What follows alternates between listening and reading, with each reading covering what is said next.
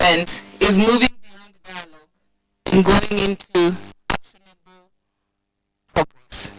That we stop talking about homelessness and streetism and now look at tangible solutions that will address the matters of the constituents that we serve. Before we go ahead, the media team, are you ready? Let's all be upstanding for the national anthem and the East African anthem that will form part of our prayer as well.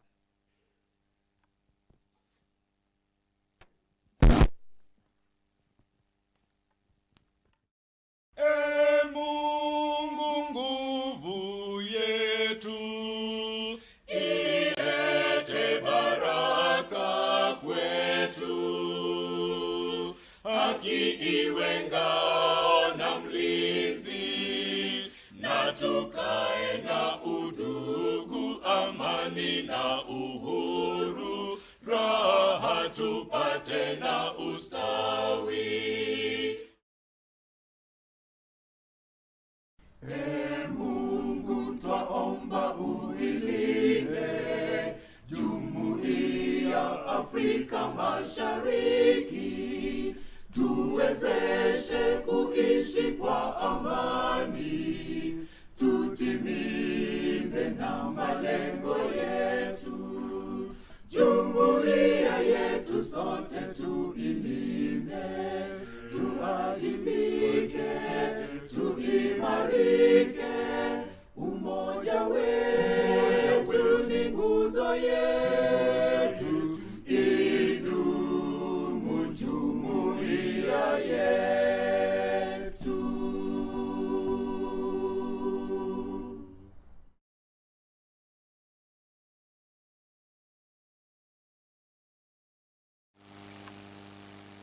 A bit of housekeeping. We'll have our 10 o'clock tea at the right side hand, where we've had our welcome tea. Our lavatories are on the right. As you exit the hall, on your right, immediate right, there are both gents and ladies there.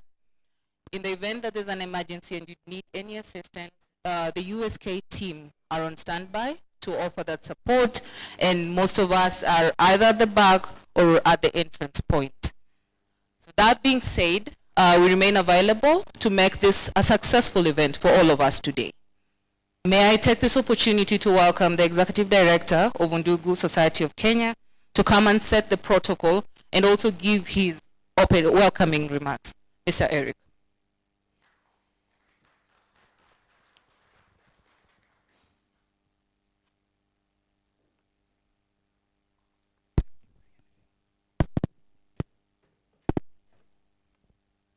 Good morning. Before I get started, I have two assignments today. One is to set the protocol so that the speakers who come after me then don't have to struggle with the many of us who are here, and yet we need to be recognized that we are in this hall because we mean well. The other bit, which I think I need to do before I say the second substantive thing, is more housekeeping. Anytime there's a wedding where I come from, we believe that something terrible happens. Either the last day, like the man of the suit, that day goes to Isili and finds that the tailor disappeared. And the bride is waiting. So as we prepared for this conference, a few things happened. And I offered this apology in private, but I would like to offer it again in public. And this goes to Professor Steve Akoth and my colleague, Executive Director of Pamoja Trust, Sam Orlando. We mistakenly referred to Professor Akoth as the Director of Pamoja Trust, a position he left many years ago. We are sorry about that mistake. I say that because we are here to start acknowledging the truth. And unless we do that, it's difficult to change this country. On the softcore program, that has been amended, but on the hardcore program, it was too late in the day. And Professor Steve and Sam Orlando know that sometimes document is difficult to print twice. Having said that, I would like to establish the protocol for this meeting. My name is Eric Mukoya, the Executive Director of Undugu Society of Kenya.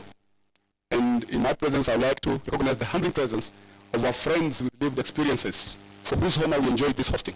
Those from Eldoret, if we could just rise up, please. Those from Eldoret or Uasin Gishu. Thank you very much. Those from Kisumu. And those from Nairobi. They are the face of the many faceless and many voiceless that are out there. We recognize the presence and the humbling presence of Professor P.L.O. Lumumba, our keynote address, who is a global thought leader, an academic guru, an advocate of good governance and inclusive democracy, a detester of corruption, and a voice of reason, and above all, a founder and chairperson of the P.L.O. Lumumba Foundation. We recognize the presence of Mr. Wangali Akizito, the Director of Programs and Committees of the Council of Governors, a professional who could lay bare the intricacies and truths of the county government's work in Kenya. Welcome. We recognize the presence, she has confirmed to be here, retired Lady Justice Ify Ward, on behalf of the Board of Trustees of Undugu Society of Kenya Trust. Undugu has two institutions. We have the Trust and we have the NGO, who is a former judge of the Court of Appeal, former chair African Union Panel of the Whites, and also representing the patron of the trustees. We take note of the presence of Marianne Mora. I'm told she's just stepping in, the head of public affairs for Sub-Saharan Africa, Citibank, who is our benefactor.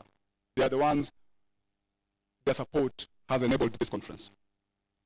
I take note of the presence of Robert Mwema, the Director of Children and Families, who has the voice of the Chief Officer, County Social Services and District Management, Tony Kimani, who is here to tell us slightly about what Nairobi County, our host, are doing. Our distinguished scholars, particularly Professor Tom Odhiambo, Professor Steve Akoth, and just to be more specific, Professor in Legal Anthropology, and Dr. Jos Lubulu from Kabarak University. Heads of institutions, and thank you, my sister Matilda, and many of you, Sam Orlando and their representatives, and those from the sector who sit in solidarity with street-connected communities. Justice actors that include magistrates, director of probation services from the different counties, children directors, paralegals who sit in this forum because they mean well for this country. Our civil society partners present, friends from Kenya, Uganda, Tanzania, DRC, and South Africa cannot just be a number, especially when you're talking about Alphonse Lusako, Dr. Tito Magoti, Kenaya Komba, Pacifica Yazala. They're in this room to tell us also how they experience this out there. Comrades in the struggle for dignity and justice for all. My colleagues, friends, and those we are going to know each other more. Welcome to this forum and feel at home. Thank you. If I was Sifuna, you'll have clapped earlier, but I realize that I have not.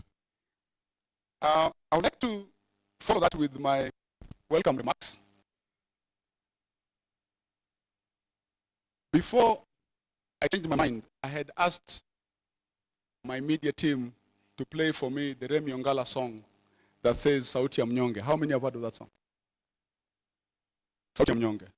So because of time, we'll not play it. But I will urge you that when you leave this place, please take that song and listen to it and see sometimes how privileged we are. Ladies and gentlemen, distinguished participants and justice partners, it is both an honor and deeply grounding moment to welcome you today. As we gather, I'm reminded of Sola Owenebi's poignant words in his poem. He says, "We are homeless, but not hopeless." I speak to you, driven by the generational urgency. Intergenerational dialogue becomes a distant and rewarding dream when the young, placing their struggles against independence, are forced to find their sense of comfort, fashion, style, love, and belonging on streets. That's a profound shame, and we need to find out why. I welcome you to this assembly of minds, commitments, and convictions, a gathering dedicated to strengthening our shared humanity. We meet as a direct result of our constitutional imperatives, exercising our freedom to speak truth to power, and standing together in solidarity for what is purposefully humane. Your presence demonstrates fellowship that seeks dignity, recognizes the dangers of relying solely on duty, and celebrates power of sacrifice. We are here to reimagine a better tomorrow, one that is so poor at relegating or dumping anyone to the margins of desperation, fear, discrimination, and indifference. To stop street-connectedness and homelessness from prospering, we must surrender our today, along with its comforts, privileges, and securities, as a sacrosanct duty and a bold gesture of hope. Our lived realities expose a painful truth. Despite well-intentioned designs, systemic failure scoffs at our constitution, undermines our humanity, and erodes in a space dominated by human greed, local political division, and complex geopolitics. We must stand to be counted. Our contribution must always remain significant. So, we have an extremely critical defining moment when we have a number of things, but I'll speak about three. One, distorted rights, that the right to shelter has been reduced to the narrow mainstream frame of affordable housing. An interpretation shaped by those who find comfort in the disquiet of compliance and generosity of complicity. We have silenced this dissent. Voices that refuse to remain silent are recast as enemies of the state, detractors of development, barons of restlessness, and disruption of the tranquility of the state excesses. We have state irresponsibility. The visibility of our cries, unfortunately, continuously fails to interrupt the persistence of escalation of state indifference. Let me remind you, we're neither a community of divergence nor respect. We are citizens refusing to affirm that we know to be untrue about systems that support some lives and omit others. Voices of reason must never be seasonal, they must prevail and persist. And therefore, we must confront the enduring legacy of development models that never truly departed from colonialism nor redefined imperialism. Session paper number 10 of 1965, although well acclaimed in this country, openly affirmed marginalization, arguing that investment should follow the highest economic plan. The logic has shaped the geography of inequity in this country, reminding us that power is both channel through which justice can flow and instrument through which injustice can thrive. And to remind you what Brian Kaboro, my friend from myself, says, freedom is not a convenience. It demands that we create alternative power or courageously disrupt the existing one. Similarly, Ron Paul challenges us to think our assumptions about homelessness and see the raw humanity behind the stereotypes. Let us carry these lived realities in our dialogue today. I'd like to remind you of Miriam, who trots the streets to sell flesh to feed her children, risking disease and arbitrary arrests. I'd like to remind you of Mshoto, a 2-year-old living child from his mother's lap at the site of a full garbage dump, knowing in his nascent naivety that this may be his only chance at a meal. I'd like to remind you of Mujeri, turned away at hospital gates by security watchmen simply because his appearance is appealing, a victim of healthcare facilities that admit the cleanliness while leaving 30 people untreated. It is with Miriam, Mshoto, and Mujeri in mind that I welcome you to this country. In essence, this gathering should stand as an act of rebellion, a statement of resistance, a collective declaration that vulnerability alone cannot remain the metric by which we design institutions, define national achievement, solicit votes, or accelerate independence. Nationalizing vulnerability has reduced the importance of why intersectionality is a virtue of education. Who isn't vulnerable? One may ask. As we begin, let us therefore ask, do our programs, laws, development movements, and public resources, both at the national level, reflect the progress, or they are merely certification? Do they depend between those forced into homelessness and those who engage the comfort of inconsequence? The public lives and is renewed in us. We may not fix everything in our lifetime, but our principled stance and stupid activity must be the hallmark of our legacy. Let us accept our collective shame, but forge our resolve, echoing the lyrics of Remy Ongala's song, Sauti ya Mnyonge, and those of Sheila Makiti. People are homeless, not social inadequates. They are people without homes. Thank you and welcome. Having said that, I would like now to invite our board member who is representing our chairperson, Father Innocent Maganya, who also happens to come from the congregation of the founder of the Undugu Society of Kenya, Father Arnold Grol. In this country, that congregation is probably known as the White Fathers. And so let me have the honor and pleasure welcome you to come and speak to us. Thank you.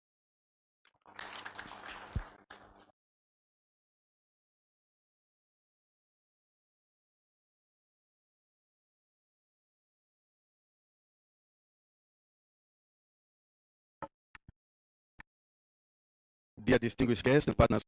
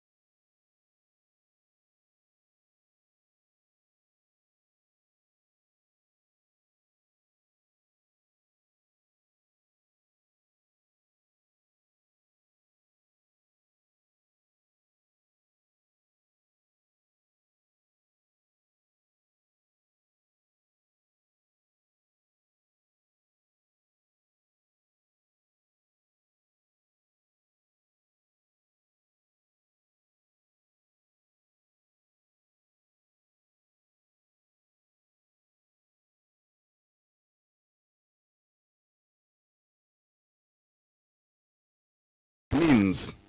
It is a constitutional right guaranteed to every Kenyan. This convening is a declaration of our shared responsibility that every life matters, every voice deserves to be heard, and every priority kind of development we pursue. Too often, development that focuses on infrastructure negative human well-being. We see the skylines, but communities struggle without secure shelter. Affordable housing is increasingly treated as a commodity rather than a social good. Urban renewal is frequently celebrated as progress, even when it results in displacement of low-income communities and deepens inequality. Development that excludes people cannot truly be called development. Can we continue to watch this unfold? Can we remain silent when fellow Kenyans are denied the most basic conditions for a life of dignity? Our conditions are rooted only in compassion, but in the Constitution of Kenya.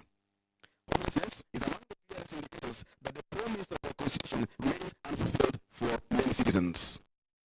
Article 43 guarantees every person the right to accessible housing. This is not an aspiration, it is a constitutional obligation. Article 28 affirms the inherent dignity of every person, while Article 29 guarantees freedom and security of the person. These rights cannot be fully realized when thousands of Kenyans are forced to live without safe shelter or protection. These constitutional commitments place a clear responsibility upon the state and call upon all of us, government, civil society, private sector, faith communities, and citizens to work together in ensuring that no Kenyan is left behind. A republic is ultimately judged not by the prosperity of its strongest citizens, but by the protection it affords to its most vulnerable. When homelessness persists, it reminds us that our work remains unfinished. Ignoring those without homes does not make homelessness disappear. It simply weakens our collective commitment to justice, equality, and inclusion. At Undugu Society of Kenya, we believe that power finds its highest purpose when it serves the vulnerable, and justice finds its greatest expression when it restores dignity. Our experience has also taught us that lasting change requires more than temporary interventions. Systems that perpetuate exclusion cannot simply be repaired at the margins. They must be transformed. We must redesign our policies, institutions, and urban planning approaches so that they intentionally include those who have historically been excluded. That is why we gather today. Not to admire the scale of the challenge before us, but to commit ourselves to addressing it together. These three fundamental principles. 1. Dignity. Human dignity is not something that governments or institutions bestow. It is inherent. Every policy, every budget, and every program should begin with the recognition of the equal worth of every person. 2nd, truth. People experiencing homelessness are not evidence of individual failure. They are evidence of systemic gaps that require collective action. They should never be viewed as problems to be managed, but as citizens whose rights and potential deserve recognition. 3rd, collective responsibility. Homelessness cannot be addressed by governments alone, nor by civil society alone. It requires shared leadership, coordinated action, and sustained commitment across every sector of society. It is a challenge that calls each of us to look honestly at ourselves and to act with courage. As I conclude, allow me to leave us with this reflection. Homelessness is not simply about it's about humanity.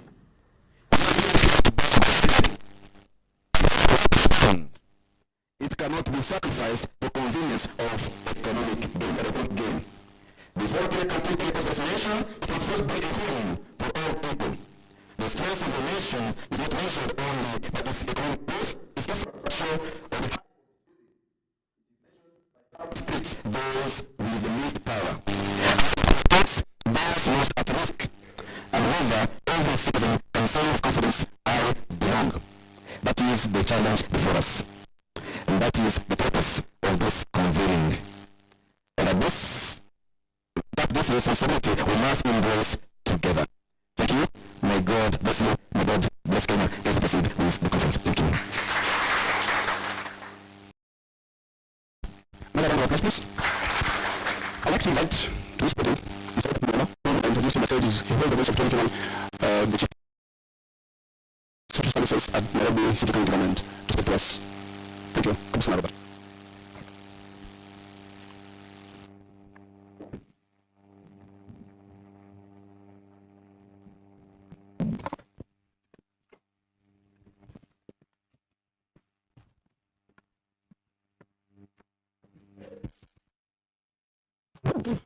distinguished guests, ladies and gentlemen, good morning. Good morning once again. First of all, I want to share with you and to take this moment to welcome you to Nairobi. Those who are coming from outside Nairobi, just want to tell you we feel at home. This is our home. So, my name is Abu Kumara. I work for Nairobi County Government as a medical social services.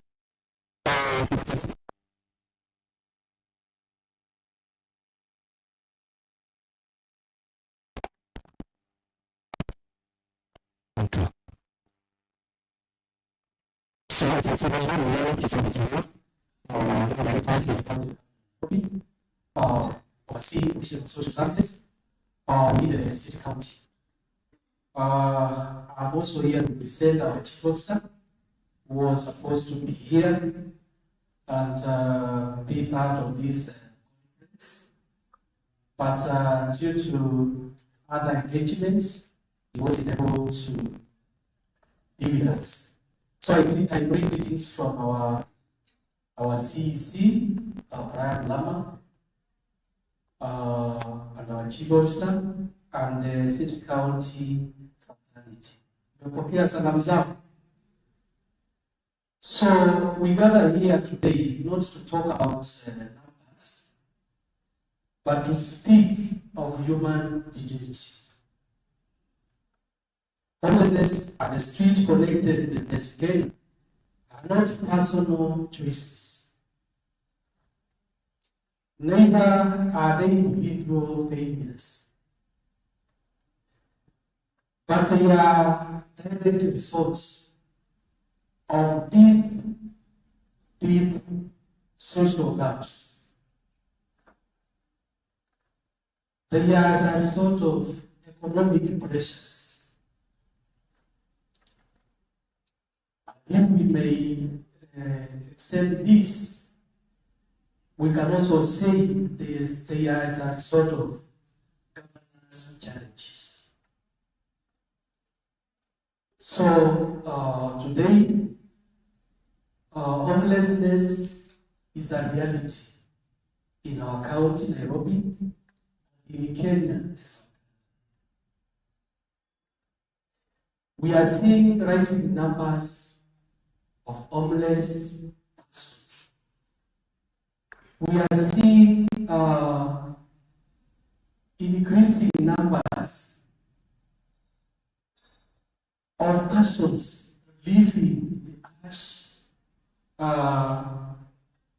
environment.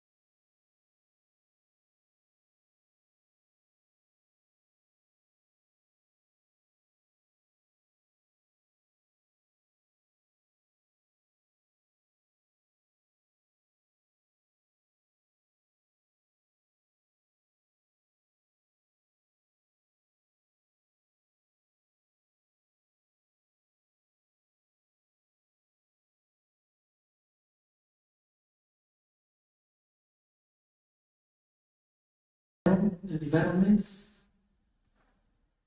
we are seeing people, our colleagues, our brothers and sisters, exposed to harsh weather, especially now that there's a lot of cold. They tell you that they are experiencing a lot of stigma from us. Si tunawaita chokora, tunawaita watoto wa mitaani. But essentially, they are our brothers, they are our sisters, they are our children. So, having been faced by this challenge, we as a county government, we really have taken this initiative. We have recognized that these are our brothers and sisters, and they need to be provided with services just like any other resident of the city. That's why our governor and the executive committee decided that we need to focus directly on provision of services to this category of residents in this city. So, by extension, the county government has intentionally provided safe shelters to homeless children, to homeless teenage mothers, to homeless other persons, so that we can protect them from the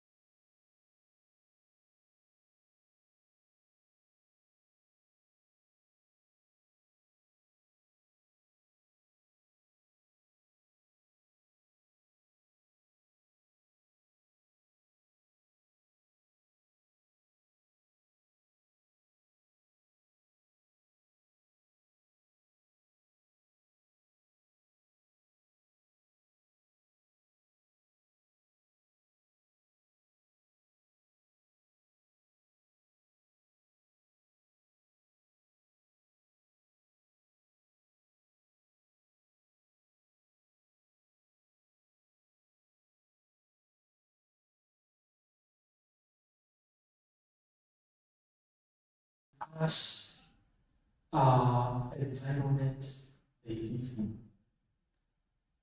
And I know most of you, some of you may know where these shelters are. We have a shelter for cats in the Kayole Dance Center, enjoy life like us. We have 3 other institutions for boys and adolescents. Yeah, and within these institutions, we provide these children with education and other necessary support programs. These are one in Makandara, we have another one in Shabumoyo, and another one in Kibera. We also have a shelter for older persons.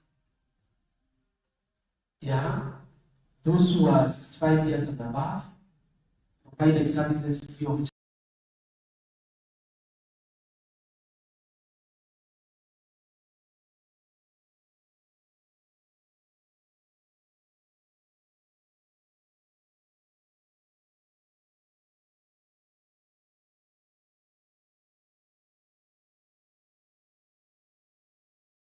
charge by the county government of Nairobi. This one is located at Runda. Runda. We have Muji wa Huruma, all for the aged. These are some of the areas we really support homeless persons within the city. I know it is the duty of the devolved units, the county governments, to support homeless populations. But going forward, we are saying, as counties, and also within Nairobi, we need to protect human rights. We need to treat every homeless citizen with respect, ensuring that they get the right services, and also those who need legal aid. We're also saying as a county government, we need to have inclusive planning so that these homeless persons can be put in so that they can enjoy government support. And lastly, we are saying as a county, this is a shared responsibility. The national government, the county government, and the civil societies, and any other organ. Let us join hands and ensure we provide unified services to the homeless. Thank you very much.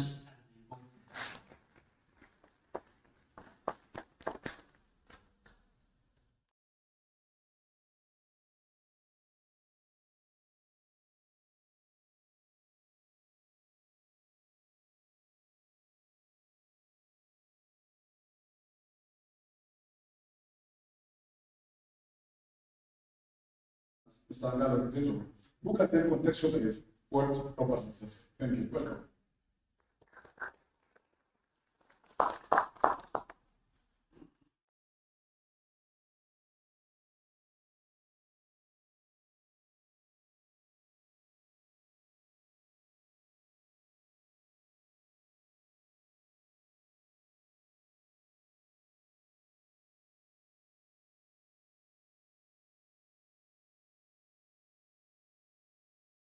Chief guests, Professor Mba, the board and management of Undugu Society, colleagues in the public service, civil service, including the civil society.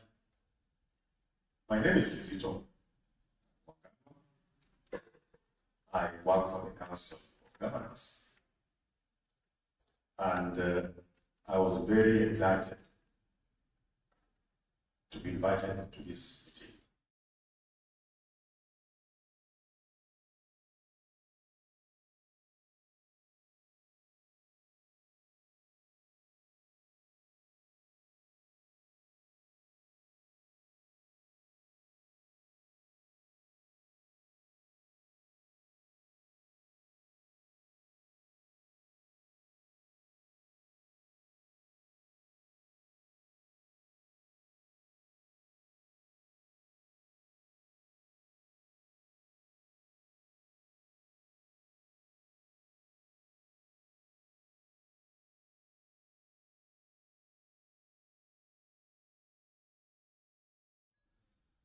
I was deputy governor of Busia.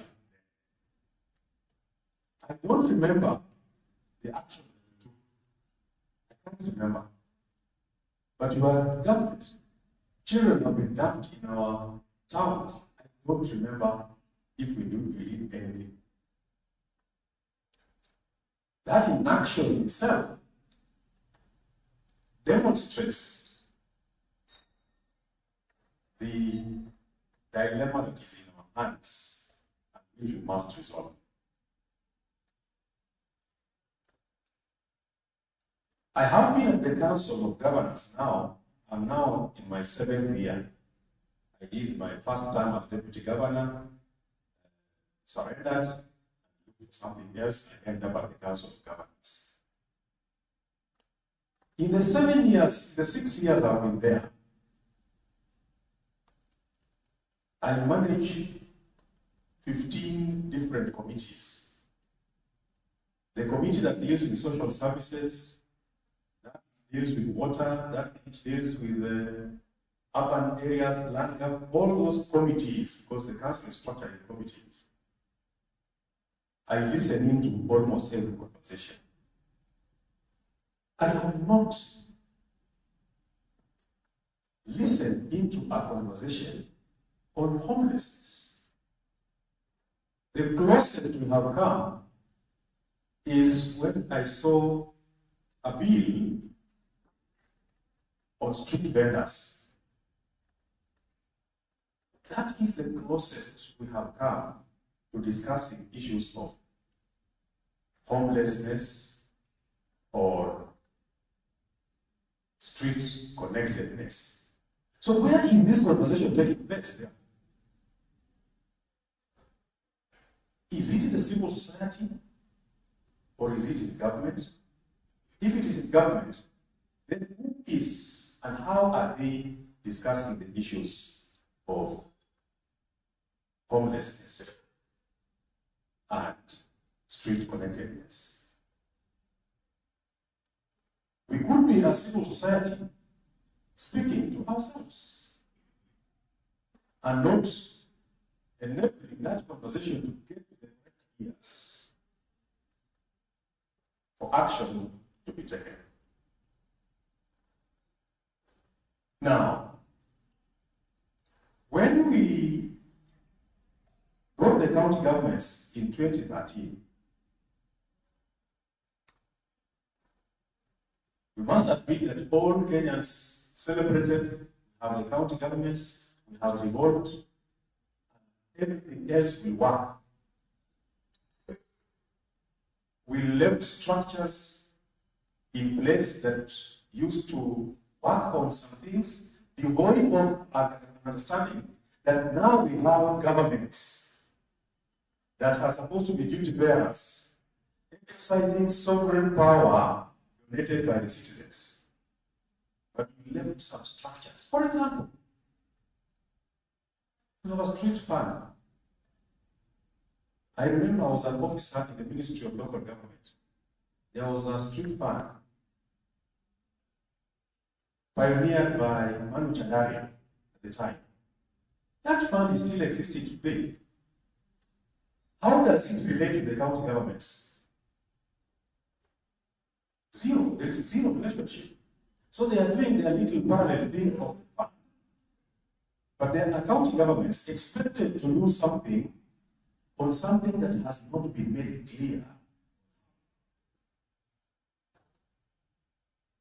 We have the Fund for Persons with Disability and a whole framework on disability. County governments are still expected to do something on disability, but the fund has been left elsewhere, and those structures are left elsewhere. We have a fund on youth,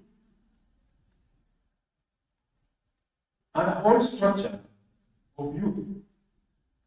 So, it is still a parallel structure, and county governments are still expected to do something on youth. So, did we actually devolve sufficiently so that we are able as a nation, therefore, to push this inclusion agenda to the right place? And the right place is the government, the county government. We left everything as it was. when we were in NYS, those pre-university days, unabaki vile ulikuwa until another instruction is given. So if you are told to stand, unasimama mpaka amri ingine itoke. So we formed the county governments. We left every other structure in place and expanded the county governments, which are struggling with a paltry 10% of the overall budget of the Republic of Kenya to offer all the other services. Why 10%? This financial year, what is the budget of Kenya currently? 4.2 trillion. How much is going to the county governments? 400 and a few other billions. Is that not 10% or less? So if 90% of the resources are remaining at national level, and we are pushing the county governments to do everything for homeless persons, for the inclusion agenda, and have not even informed them to structure themselves on the inclusion agenda, we are setting it's for failure. Until 2 years ago, we never had a discussion on issues of children. Anything about children, what we did was pre-primary education. That was very clear on the pre-primary education. The civil society pushed us and pushed us and pushed us that county governments must do something with regard to children. Last week, we got a council interim approval on a model policy on early childhood development for county governments. So within the year, we are now going to have all the county governments with a model policy which they must domesticate through their executive and the assembly on what to do with regard to children. Some of those children are on the streets, but at least now that conversation has crystallized. But on the overall agenda of homelessness and street-connectedness, this might be the first conversation that we are catalyzing at the Council of Governors on the issue of homelessness. We have listened to a lot of discussions on the issue of housing and recently affordable housing. But who are the target group for affordable housing? Anybody who can get 1 million, 2 million shillings to buy a house is not part of the target group we are discussing with regard to homelessness. In a country where the poverty levels are 40% and maybe rising, where the unemployment rates are very high, where the issues of land ownership, more than 60% of our Kenyans don't have title on land. Where in my village, the grass-thatched houses, you can no longer get them. You cannot get the thatch for your houses. And therefore, unless you can afford some mabati, you can't construct a house. So the homelessness has gone into the villages. That the boys who used to put up Simba can no longer put up their Simbas at the time they were supposed to put up their Simba. And so you find, even in the villages, people are moving into markets. Therefore, homelessness is already emerging in places where settlement patterns were so obvious. Dear delegates and participants, we as a country have said our education is free and compulsory. That is in the Constitution. How many people are able to afford the education, the levies in the education sector, even in primary school? There are very many. Where do these children end up? Looking for a living in towns and ending up on the streets. Our communal safety net programs basically ended. We have reduced ourselves to cash transfers to a few people. Cash transfers to a few people. That's a safety net. The safety nets we had in society ended a long time ago. How did we define the function of culture and society in our constitution? We devolved into the county governments. And what did we devolve as culture? Artifacts, music, and dance. But how people live on a day-to-day basis and support each other to live, that we do not hand over to the county government because the national government was not doing it. Have we defined, therefore, how this cultural construction, social construction of how people coexisted and supported each other as a function of culture, have we helped the county governments appreciate that? No.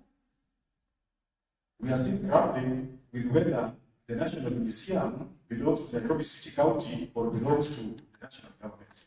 That's the kind of struggle. So, the other safety net you're talking about is the healthcare system.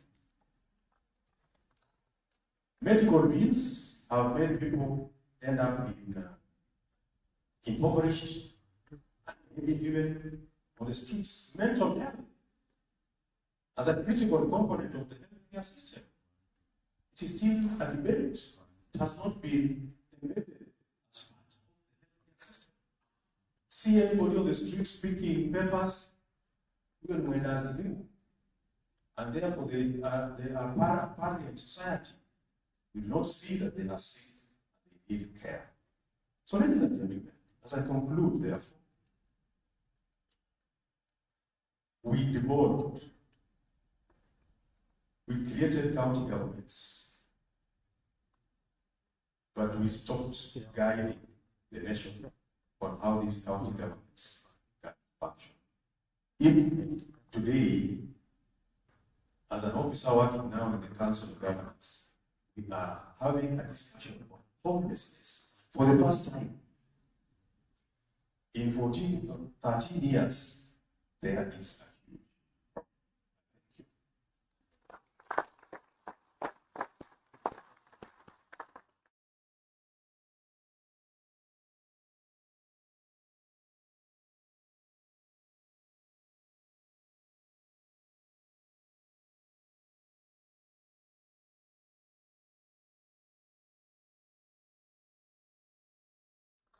When I listen to both Ogalwa and Mwema, I realize one thing, that we have politically correct statements in this country. Right. I think there is some data that just came out the other day that was done in 2025 that indicates that we only have 18,000 homeless people in Kenya. How far that is a debate for another day. We'll get that when we get into the panels. Just before I invite our keynote, I would like to invite one of our intimate partner who has made this conference possible, but also was a voice of the private sector on how sometimes they look at the social justice issues in this country. I would like to invite again Marianne Moura, Head of Public Affairs, Southern Africa, Citibank. Thank you, Marianne.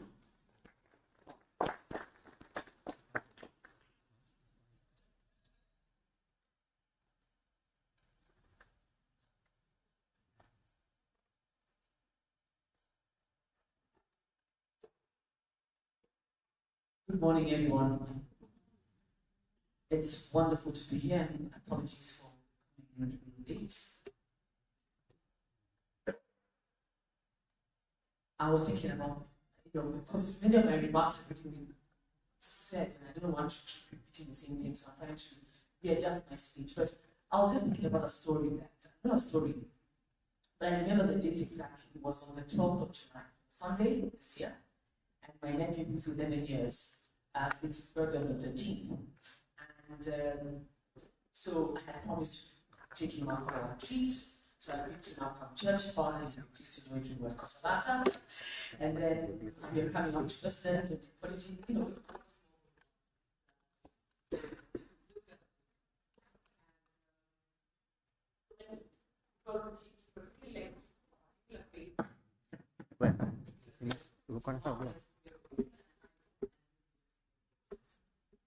Actually, I hope you've heard me so far. And anyway, so we're crossing the streets from KFC, crossing to Olivia. And he stops and says, Anchomaida, you know what? I know you have to petrol. So I'm like, yeah. There was a lady, a street lady with her baby just there. Says, you know what? Let me give her my pizza. And I was so stunned. Because, to be fair, because I was trying to avoid traffic and holding him, crossing the road, the borders. I'm not even, I mean, I've seen her, but I've not seen her. If you know what I mean. Because sometimes we become so numb by the situation that we see in our society. And we think very highly in that regard. And so I said, of course. So in my head, I'm thinking, I'll get another one. I said, no. So he gives the chips, waits for his mom to come with the pizza, walks to the pizza, gives it to the mother, says hello to both of them. And of course, my sister, she heard the story, was so stunned. Then I asked him, before I was about to ask him, because you can see I was tearing up. He says, you know what, Anchomaida, if I become president, there will be no street children, no street homeless people. And I just thought, oh wow, because sometimes we, again, think very high on some of the ideas we want to do, but where we are at, what can we do? And that's why I actually want to comment, and I think it's to your point around what a shame a little bit that it takes so long to discuss something that is so obvious in our society. That's commending the Undugu Society for what gathering us here today. And I really pray, because the statement here is about from dialogue to action. So, good morning, and all protocols reserved. I'm going to head of my speech.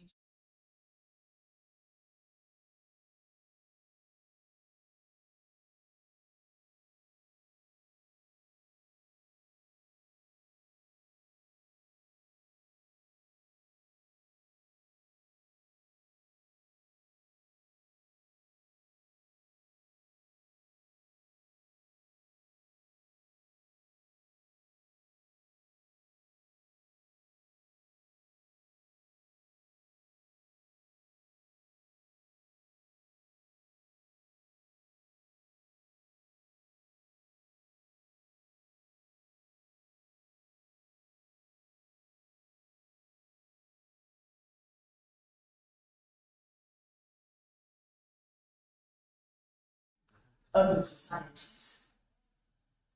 So we're there in a taxi going to our hotel.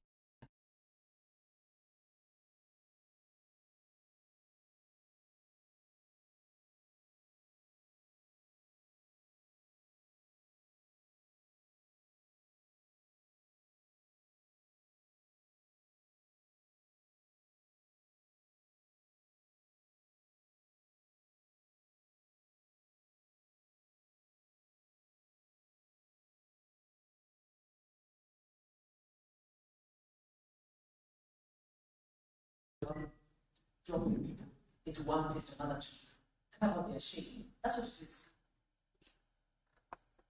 So Undugu, really, we are proud that since 1973, you have been a beacon of hope and a tireless champion for the marginalized.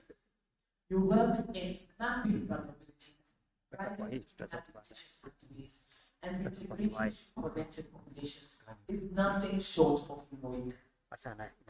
During your current strategic period, you have stabilized the lives of 5,000 households, 6,000 youth, and 9,000 children. You have shown us that homelessness is not a personal failure, but a structural challenge that can be overcome when we root our efforts in community, dignity, and collective well-being. So for us at the City Foundation, our global mission is simple, to promote economic progress and improve the lives of people of low-income communities around the world. Because to be fair, it's not a Kenyan problem. It's a societal problem that goes globally. We focus our philanthropic investments on efforts that drive economic inclusion, expand youth livelihoods, and support the creation of vibrant, sustainable, and inclusive cities. Through our global initiatives, including our focus on housing security and urban transitions, we have learned that a city's greatness cannot be measured solely by the height of its skyscrapers or the speed of its economic growth. True development must be measured by the dignity it guarantees to its most vulnerable residents. If our rapid urban growth requires erasing or ignoring our poorest citizens, then our model of progress is incomplete. At City, we've had a long-standing history of supporting the economy of Kenya, and more recently in 2023, our philanthropic arm, the City Foundation, committed $500,000 to help reduce youth and family homelessness through vocational and entrepreneurship training, financial education, savings, assistance, and support to integrate into local communities. And this is why we are with you all today. We believe that securing space for street-connectedness and homeless communities is not merely a welfare issue. It is a fundamental pillar of economic development and social cohesion. So, as has been said, as we look around Nairobi and other rapidly growing African cities, we observe a profound paradox. We speak of our 15-minute cities and modern smart cities, yet beneath this glittering ambition, invisible crisis is unfolding in plain sight. Official statistics would have us believe that there are only 18,000 street-connected people across Kenya, as we said earlier, with Nairobi accounting for only 4,000. But anyone who walks our streets knows that the reality of the ground, as we say, tells a completely different story. Our current urban renewal models are at risk of producing twin cities, zones of extreme infrastructure, zones of extreme infrastructure-rich prosperity for the few, existing alongside the deep neglected deprivation for the majority. And so I want to do a little quick math here. What is our current structural deficit? While the National Housing Agenda proudly promises 200,000 units annually, the practical supply reality is capped at 15,000 units. And I don't want to go on as given some more stats that I think they've been given earlier. What we are saying is that we cannot ignore these numbers. We allow our most vulnerable populations to be systematically displaced, criminalized, and rendered invisible. Furthermore, as our public and private services transitions heavily into digital platforms, this is also a gatekeeper because not many people are able to access simple things like birth certificates or IDs.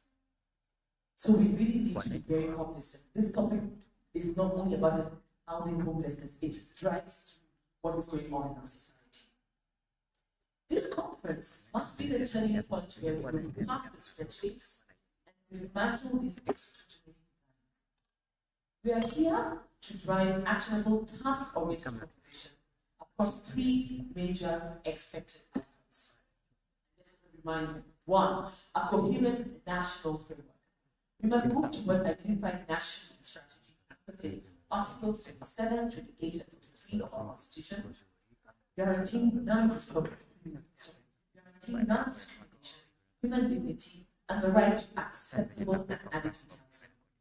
This requires seamless coordination between our national and county governments, as has been said earlier again, and backed by dedicated budgetary allocations.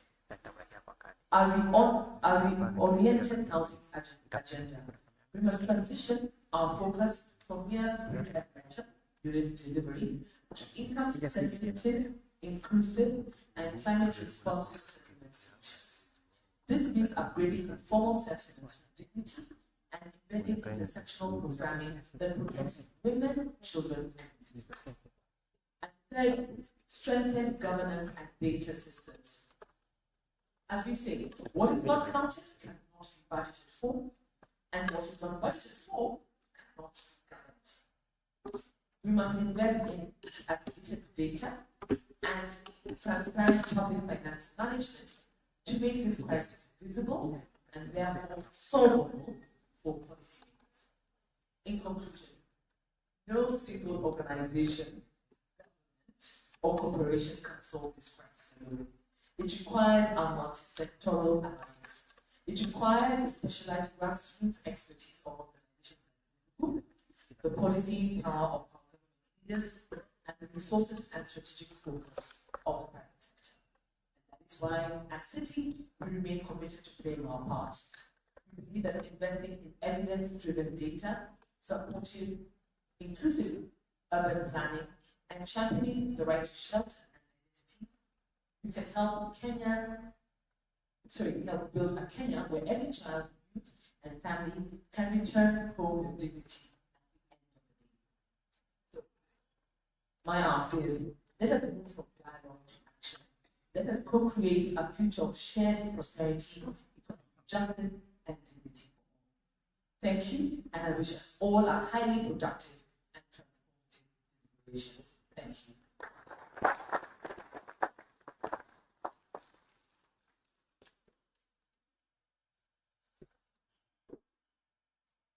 So that you then go back to the homes and say, can you please another applause. The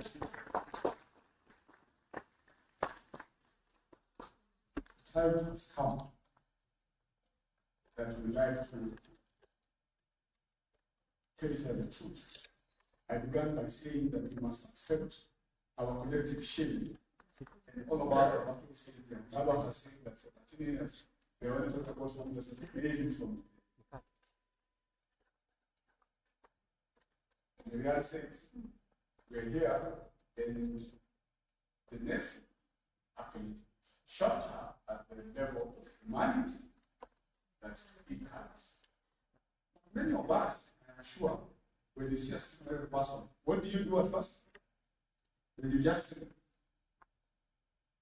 When they come your way, you start finding another way, isn't it? Let's be honest with each other. When you see a stigmatized person headed your way, what do you usually do? You look for the alternative, isn't it? But also, before I invite our keynote address speaker, some of us grew in Eastlands of this Nairobi. And Eastlands is the home of homelessness. You stay in an area when you are broke, everyone is broke. When you are broke, you don't go to a neighbor to go and ask for salt because they are likely asking you for what? For a matchbox. But in the eyes of policymakers, we are staying in a house. You stay in a place where a sewer system is not working. Look at Westlands. Look at Upper Hill. We have skyscrapers that one judge called them vertical what? Slums.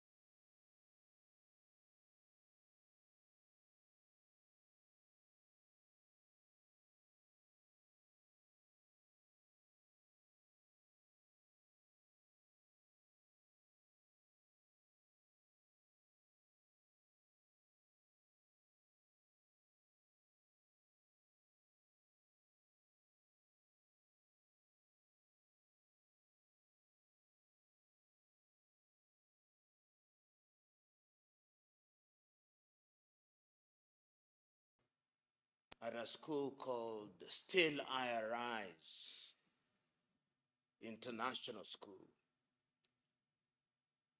And as is typical in gatherings such as these, everybody was nice, saying nice things. I was equally nice, but I then said that it should not be lost on us at that school that it took an Italian to establish the school, and that the funding is from Italy.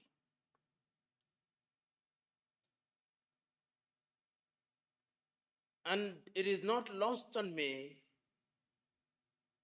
that Undugu Society, which I knew as a young person in 1973, when I lived in Eastleigh, when Father Grohl was establishing Undugu Society, it took a Catholic priest who is non-Kenyan to establish Undugu Society.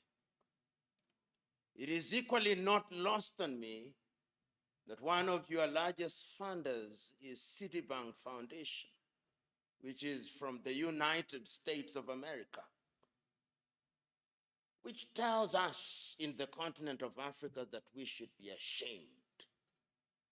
Because if we are not ashamed, we'll never do the right thing. I grew up in this city. I lived in Maringo Estate, I lived in Jericho Estate, I lived in Eastleigh. And when we talk about homelessness, I knew a city of Nairobi that was worried about her citizens. And if you go back into history, you will discover that even the colonial administration was worried about housing. That is why in 1953 we had the Central Housing Committee, which was converted into the National Housing Corporation in 1965. The issue of housing was addressed even in those early days.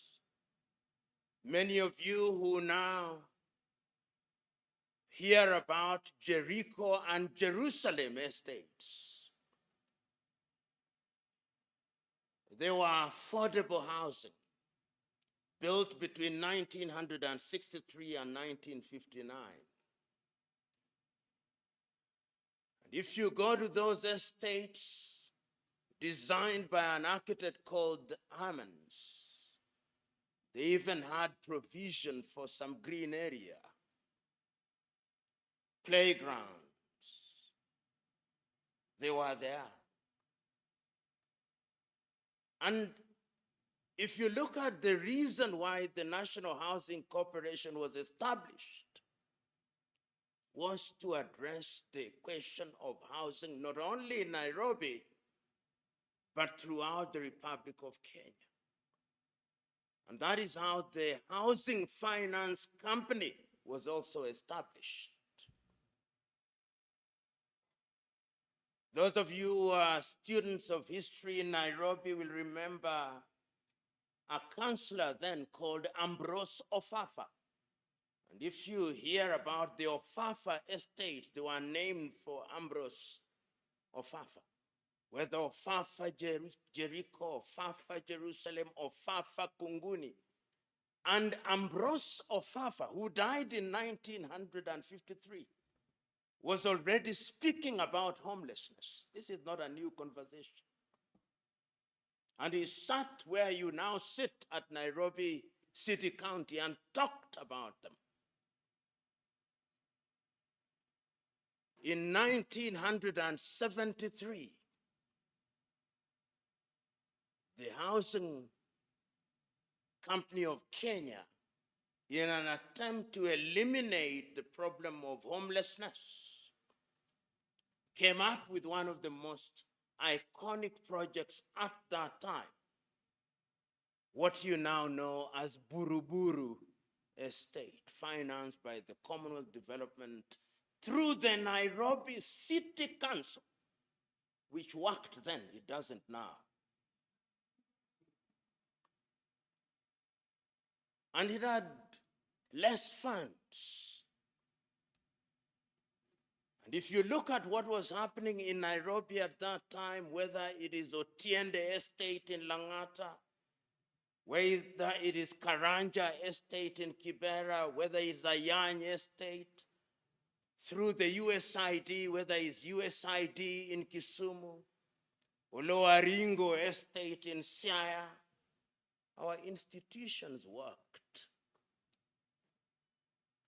Then there came many pharaohs who knew only one thing: to steal, and we have never recovered. Stealing is the national game that is played on a daily basis. Every month I drive across Nairobi and have conversations with the people you call homeless. He mentioned about Huruma. I was in Huruma last month. Pathetic. But for the intervention of an Indian company that has fenced the place and has been supporting that home for 36 years. That is the state in which we are. So there is truth in the saying that between saying and doing there is a sea. How do we bridge it? This is the question that we must grapple with this day. Today, it is estimated in the continent of Africa there are about 54 million homeless people. And the cities that contribute to it are Lagos in Nigeria, Cairo in Egypt, and Nairobi in Kenya. So when statistics are massaged and you are told that there are 18,000 people, it is a total lie. One of the things that we do very well as a country is to lie to each other. I hope that during conversations such as these, we'll tell each other the truth, that we may resolve the problem. Sometimes when I have visitors from different parts of Africa and they use the expressway, then they tell me Nairobi is very beautiful. I say, just move beneath the expressway and tell me whether you still hold the same view. We can do better. It is estimated that by the year 2050, Nairobi will be one of the largest mega cities, and holding all factors constant, it will have overtaken Lagos in Nigeria and Cairo in Egypt. That means that we'll have an influx of young people coming into Nairobi. How will we cater for them? This is the question that we are dealing with. This is what Undugu Society and others are dealing with. But at this space, the question is, can we solve the problem? The answer is no.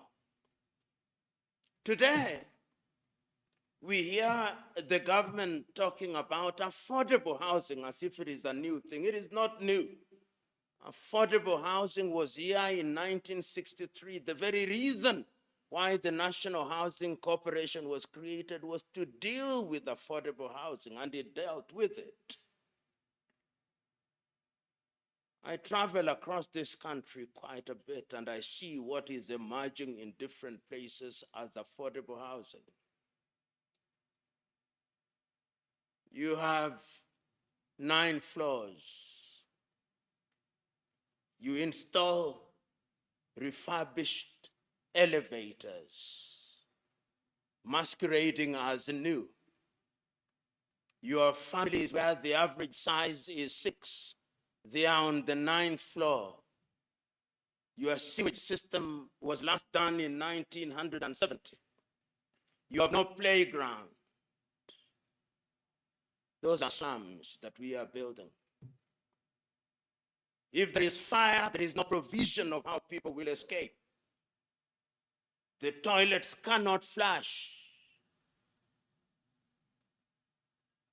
And we think we are resolving the problem. We are exacerbating the problem. But beyond lamentation, what then must we do? And this perhaps is the question that we are gathered here to answer. How can we then create a network of institutions which can address this problem? My good friend Wangalwa has told us that the county governments as presently constituted have never had a serious conversation on this issue because it has never been devolved. But the reality now, when you travel to many of the headquarters of these devolved governments, they have become magnets for young people who are seeking opportunities. And we are creating homelessness in those environments. And if there is no homelessness, we are creating environments which are becoming breeding grounds for crime. Only yesterday, before midday, in the eastern part of Nairobi, people are robbed in a hair salon before midday. Why? Young, desperate people trying to survive. Because when you are homeless, you are dehumanized. When you are dehumanized, your enemy becomes the society. When your enemy becomes the society, the principle of the good neighbor and the good Samaritan that you, Father, preach about every Sunday becomes useless. You become a bad Samaritan. And that is what we are dealing with.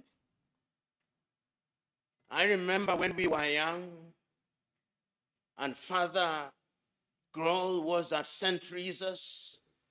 Every Sunday, he would offer free drinks to youngsters. And we went there. The question is, if Arnold Grohl was alive today, would he be happy? Yes, he would be. That the organization that is founded 53 years ago is still alive and well, it's a good thing because you are not successful until your successor succeeds. But would he be happy that the problem he wanted to resolve has been resolved? If you talk to Arnold Grohl at that time, his intention was that Undugu Society would work itself out of existence because the problem would have been solved. But Undugu Society is going to be with us until the second coming of Christ. And because at the rate at which we are conducting ourselves, we are trying to irrigate the Sahara Desert using a teaspoon. Because the problem is growing bigger and bigger. So what must we do? What must county governments do? You know, my friend from the county government, as I sat there, I was reading about you, some of the things, and I saw some of your photos in Kibra and other places. And in one of them, in Kayole, you are supporting about 18 or 20 or 40 girls. A good move. I remember when Joa Cage was the mayor here in Nairobi, he had an operation where street people were collected and taken to Shauri Moyo and different parts. But the problem in our country and in Africa generally is that we love events. We love drama. And beyond the drama, there is no sustainability. Going forward, institutions, and I hope that the Council of Governors will not drown itself in a sea of lamentation and do nothingism. I hope that you will see the opportunity and not wait for the central government to tell you what to do. It must be done. Because, allow me to be blunt, my brother Wangalu, Now, when I look at the wastage and how that money could be channeled into these spaces, where I grew up, we have an alumna, if you may, where we grew up in Jericho. We call it Wazee Wazamo. And if you go to Jericho now, we have rehabilitated the health center. We pay school fees for identified individuals. We are going back where we grew up. I belong to a neighborhood association where we work with the people in the slums and identify young people and how to deal with them. But we are not coordinated. And I hope that Undugu Society will help us in coordinating these activities. And it's not lost to me as I conclude that that problem is not a Nairobi problem. It is a problem that is now to be found in rural Kenya. My good friend Wangawa made a statement which is very true. In rural Kenya, you would wake up one morning if you have become of age and ask your age mates to gather grass and some other things, and you'd build something which among the Luo and the Luya is called Simba. Today, you possibly have to set up a WhatsApp group for contribution for iron sheets. Because if you don't do, and you go to little markets, not towns, you don't have to go to Busia. You go to little towns, you go to Sega, you go in those areas, and you find people who are homeless. This is happening in Kiambu, it's happening in Nyeri, it's happening in Siaya, it's happening in Mumbuni, it's happening in Kwale, it's happening in Kilifi. So the question is, what will we do? The question is, those of you who are from Kisumu, what will you do? Those of you who are from Eldoret, what will you do? Those of you who are from Nigeria, I'm told some Nigerians are here. What will you do with the people in Nigeria whom you removed from Makoko and are now walking the streets of Lagos? What will you do with those in Accra? What will you do with them? Undugu Society has a story to tell, and perhaps the Undugu Society story is the one that we should be selling and marketing. And Nairobi City County, what can you do jointly with Undugu Society so that you are in actual partnership? What can you do to energize philanthropy organizations? Because there are many organizations that are engaged in philanthropy so that we give meaning to the words of the Constitution. One day, I look forward to the county government of Nairobi calling a major meeting at the City Hall to invite organizations that are involved in philanthropy, to invite faith-based organizations, to invite the professionals here in Nairobi, and that can be replicated in other cities with a view to resolving this problem. It can be done because it has been done in a number of places. I frequent Kigali in Rwanda, and you can see, you don't have to go to benchmarking in Copenhagen in Denmark. Go to Rwanda, and you'll see how they are dealing with the problem. It can be done. Very shortly here, our foundation will be signing a memorandum of understanding with Undugu Society. And I like saying this because many times in Africa, when you say stinging things, they say, anasema tu. Tunasema na kufanya. Our foundation is present in 50 African countries, 50. And our greatest claim to fame is that we have never, ever received and asked for any money from any donor organization. We hold the view that we must do it ourselves as Africans with our little resources, because it preserves your dignity and it gives you the power to speak the truth as it should be spoken. And you do your little things in the little way that you can. So go out there and make your contribution. When Nyerere used to say, maendeleo si vitu, maendeleo ni watu. Maendeleo si vitu, maendeleo ni watu. So let us focus on the people, because once we grow them and they have dignity, then they become our agents for change. I would have loved today, I hope there will be an opportunity where somebody who has benefited from Undugu initiative would give a testimony. I would have loved it. I hope there is such a person. If that would be something, because such testimonies are powerful. They then become your agents for change, and they demonstrate how their lives have changed in a dramatic way because of Undugu. God bless you all.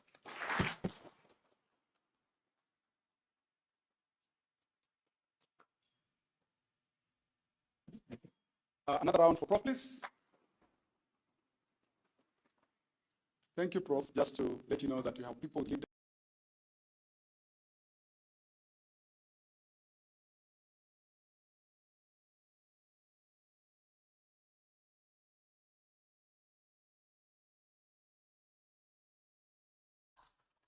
Person who gave me employment contract, arranged for service of service, has told me that my time is up, and I would like to invite Donna back to the floor so that she can take us through the next session. Thank you.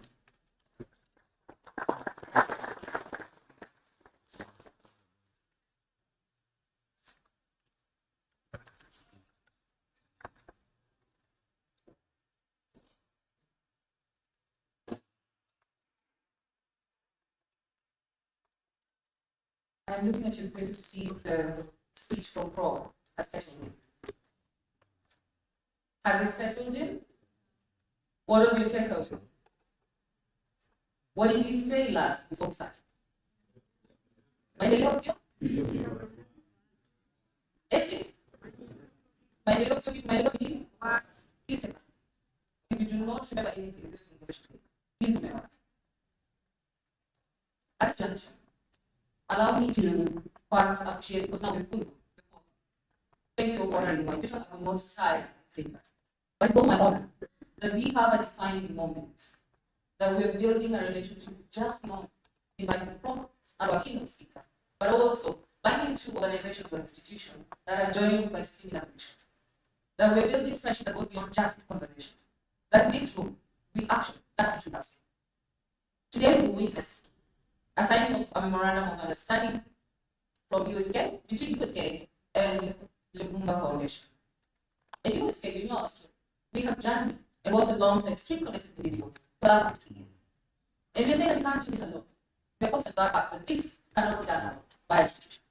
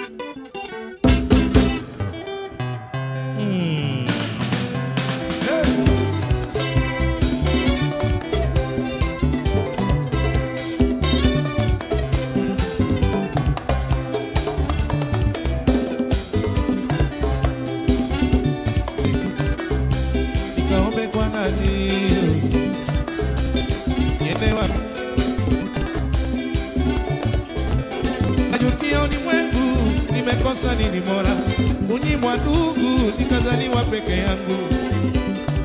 Mwenzenu sina baba wala mama, sina shangazi wala mjomba, sina babu wala bibi. Niende wapi niende wapi jamani?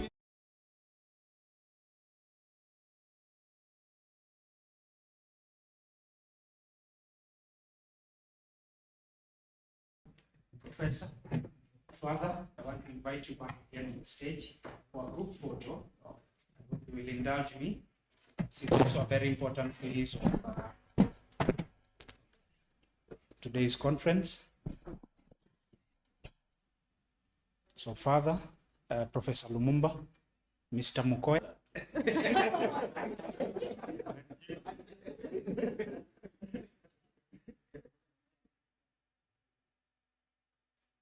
So, look at smile, yes, smile. Stand to the photographer works his magic.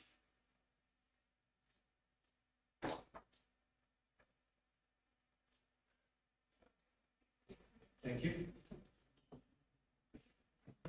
So before we break, I will request the members of the media to join us for a side interview with Professor.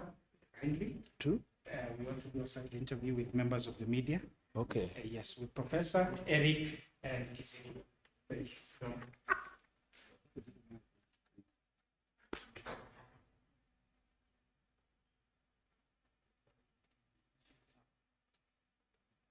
Ladies and gentlemen, thank you so much for paying close attention to our discussions. As we started the event, we are at 11.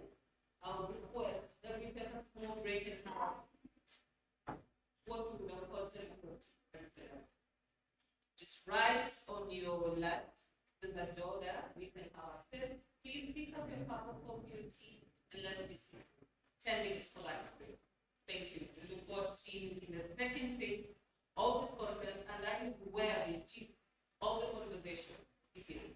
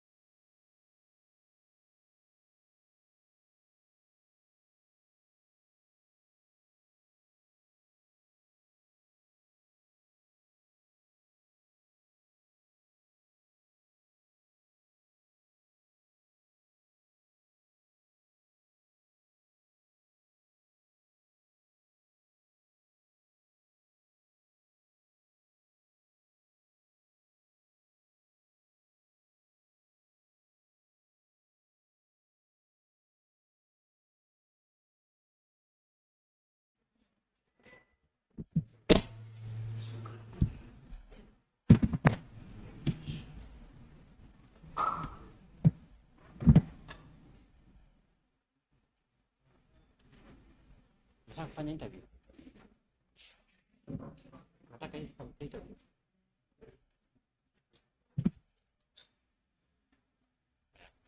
Hela. Siende chukua. Chukua. Hiyo media interview ya leo. Hapa. Sasa tuwe. Kama tuweze interview vile.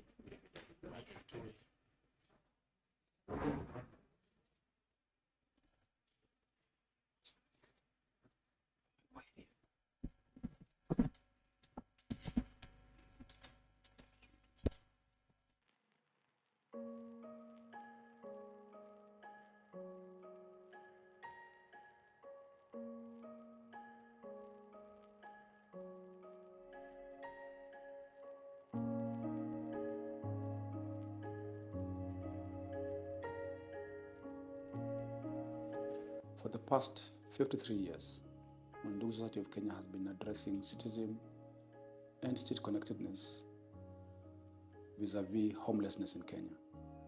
The state of homelessness in Kenya is at an alarming stage, partly because our anecdotal data shows that there is no official data that gives the true picture of homelessness in Kenya. Number two of that is that homelessness has been limited to a definition of lack of housing. Homelessness is not lack of housing. It's a state of being where a person's living abilities have been compromised to the point that they can't access good shelter, they can't access good sanitation, they can't access basic needs like clothing and belonging.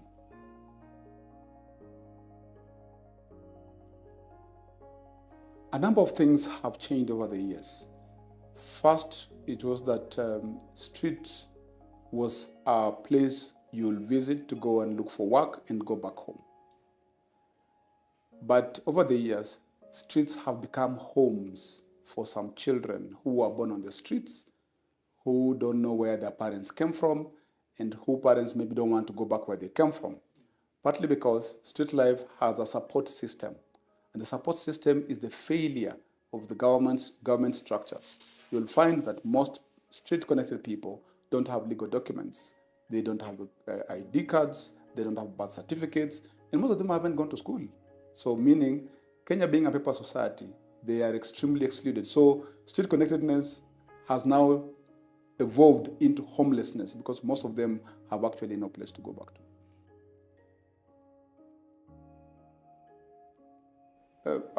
My thinking is that there's no dominant narrative. It's a convergence of many narratives.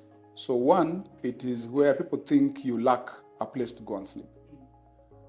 Two is where people think that when you reside in an informal settlement, you actually have a home. That is not a home. It is despicable when we think of it that way. So first narrative for me is that we have three kinds of street life. One is people who work on the streets and go back to a place they can call an abode. Two, we have people who transition on the streets like refugees, who come because they have a problem, they want to beg, scavenge, and then find means and transit to another place because of mobility. The third one is people who are born and streets and alleys are actually their home. The narratives are superimposed by a number of other things. We have issues of poverty, we have issues of crime, we have issues of complete lack, and sometimes even trafficking. Some people are brought on the streets so that then they can do business for other people in the name of street life. So it's a convergence of many narratives. Stigma and discrimination affects in many ways. One is that it reduces the opportunity of the state and the public to see the real picture. And that means the state and the people then rely on stereotypes, assumptions that have no basis. Number two, it reduces the capacity of government to look at the problem and offer solutions. So the legal documents, issues of legal documents then get under the carpet because nobody is talking about it because of the misinterpreted narratives. But something else that it brings out the wrong tools and wrong agencies, because instead of dealing with the root cause of the problem, then we send police, we send law enforcement officers from the county government to go and arrest and harass them. So I'm thinking stigmatization and discrimination affects the whole gambit of what interventions should be.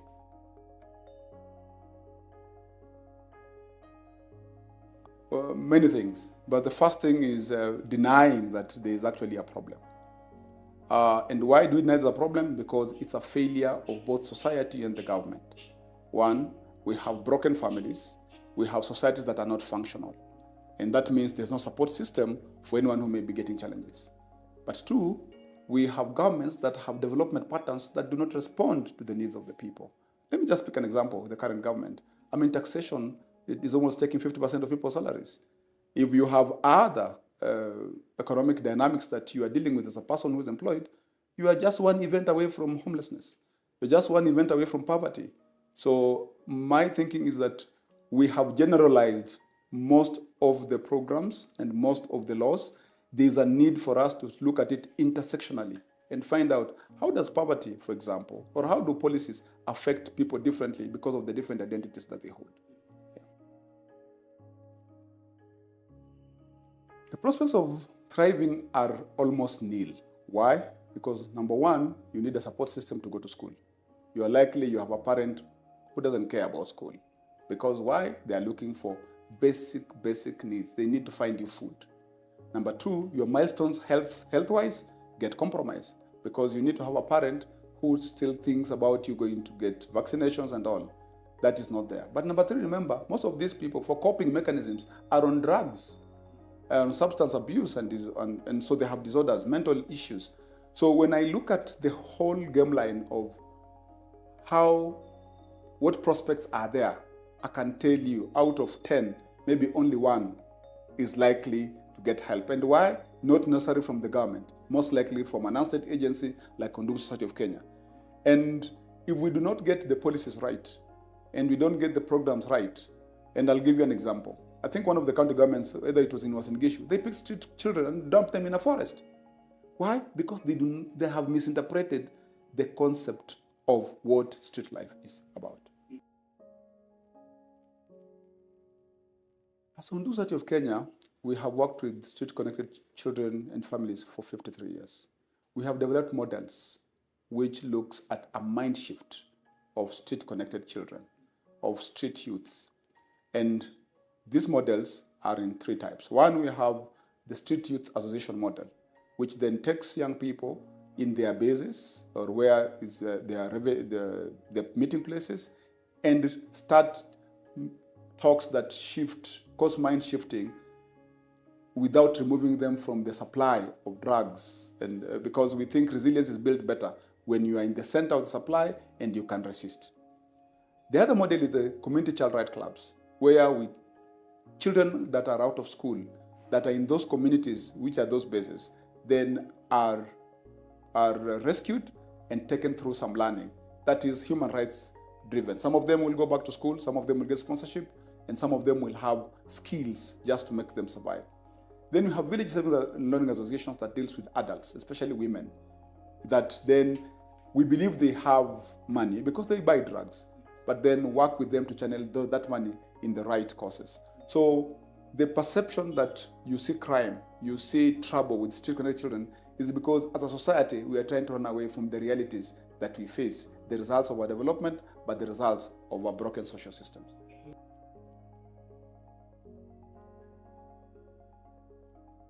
So number one, I think we need to say what is wrong with the affordable housing program. Number one is that we have, as I said earlier, limited the meaning of homelessness to owning a house. But homelessness is a state of being where there's chronic and cyclic state of lacking, and you're lacking basic needs, including shelter. Number two, it is not possible for street-connected families to be even part of the affordable program when they don't have documents. And therefore, the program has not been set with street-connected people in mind. It has been set for another class of people. And a good example is when they tried to upgrade the slum of Kibra at some point and made the people of Kibra to go to the houses that had been upgraded. The guys abandoned the house and went back to Kibra. The reason is that they are not part of the design, so they do not understand the sociology of those houses and what they aim to achieve. So for me, the affordable housing program will only make sense if the government decides to create models that are affordable. The current model that they have requires mortgage. How many street people would actually be able to access a bank to get a mortgage? How many people will even be able to pay 4,000 per month? Yet these guys are struggling to find food and they can't have 100 shillings even to find for a day. And don't forget, even in those informal settlements, accessing a toilet requires that you have 10 shillings. So if you have 4 children and everyone must go to the toilet once a day, you require 40 plus you and your husband or your wife, you require 60 shillings in a day. So it simply means that affordable housing program hasn't been well thought out and it has nothing to do with the street-connected families in mind. So first thing I think the government has done well is identified street-connected families as an at-risk group. That is one. But number two, they have also identified them as a hard-to-reach group. So the first thing I think is for us to sit down and agree on what does it mean to be a street-connected person. That should be clear. Number two, if we are able to work together to kill some of the stereotypes and enlighten the public of what homelessness and citizenship means. Having done that is then to go back to the policies and programs the government has had, and maybe one has been the Street Children Rehabilitation Fund. In its own merit or dismerits, they have not really focused on the problem. And therefore, go back to those policies and find out, are we too general with these policies? Can you intersectionalize these policies so that they take care of the rights and needs and the interests of the street-connected people? When I put that in the nutshell of the global instruments, and I look at Sustainable Development Goals, you cannot achieve SDGs unless you address the critical questions that homelessness has placed. You look at the Special Rapporteur on right to adequate housing, who has actually said homelessness is a state that offends dignity, it offends non-discrimination, it offends basic rights of a human being. And so with this recognition and the instruments that we have, including our Constitution, when you look at Article 43, Article 27, Article 28, and Article 29, then it means there is hope.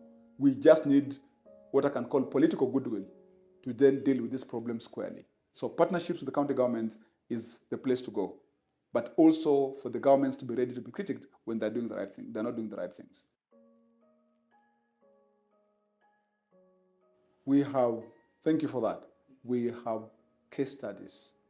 We have people who are out there who are once street-connected people. Through our intervention, they have gotten a better life. I'll just speak about three. We have Mercy Gishengi. Mercy Gishengi has been a manager with ActionAid. She was picked from the Nora dump site by the late Father Arnold Grohl, and she was taken through school. And now she serves the society. We have Elias Obando, who works with the ILO, was rescued 3-4 times. Rescued and running away and being taken back. He was taken to school and now serves society. So when we look at that, and cases like Edwin Nzuki, who now runs a bid making business out of our interventions, and the many, almost like, for example, in the past 1 year, we dealt with almost 1,000 young people who have left street life and are now doing work either through apprenticeship, or they've been placed, or they've been taken to vocational colleges that are not necessarily paper-driven. And with that, we think there's actually hope in future if the right programs are put in place. Being on the street is not anybody's option. It is good for the society to know that some of these things are circumstantial. However, we must be asking ourselves, how do we contribute? And because we have a share in taking people to the streets, we must also start thinking, how well do we contribute to remove them from the streets? This country is good for all of us and has resources that can serve all of us without people having to reside on the streets and remaining homeless.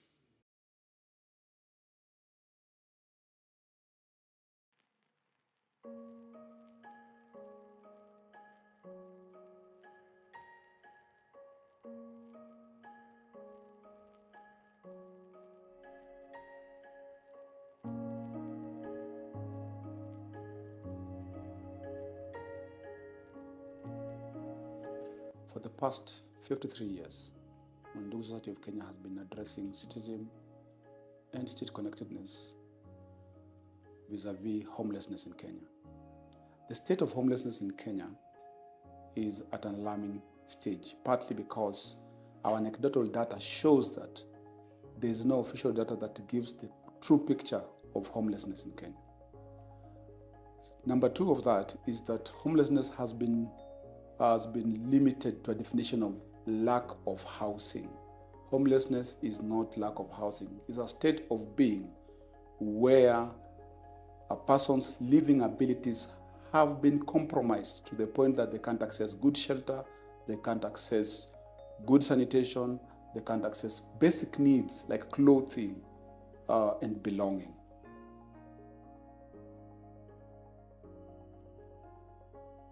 A number of things have changed over the years. First, it was that street was a place you'll visit to go and look for work and go back home.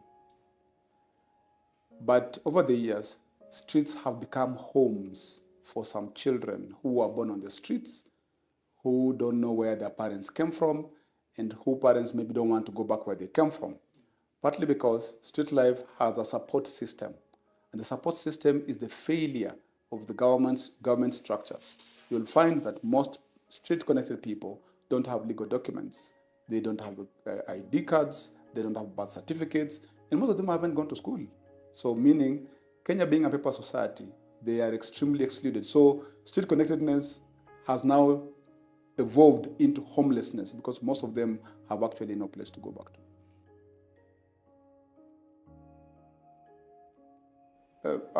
My thinking is that there's no dominant narrative. It's a convergence of many narratives. So one, it is where people think you lack a place to go and sleep. Two is where people think that when you reside in an informal settlement, you actually have a home. That is not a home. It is despicable when we think of it that way. So first narrative for me is that we have three kinds of street life. One is people who work on the streets and go back to a place they can call an abode. Two, we have people who transition on the streets like refugees, who come because they have a problem, they want to beg, scavenge, and then find means and transit to another place because of mobility. The third one is people who are born and streets and alleys are actually their home. The narratives are superimposed by a number of other things. We have issues of poverty, we have issues of crime, we have issues of complete lack, and sometimes even trafficking. Some people are brought on the streets so that then they can do business for other people in the name of street life. So it's a convergence of many narratives. Stigma and discrimination affects in many ways. One is that it reduces the opportunity of the state and the public to see the real picture. And that means the state and the people then rely on stereotypes, assumptions that have no basis. Number two, it reduces the capacity of government to look at the problem and offer solutions. So the legal documents, issues of legal documents then get under the carpet because nobody is talking about it because of the misinterpreted narratives. But something else that it brings out the wrong tools and wrong agencies, because instead of dealing with the root cause of the problem, then we send police, we send law enforcement officers from the county government to go and arrest and harass them. So I'm thinking stigmatization and discrimination affects the whole gambit of what interventions should be.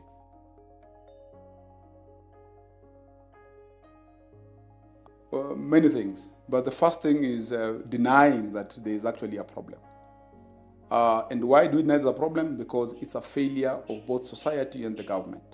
One, we have broken families, we have societies that are not functional, and that means there's no support system for anyone who may be getting challenges. But two, we have governments that have development patterns that do not respond to the needs of the people. Let me just pick an example with the current government. I mean, taxation is almost taking 50% of people's salaries. If you have other economic dynamics that you are dealing with as a person who is employed, you are just one event away from homelessness. You're just one event away from poverty.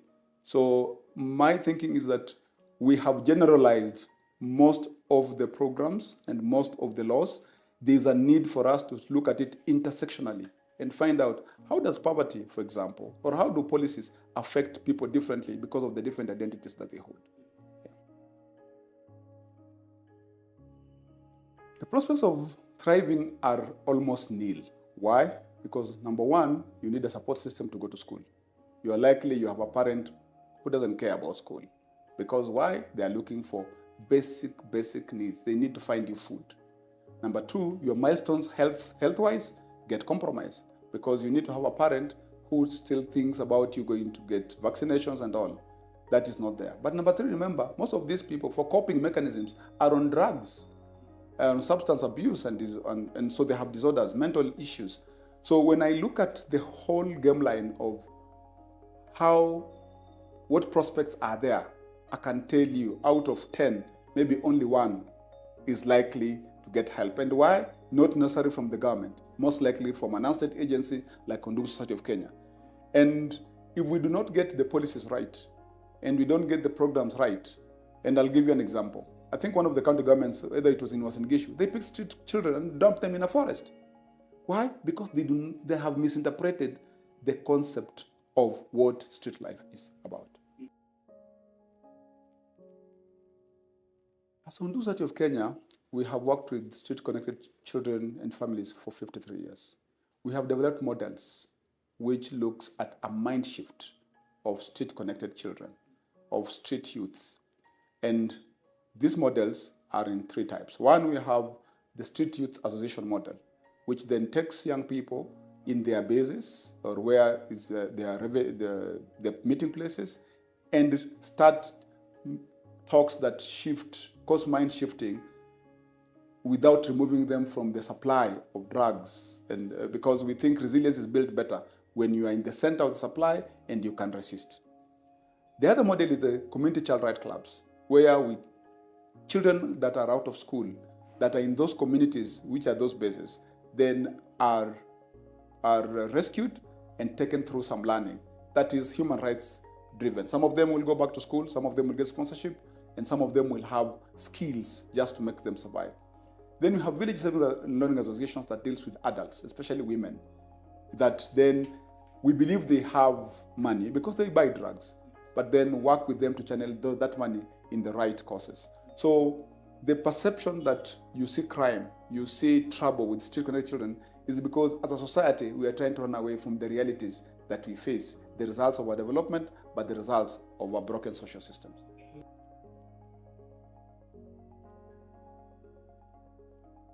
So number one, I think we need to say what is wrong with the affordable housing program.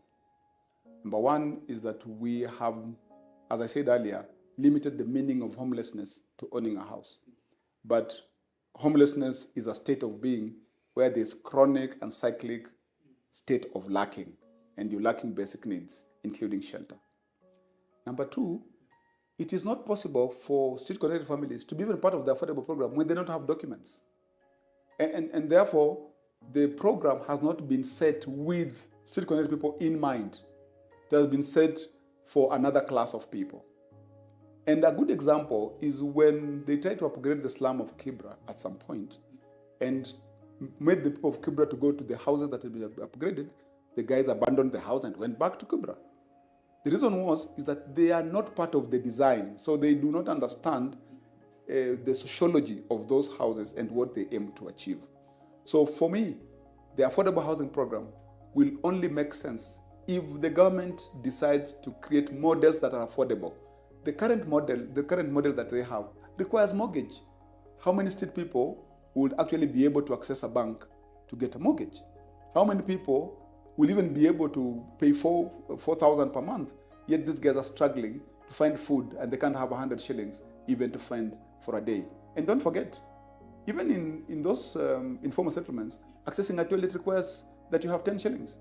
So if you have 4 children and everyone must go to the toilet once a day, you require 40 plus you and your husband or your wife, you require 60 shillings in a day. So it simply means that affordable housing program hasn't been well thought out, and it has nothing to do with the street-connected families in mind. So first thing I think the government has done well is identified street-connected families as an at-risk group. That is one. But number two, they have also identified them as a hard-to-reach group. So the first thing I think is for us to sit down and agree on what does it mean to be a street-connected person. That should be clear.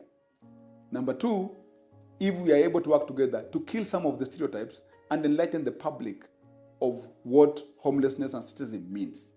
Having done that is then to go back to the policies and programs the government has had, and maybe one has been the Street Children Rehabilitation Fund.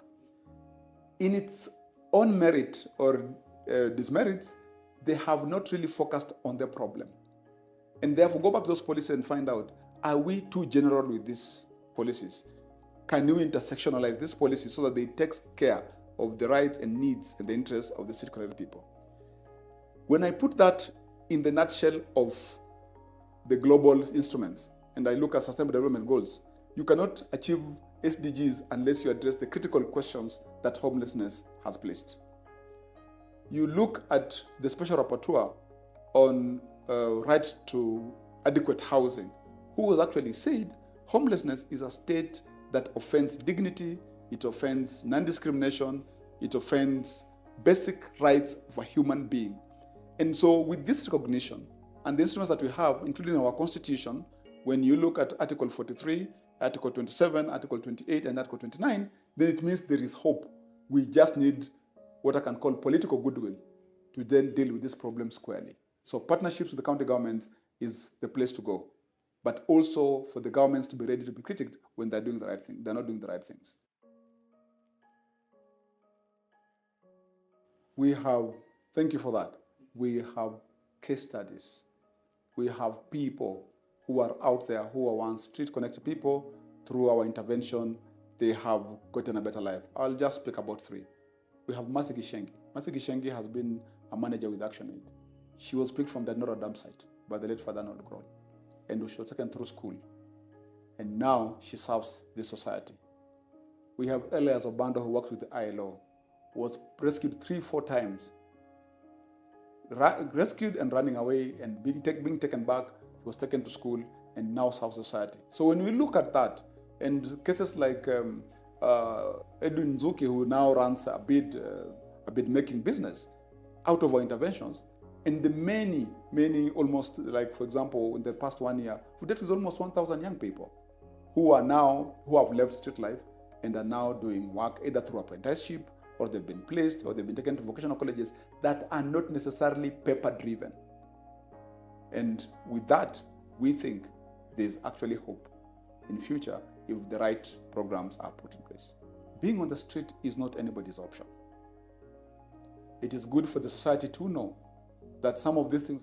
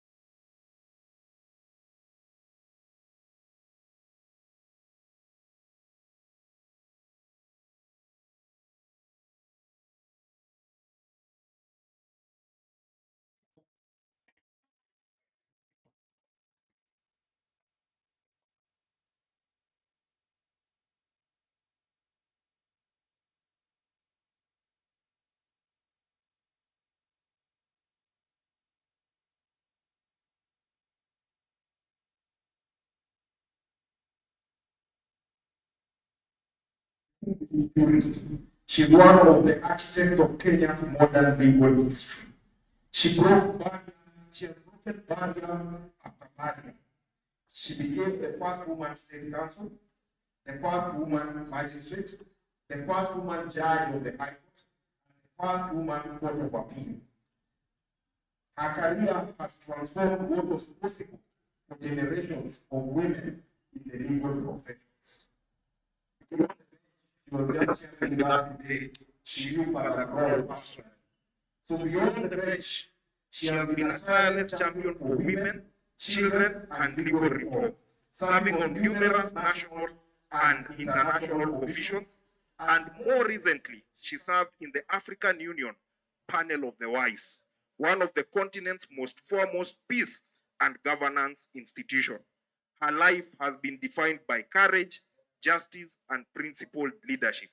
Please help me welcome Justice Effie Owuor.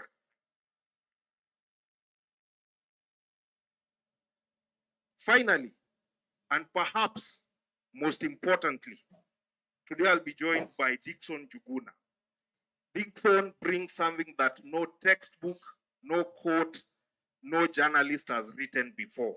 He brings with us his lived experience. Having personally experienced streetism and homelessness, Njuguna has transformed his own journey into one of hope and service.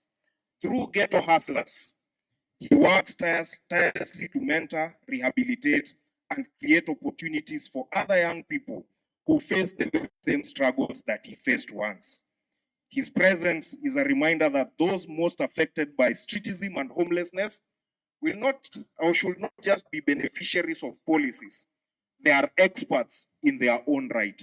Please help me welcome Dickson Njuguna. Huyu ni mheshimiwa wetu mpaka afike.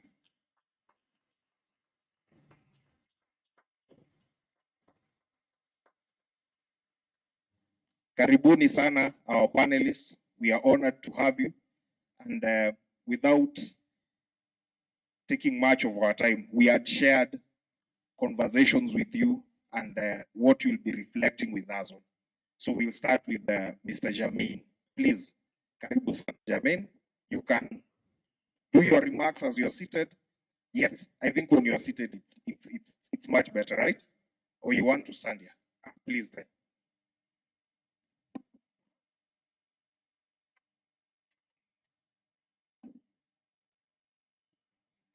I hope I'm not too much vertically challenged. I can see the camera persons are struggling to adjust. I hope that's not the end of the stand for me. So thank you, Tuku. So my name is Jamin Kusuania, and thank you, Undugu, for the invitation that you extended to me. I wanted to reflect without having a particular speech based on the various experiences that forced displacement and more particular asylum seekers and refugees have had in this particular subject of homelessness. And therefore, I'll just be pointing a few of the issues that exist to be barriers, but then try to point out what we think could be some possibilities of trying to navigate that particular area. But to begin at the very forefront is that refugees and asylum seekers, most of them that we have interacted with within the informal settlement, they fit within that particular constitutional imperative that every person has a right. And so when we speak about Article 43 rights, then they are part of that particular definition of every person.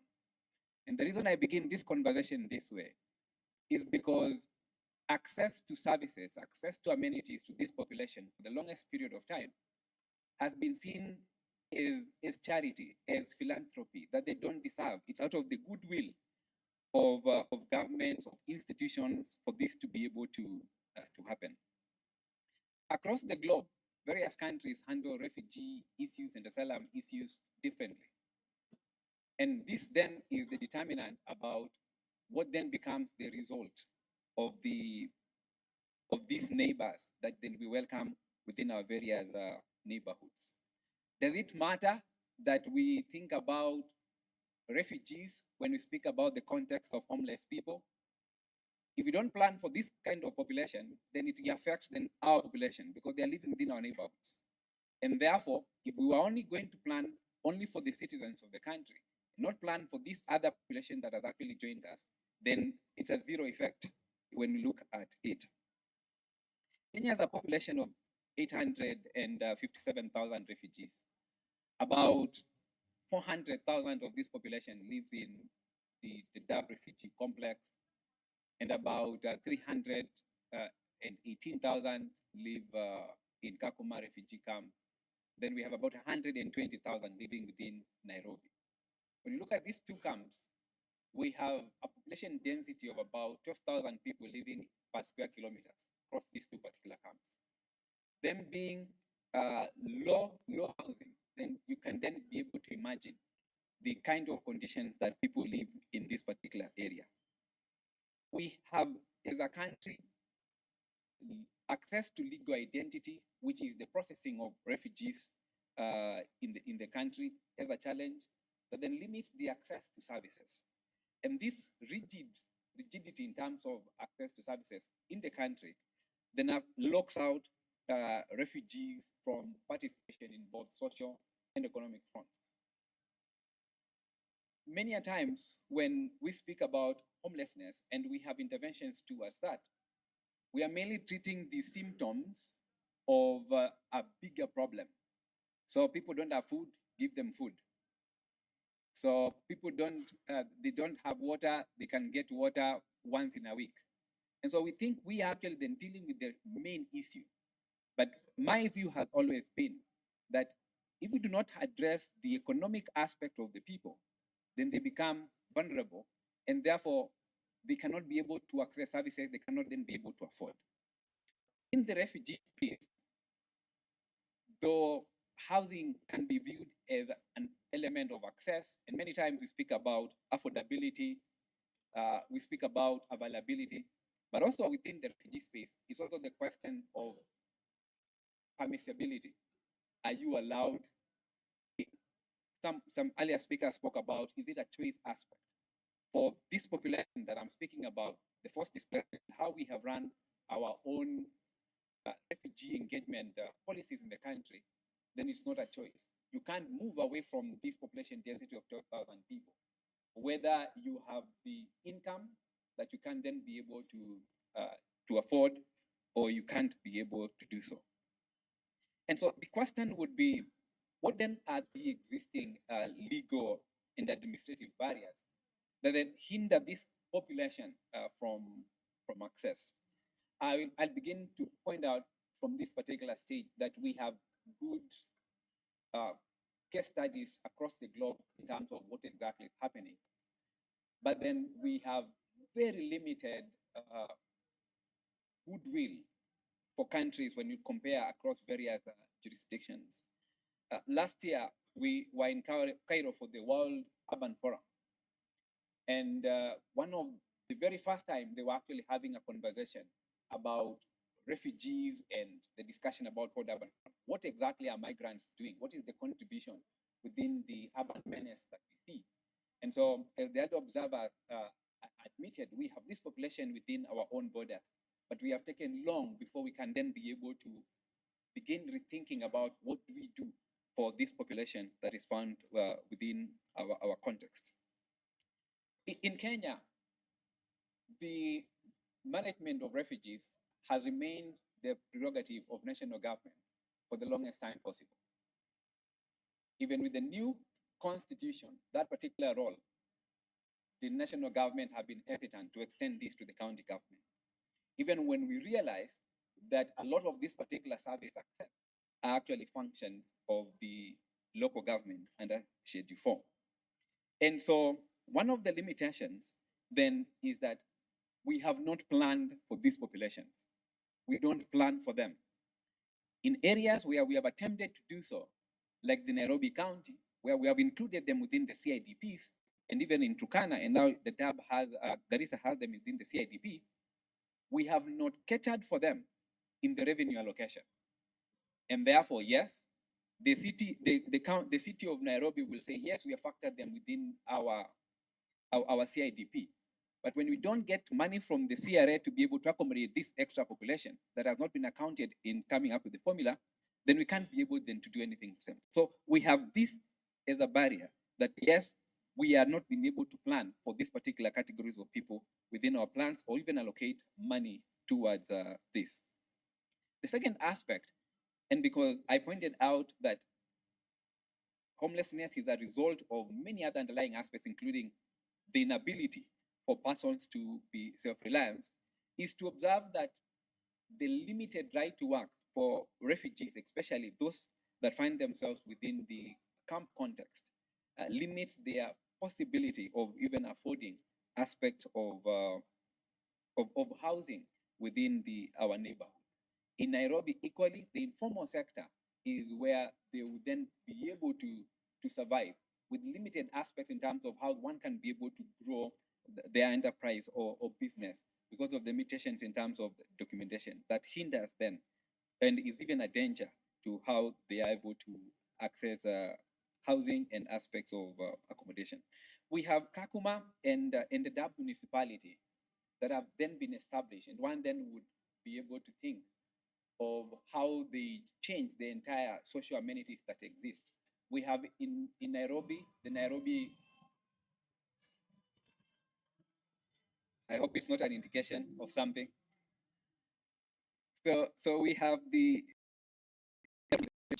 integration strategy that again attempts to fix some of these particular issues in place. But then without accompanying funding, there is little that the counties are going to be able to do on this. And why has this persisted? Because we have viewed refugees for a long period of time, the intervention from a humanitarian aspect. Housing is more a development issue. And so it has largely remained within the hands of civil society organizations. So they don't build houses. And this level of, this problem has happened even when we have refugees for the last 30 or so years. From the very beginning, the interpretation that refugees will be around for less than 5 years and they go back. And so that would have informed the humanitarian nature into how housing and structures have actually existed within those particular localities. But hosting refugees for more than 3 decades, but hosting them within the same framework that we did when that was supposed to be an emergency issue, then it's a problematic issue that as a country we need to be able to address. Today, in the streets of Kakuma, you find street children in Kakuma refugee camp, in Hagadera, in the Dab refugee complex. This is also a common phenomenon, either because they have come from home to borrow because there is no money. Funding cuts in the last several years have declined. And so we have less humanitarian support to be able to deal with the symptoms as I described them. And so now they have to go out beg to see whether they can be able to make a living. This is beyond the crowded households where they live into. I'm sure most of you have seen the images about how a refugee camp looks like, which are more images that would exist in a very emergency intervention. But when this continues and people continue living in those kind of households, 10, 15 or so years, then it becomes quite a problematic issue. And so what then becomes appropriate approaches and practical ones that then can be realized. One is that, are we including these particular populations within our planning aspects? Do we understand the need, the assessment, and all that? It is only until last year that the Kenya National Bureau of Statistics began including refugees within their household surveys. So those particular needs were completely then unknown. And so we can't then be able to plan if we don't understand what exactly becomes the needs. But then two, and it was mentioned in the morning, how do we coordinate? What are the practical ways that those doing humanitarian and those doing development and government are able to collaborate to be able to provide access to services to some of these particular concerns? Kenya last year in March signed what they term as a progressive refugee plan or policy, which is known as the Shirika Plan, attempting to see how we change refugee camps into settlements. The biggest problem is that when we contain this population of people within Dab and Kakuma, then we are having a high population density, as I mentioned, 12,000 per square kilometer within the refugee camp, compared to about 25 per square kilometer in the host communities. The resources in those particular areas cannot be able to support this particular population and the amenities thereof. And so it's a rethink about how do we enhance rights for movement, access to work, access to opportunities, and employment issues, if then we are going to move forward in a more practical manner. The third aspect is participation. What is the participation of this population that we are trying to program? What would be the ideal aspect of engaging them and housing them, and even dealing with the economic issues that they come up with? Integration is a key aspect, whether within the aspect of coordination amongst all of us. And we have practical examples of countries that have tried to do something. In the Netherlands, the Netherlands have actually what they call the municipal dispersion quota. And so every particular county picks persons that then they can be able to accommodate. And when they do this, the agency that deals with the reception of asylum seekers is concerned about what are the needs of the particular person, to know how do you learn first language? What are the opportunities? Where can you be able to settle then easily? What this then means is that they can be able to tell about what population is going to what particular municipality. In our context, it will be what number of people are we settling in which particular county? What are the amenities there? How stretched are the amenities in that particular area? How can we support them to be able to get opportunities? In Nairobi, some of the areas that have significant number of refugees include the Kawangware, the Kayole, within the metropolitan, the Kitengela, Umoja.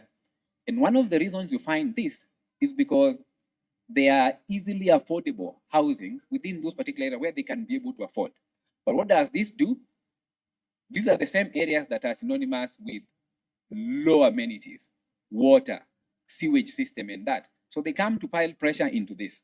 If we had a plan where we allocate people across the various counties and municipalities, as the Netherlands do, then we know where do we allocate people.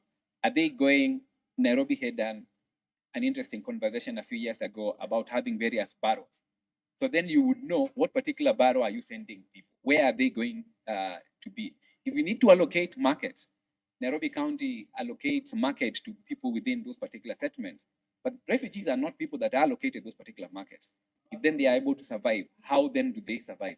So if we figure out all this particular aspect, then we know how then do we even allocate people where to reside, where would be the markets, and where they'll definitely be. But then many times the Netherlands would look to be advanced, and so someone will say that example when we get to Singapore, maybe we can employ. But even closer home, in northern Uganda, we have a municipality called the Koboko municipality. And courtesy of the former mayor, His Worship Sanya, is that you go to Koboko and realize that all civil society and all funding that comes to the city to support the refugees comes within one basket on the city. And they have already agreed in terms of how to integrate refugees within education, their participation in policy and planning discussions. Because once we have a population that is within our own vicinity and the county, and we know it's our responsibility to be able then to support them, the question is that if we fail then to plan for them, we're actually doing a disservice to us. And so access to public health, data-driven decision-making in those particular areas, because they have the information about the number of people, the number of children, the needs that they have. If we have this level, then it becomes easier for us to be able to address some of these particular issues.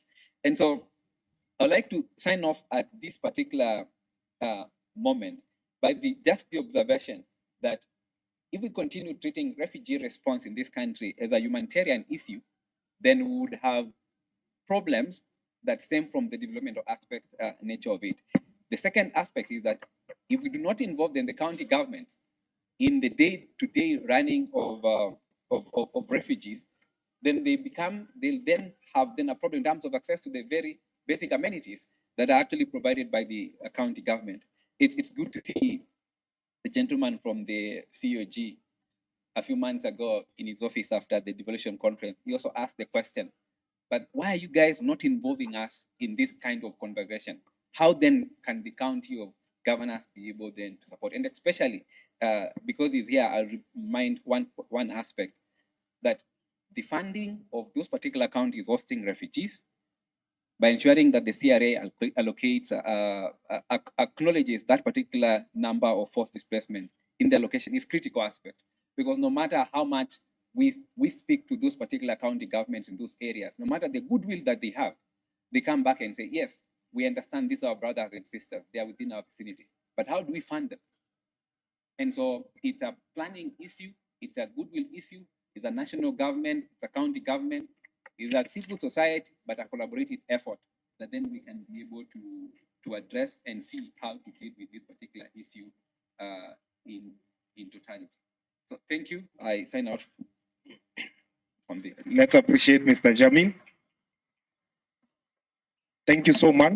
Thank you so much for situating the refugees, non-citizen, and immigrants' place in our legal and governance architecture.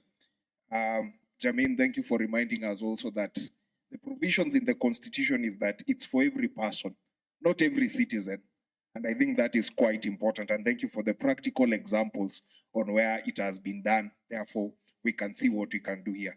Our next panelist will be Monari Beatrice. Karibu sana, Beatrice.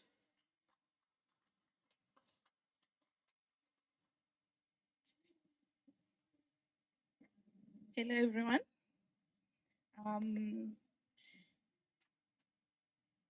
As we are speaking about homelessness and poverty, my motto remains that if someone is being left behind, then we are not doing something, we are doing something wrong, right?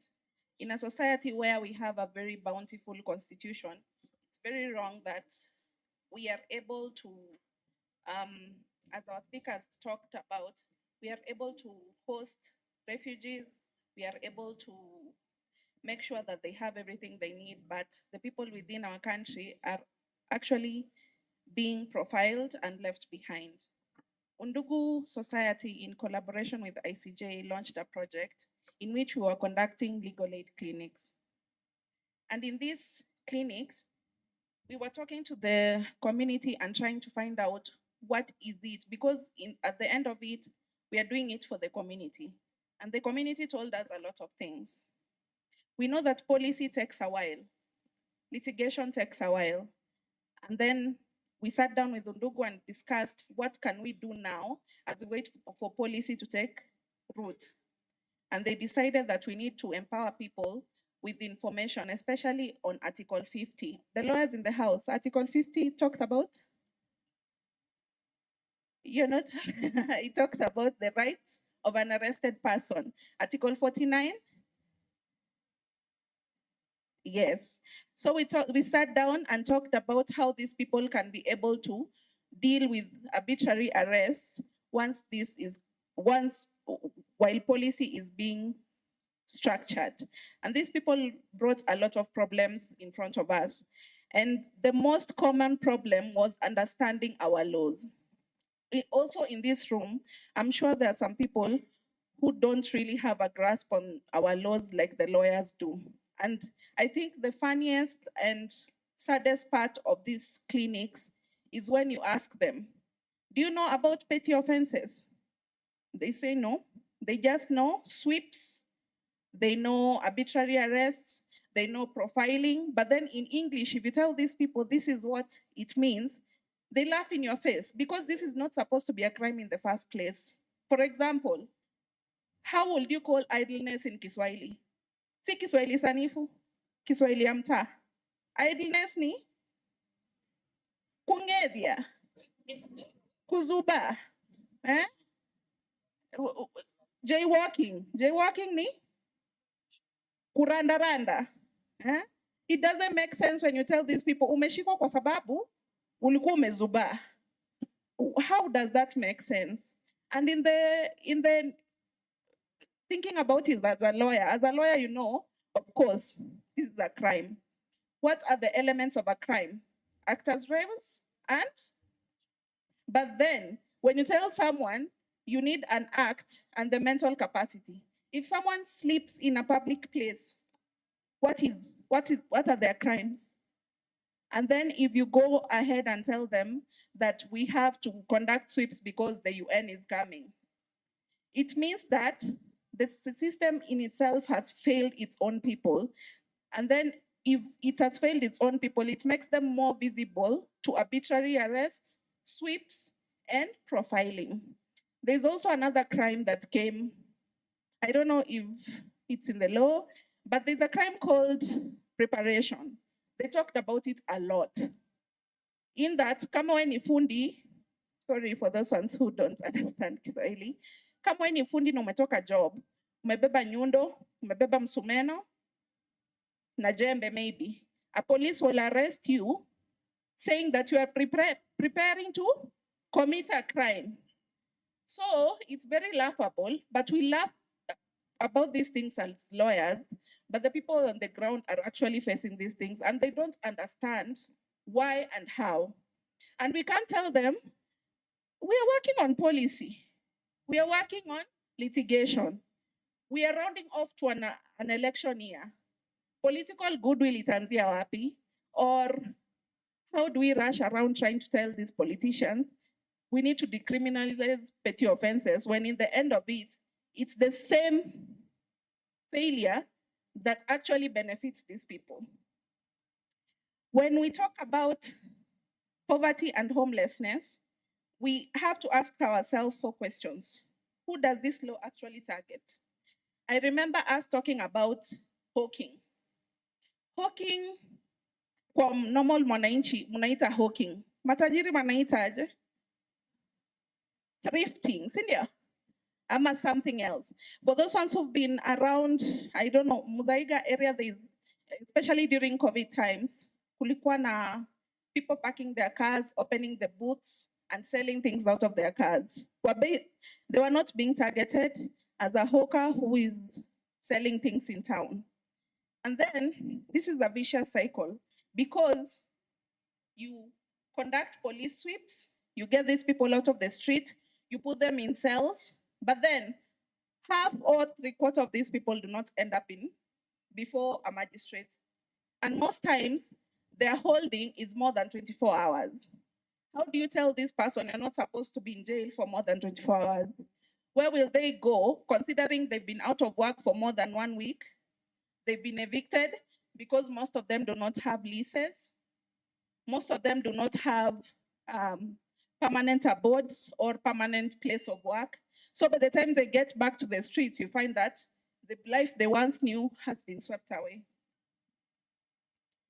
And then we've seen that the law actually targets people who've already been pushed to the margins of society. For example, let's take an example on anticipatory bail.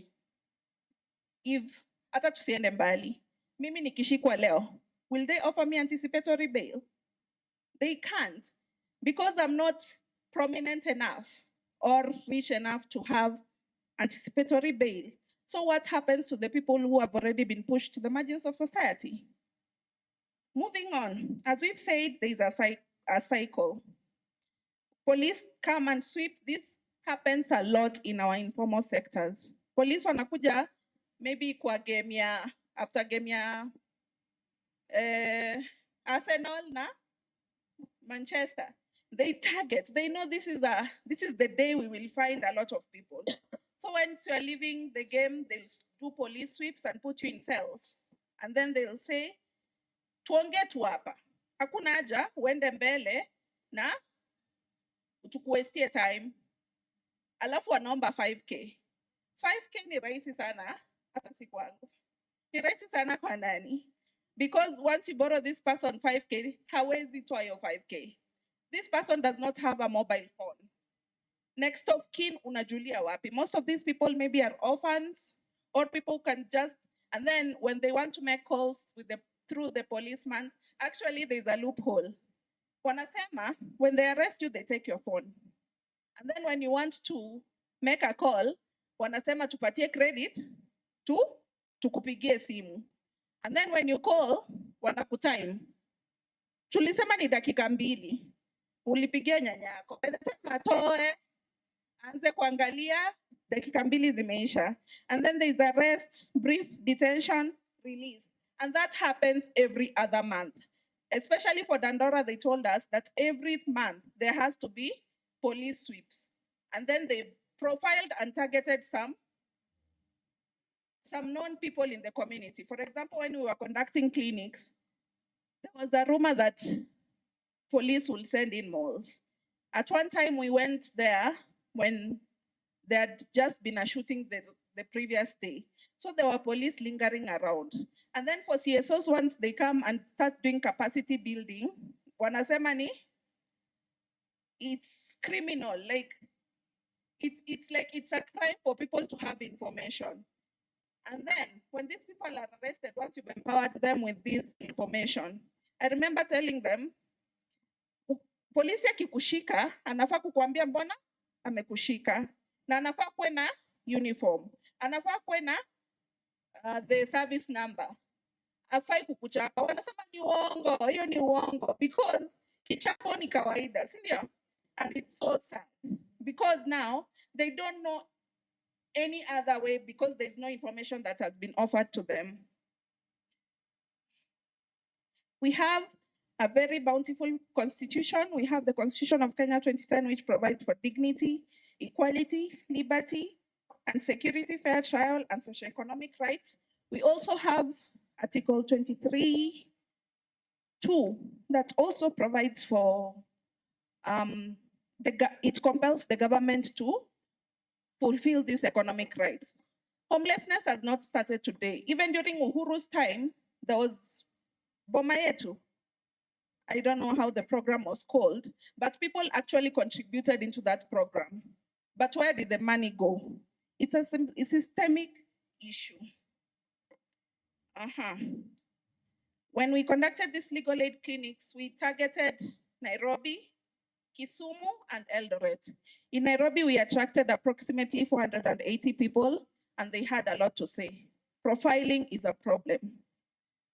If you are seated in a cafe at Java, hakuna polisi anaweza kuja aseme, unakaa ni kama ufai kukua hapa, si ndio? But if you're seated idly, another crime they said is touting. Kuitana watu waingie kwa gari. They're arrested a lot for that crime.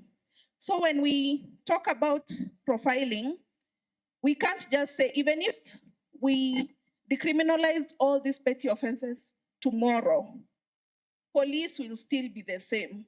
What they kept on telling me, if you are training us, why can't you train police too? Because even if you abolish all these petty offenses, police will still profile, they'll still commit police brutality, there'll still be arbitrary arrests. So we also need to have a law enforcement facing training and advocacy and capacity building.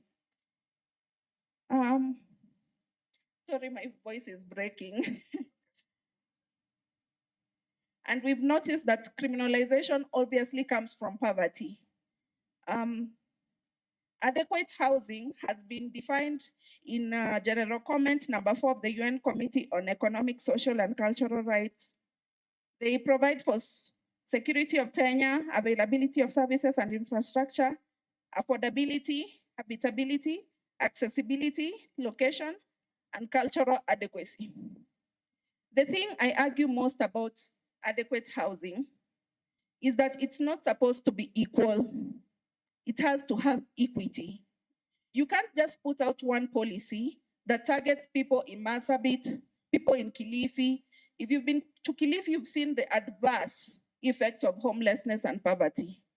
Can the same program that you're taking to Kilifi apply in Nairobi really? It cannot. You have to apply solutions that are that fit every type of population. So as we are talking about policy, we also have to break down these policies to serve every single Kenyan.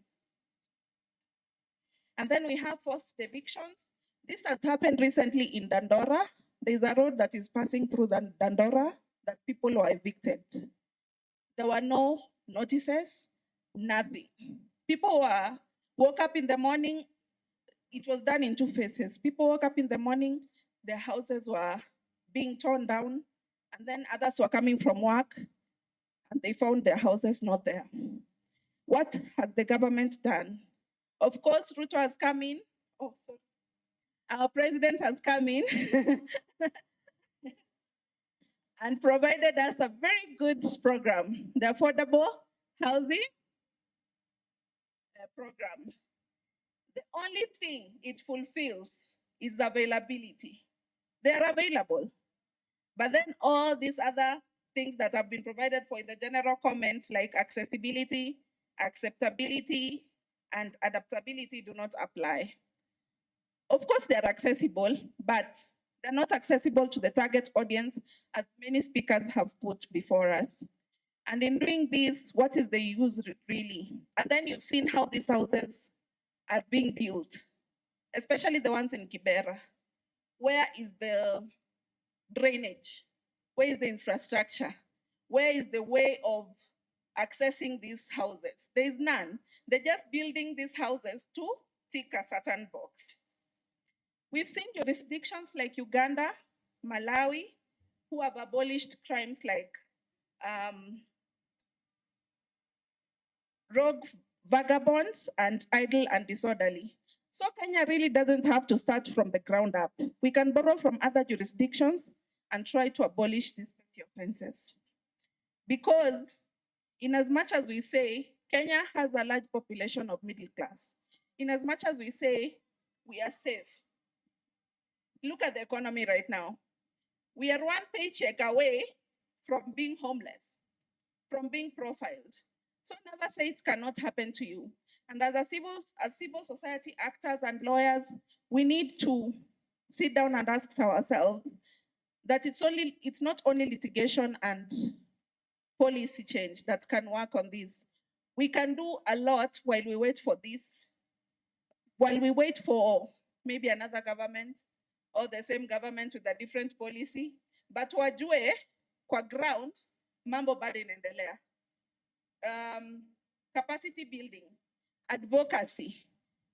We need statistics on the people that have been affected by homelessness, poverty, and targeted arrests so that we can know what to do with these statistics. So that's another thing we need to work on.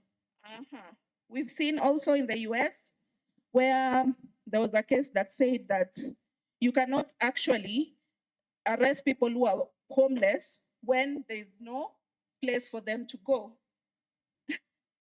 Where there is no place for them to go. So in reality, we are actually punishing the situation and not a crime. So we need to work on that. Thank you for listening to me. I think the rest will be covered by the rest of the panelists. And if you have any questions, we'll address them at the end of the panel. Thank you. Let's appreciate Monari. Thank you, Monari, for reminding us about how we inherited a colonial system that was meant to police African communities, and we have continued perpetrating it over and over again. Now, to listen to the illustrations that Monari was alluding to, I want to welcome Dickson Juguna. Karibu sana ndugu.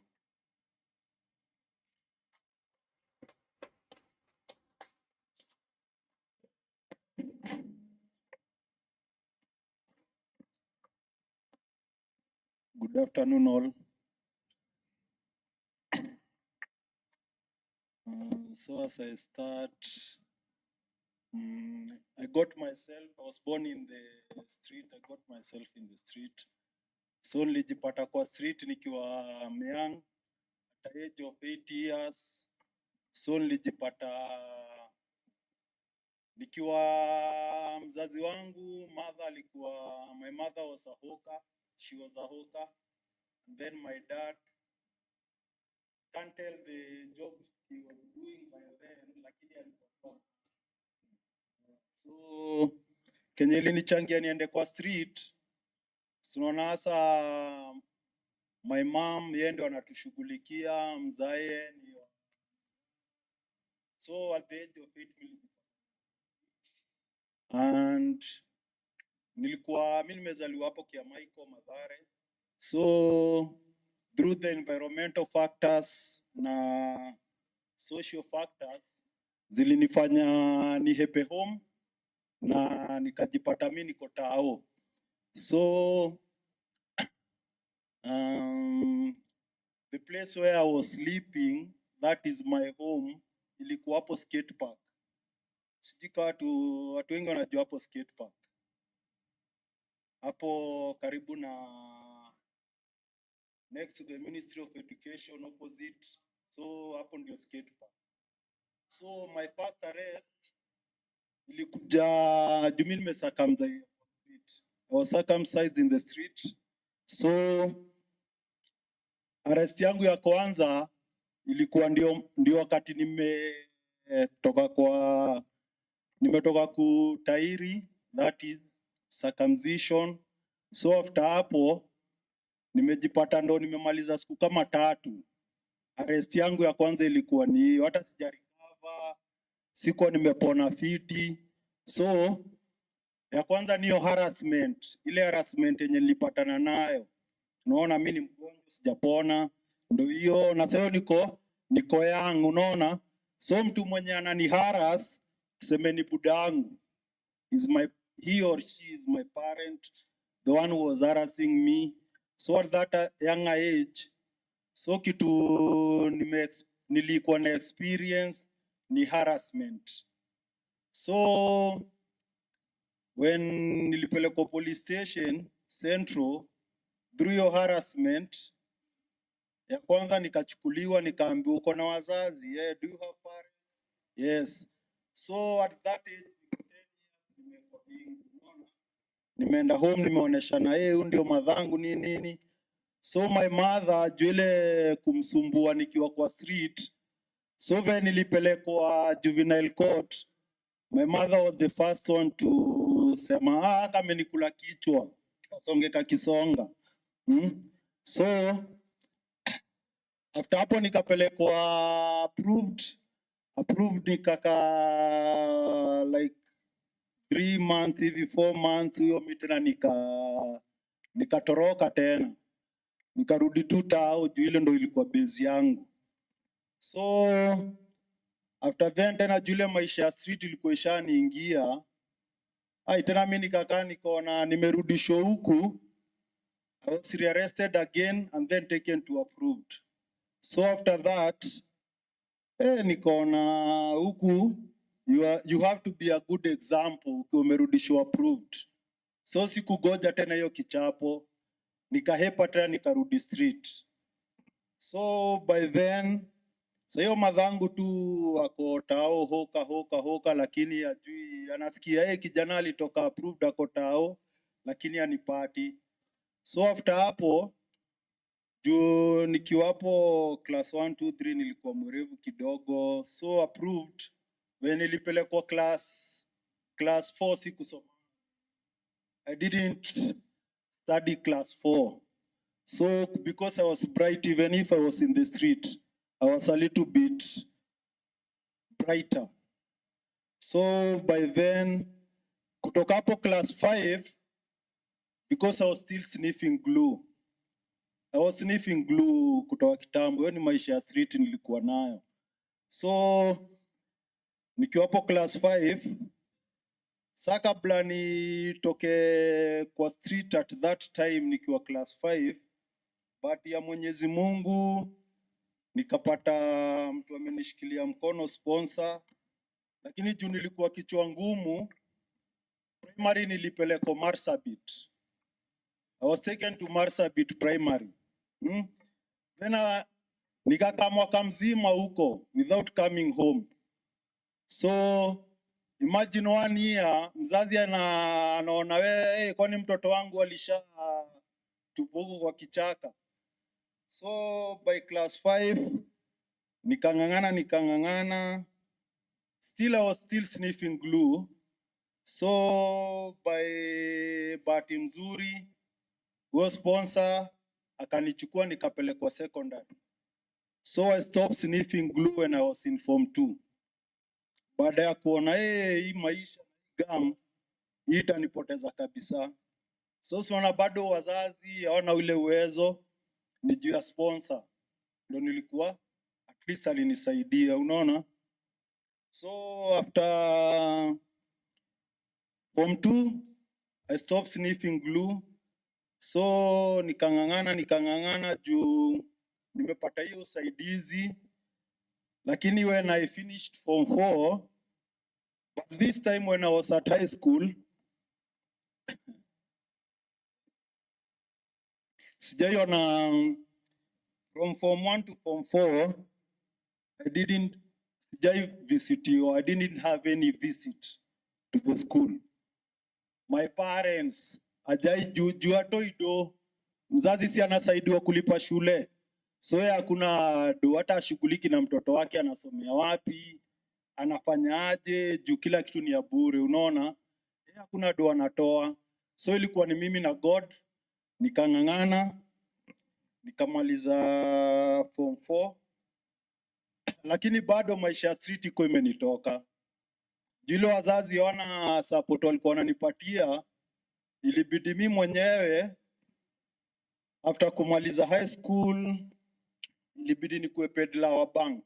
I was selling bank after finishing form 4 because I didn't have any support. So tena nimeingia tena kwa story ingine, tena nimerudi mtaa, kuna support ya wazazi. Ule sponsor amesema we yako imetosha, juu shafika form 4 au pengine sasa ni mimi na society tena. So by then nikiuza bangi tena nikashikwa tena. So by that time nimearestiwa, nimepelekwa police station. Sasa hapa inakuwa juu kona do corruption tena imeingia hapo, juu sitaki kwenda jela.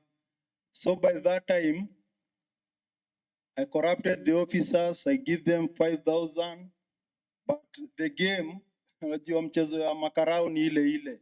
So after kumpatia ile 5,000 tena, after 1 week tena, he sent his friend again. Tena ndo tena mimi, nashindo tena rada ni gani tena. Kumbe ule arifu yake ameniongozania tena. So it was a cat and mouse game, cheza paka na panya, unaona. So sasa nimeshikwa juu ya story ya bang. Sasa kidogo tena nikaona ama karau tena huku mtaa tunasumbuana nao tena sana. So I came back to the street. Si mimi nilikuwa street kutoka kitambo tena. Si nimerudi tena tao Saka Nairo. I was that bad that nikiona chain yako, chain ya dhahabu, I was that bad. Nilikuwa naenda nayo, hiyo sio tafadhali. I was that bad jo. Mara ya mwisho mimi nikishikwa, when I was arrested, I took a chain cause ilikuwa ni tao, nimepigwa na mob justice. Mimi niko na this evidence juu niko nao ni chain, I have to swallow it. So mimi nilimeza. Sasa ndio kukuwa na evidence. So I swallowed the chain. Then when I went to industry area, I just look on checking it. Iko wapi imekam? When I go to the washrooms, I just look at it. Imekam bado. So when I was at jail, that was my asset. So wakati niliona ndio hii burungo niko nayo. So hapo ndo nilijua hii ndo itanitoa. Unaona hasa, but that time hiyo ndo ilikuwa mwisho yangu ya crime. Niliona hasa nimekam ni 2014, nimepata family, niko na mtoi. So niko na hii maisha ya masanse na nini iwezi kwangu. So 2014 nikakaa, venye nilitoka jela nikakaa form group. We were 55 members when we formed the group, but I had one thing in me. I told the members which were with them that hapa hivi crime, ukiwa kwa crime au yuko kwa hii group, because I have experienced it. So I told them, if you are involved in crime, you are not in this group. So that is when after 2015 hivi we met with Undugu, and then there's one thing which Undugu gave us. We had visit exchange, we had capacity building. So when we were with Undugu, they gave us a grant of 3,000 shillings. So tukiwa na mamemba wangu, we were hawking sweets, Thika Road. So tulikuwa tuna hawk sweet tukiwa Thika Road. So we were doing stable banking. There's one thing which we call, they introduced to us, it is called Village Saving and Loaning Association, VSLA. So we do table banking and then we lend among us. So it was not an easy task as the leader of the group. I have 2 groups. I'm the chairman and also a youth leader in my community. So when they brought us the VSLA, we have done it several times. The first one we went through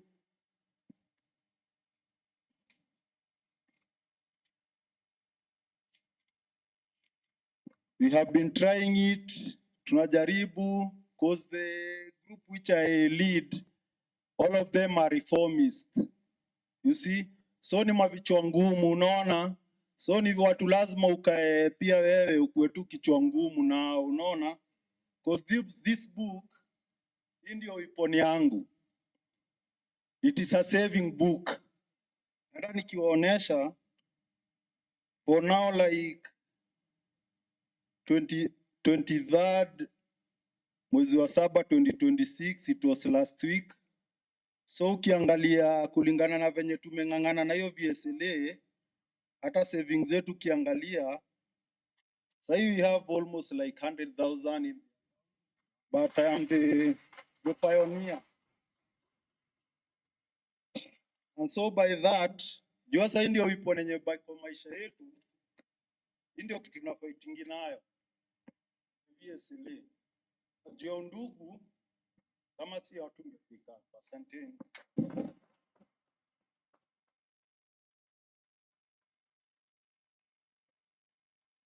Let's appreciate Dixon some more. That's a story of resilience. Unfortunately, the thing about speaking almost last is that now I'll have to be military style. So let me welcome Dr. Evans Ogad to lead us in the next session. Karibu, Daktari.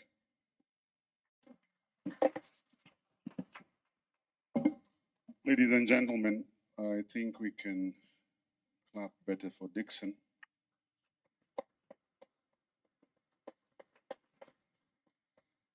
Listening to him, he reminded me of two reggae numbers. Wangapi wanasikiza reggae music hapo?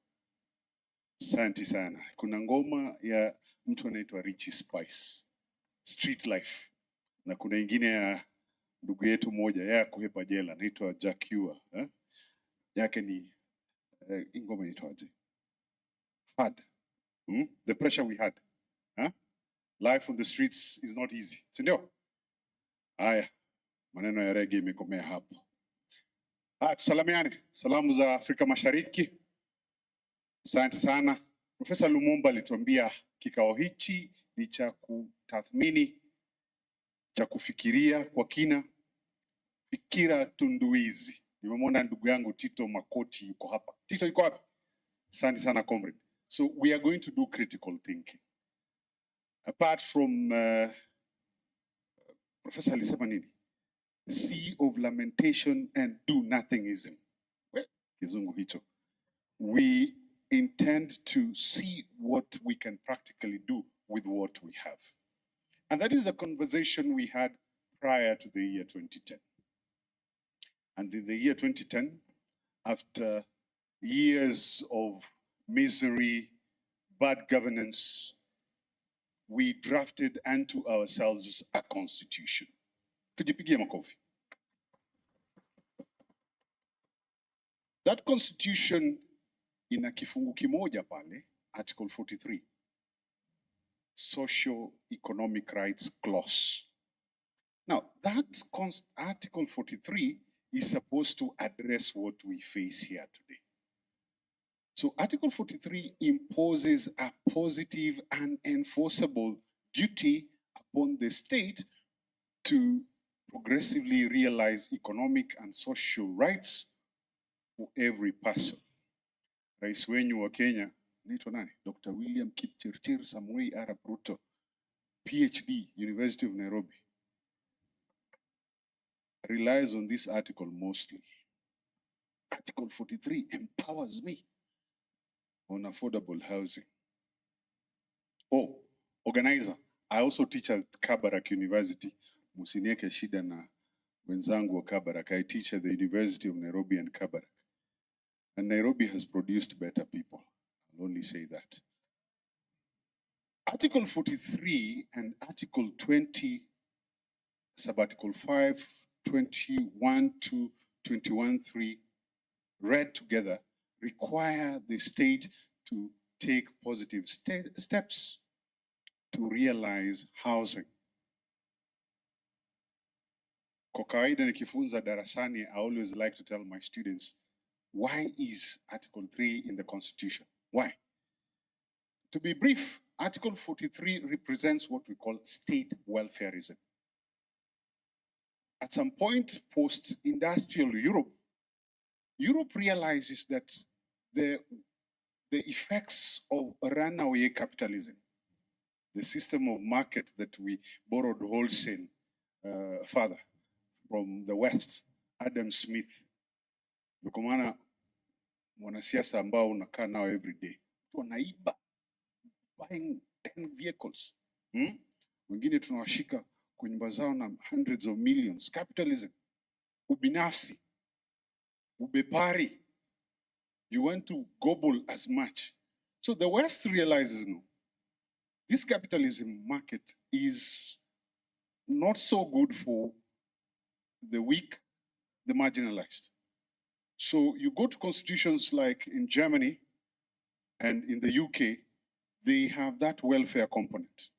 In fact, in the German constitution, the welfare component in the constitution cannot be amended. Did you know that? It is part and parcel forever of their constitution. And welfareism simply requires the state to be involved in certain aspects of our lives to make conditions better. Vyakula, education, housing, healthcare. The government must make those conditions affordable, easy for every one of us. Are we together? Nilisikia mtu hapa akitukumbusha Article 343 is for everyone. Sindio? Yeah. So that is what is intended by welfareism. Make conditions better for everyone, such that the government cannot operate as if, squeezing naona tunaambiwa sijui government is making profit. Nauliza, since when did government become a company? Fikira, tunduizi, lacking amongst our politicians. I want to quickly go through the cases that have been in court on these matters, housing. And you will realize that a pattern emerges in terms of these cases. These cases have been dealing with eviction. Arthur Johnston Sakaja na watu wake na huyu mwingine anaitwa nani Kanja, when they evict people from certain areas, we usually go to court to stop those evictions. And most Article 43 cases revolve around housing. So the first case ni moja ilienda mpaka Supreme Court. Inaitwa Mitubel. Mitubel involved residents of an area called Mitumba, somewhere near Wilson. Ngwana waliambiwa bwana, you're on the flight path. These informal housing zenyu tu tuzitoe, sindio? Wakafurushwa. You ask yourself, what happens to those ones who have built permanent structures along the flight path? Mbona wasifurushwe? Including some structures, I'll not name them. Si mnawajua? So, hao wakazi wa Mitumba are going to be evicted. They go to court. They go on the premise of Article 43. The High Court says, no, you don't own this land. Mtatolewa, but we want the government to observe certain guidelines. The court relies on certain instruments, including what Beatrice was referring to here, the UN documents. And the High Court models a criteria for eviction. Those criteria that the High Court modeled in Mitumba and in another case called Satros Ayuma, they were co-opted zikawekwa kwa Land Act. So that you cannot today come and evict watu wa informal settlement vile unataka, because the law gives you a criteria for eviction. Are we together? Do we follow those? No. Anyway, Mitumba ilienda all the way to, Mitubel, sorry, ilienda all the way to the Court of Appeal, mpaka Supreme Court. And the matter at the Supreme Court, the Supreme Court basically affirms the High Court. And what is important with what the Supreme Court said is that long occupation of public land creates legally protectable rights, which means you cannot just come and evict people vile unataka. They will have nowhere to go. You have to prepare them for resettlement. Are we together? Unfortunately, that has not been followed. I will next go to which other case? Satros Ayuma. Satros Ayuma, hao walikuwa natolewa Mudhurwa. Again, the High Court says, no, you cannot evict people without following what has been declared before. Please evict people in a humane and reasonable manner. Now, ladies and gentlemen, because of time, we have not had a deliberate case go to court dealing with homelessness. I tried to check, but we have not found any case taken to court dealing with homelessness. And perhaps we need to think what is meant by homelessness. Now, ukiangalia Article 43, we have largely focused on forced eviction. Yet Article 43 places a positive duty on the state to provide housing. Ukiangalia how the courts, other courts reason, and I want to watch my tongue because Justice Efi Owuru yuko hapa. I don't want to be in contempt. A judge is always a judge. When I'm with Thuku pale nje naongeaga vile nataka. But leo nitachunga mdomo. Judge yuko hapa. In terms of Article 43, positive obligation, it means that the state, and in South Africa we have the case of Grootboom, Irene Grootboom. Irene Grootboom, the court in South Africa, this is a similar case dealing with eviction. That court was more broad, and it said that the state has, the South African case, for those ones who will look at this later, I will share my slides with Duku and the rest. The case was taken to court on the basis of Article 20, the Section 26 of the South African Constitution, the right to adequate housing, Section 28, children's rights to shelter. So what the court in Grootboom did, and we have not done here, the Grootboom case conjures a reasonableness test. That yes, the state is making a resources argument. And most of these African governments will tell you that. Resources ni finyu, ni chache. Yet we allocate 15 billion to State House. Resources hazipatikani. But let us look at, in terms of a test of reasonableness, how much can you do to afford housing to these poor people? And the court issued what we call a structural interdict. Serikali, mtakuwa mnarudi hapa, mnatupatia an update of what you are doing in terms of providing housing or realizing the right to housing for these poor citizens of Western Cape. And perhaps that is something we need to think about. Kwa sababu housing is premised on human dignity. That we need to respect everyone. Dixon alipatia story ya mtaa, the streets. These people sleep rough. Kiona mtu pale amelala kwa street. We have people who have been engineers, doctors, all manner of professionals. Maisha na kupiga chenga unaenda unalala pale kwa street. So sio kupenda kwao. And they are entitled to dignity and respect like all of us. Sindio?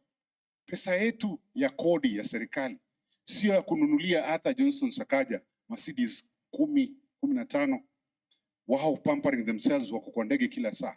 We need to think equally of these poor citizens. Kwa pamoja, kwa heshima ya ndugu yangu Thuku na kwa heshima ya Undugu, I want to summarize. I will share my slides. Thuku, sutapatia wangwana wasome. This was a whole class, 59 slides. But I want to say this. We need to define homelessness.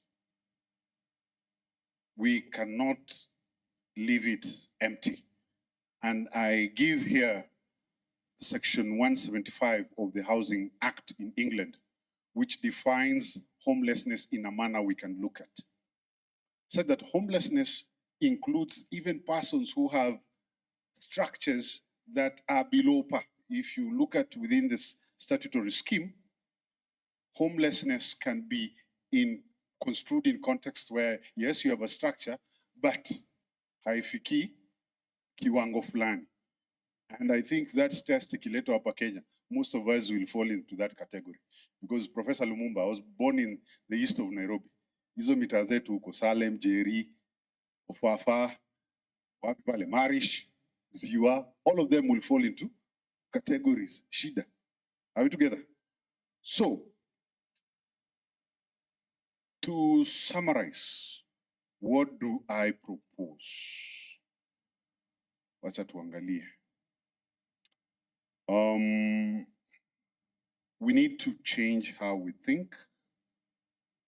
We need to ensure that the duty imposed on the state is realized. How is this realized? We need to develop and implement national strategies to eliminate homelessness. So don't just tell us affordable housing. Tujengea nyumba, juzi hapa kuna baridi, Naivasha, uko ndani, Gishagi, tengeneze affordable housing. Duko na his relatives wataenda kuishi huko kwa baridi.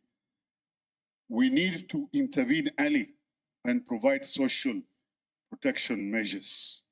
We need to ensure adequate and affordable secure housing, and government can intervene even using taxes. Tuongezea taxes hapa kila siku. How are we going to be incentivized to alleviate homelessness? We need to prohibit needless evictions. Mitumba settlers wanatolewa, but mabwenyenye wale wako flight path Wilson tunawalenga, si ndio? Kosa. We need to allocate available resources to housing programs. We had the National Housing Corporation. Why did we do away with it? Kwa nini tulitoa National Housing Corporation? Swali, we need to think. We need to eliminate discrimination. Sasa tunasikia kuna watu wana benefit na affordable housing. How many of you have benefited here? Unless your mother or grandmother is in government. Wangapi wame benefit? Certainly mimi watanipatia na pelekaga koti kila siku. You need to collect and publish data on homelessness to inform policy. So I have a number of recommendations that I've made here, and I will share with Duku. All I need to say is this in conclusion, that in Kenya, the right to accessible and adequate housing is constitutionally guaranteed at Article 43(1)(b) of the Constitution. You need to read this. And mtu afikishie ndugu yetu wa Sugoi, William Kipchirchir Arap Ruto, that you read 43 with Article 21(2). You read it also with Article 25, which require the state to justify any claim of resource constraints. You don't just tell us hatuna resources, tuonyeshe iyo kukosa resources ni kwa nini, and what are you doing to address it? So that we realize that the fact that the Constitution places an obligation on the state to prevent and address homelessness. This obligation extends beyond refraining from unlawful evictions to adopting proactive measures that ensure adequate housing for all. Ladies and gentlemen, kwa sababu ya saa, asanteni sana. Let's appreciate Daktari vizuri. Daktari in friends, and I think I've never mentioned this, but some people in the room know that I grew up in Mitumba. I was there when it was being demolished. It is one of the reasons I developed an interest in law. Hiyo ndio sheria, si ndio? Umesikia mwalimu venye ametufundisha vizuri. Hiyo ndio, that is the law. Thank you so much, mwalimu. And to wrap up this panel, I want to welcome an eminent jurist to give us the reflections on Sana Justice. Thank you.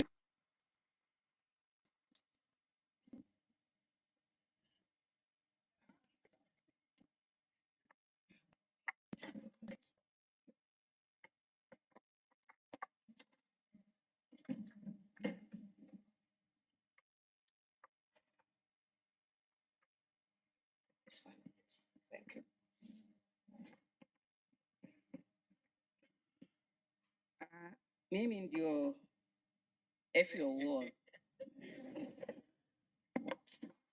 And I'm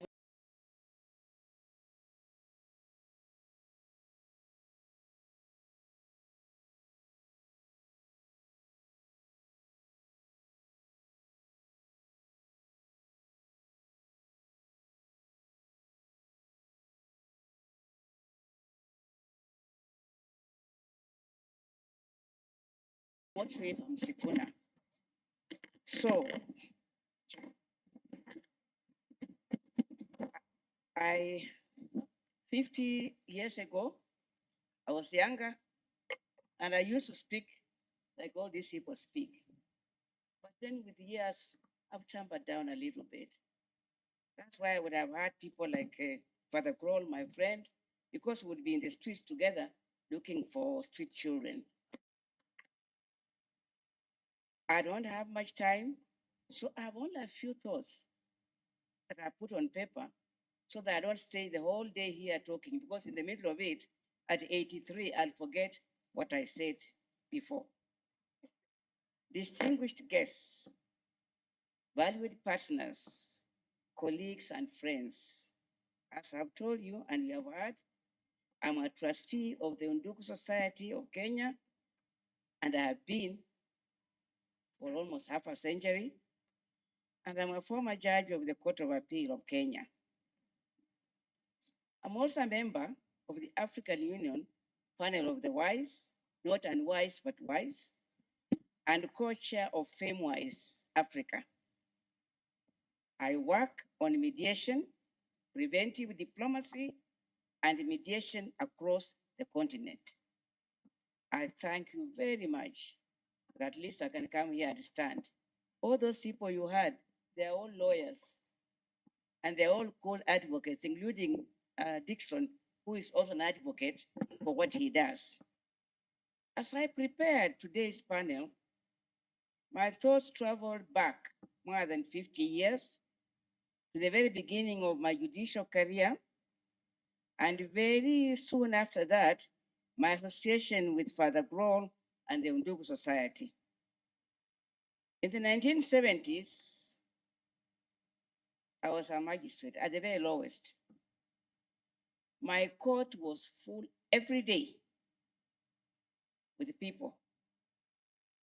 Most cases involved petty offenses that you had Beatrice talk about. Those offenses were things called vagrancy, loitering, trespassing, hawking, begging, solicitation, petty thefts, and prostitution. And people came in large numbers. I was a woman, so when the numbers were mainly women, they fitted very well in my court. Most of the accused were men, but many were women, and large numbers were children.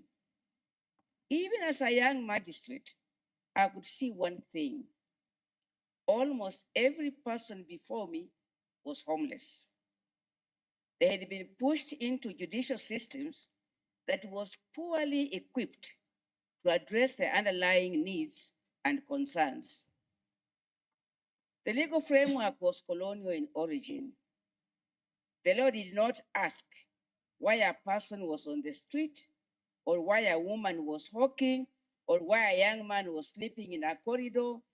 The law's only interest was whether an offense had been committed.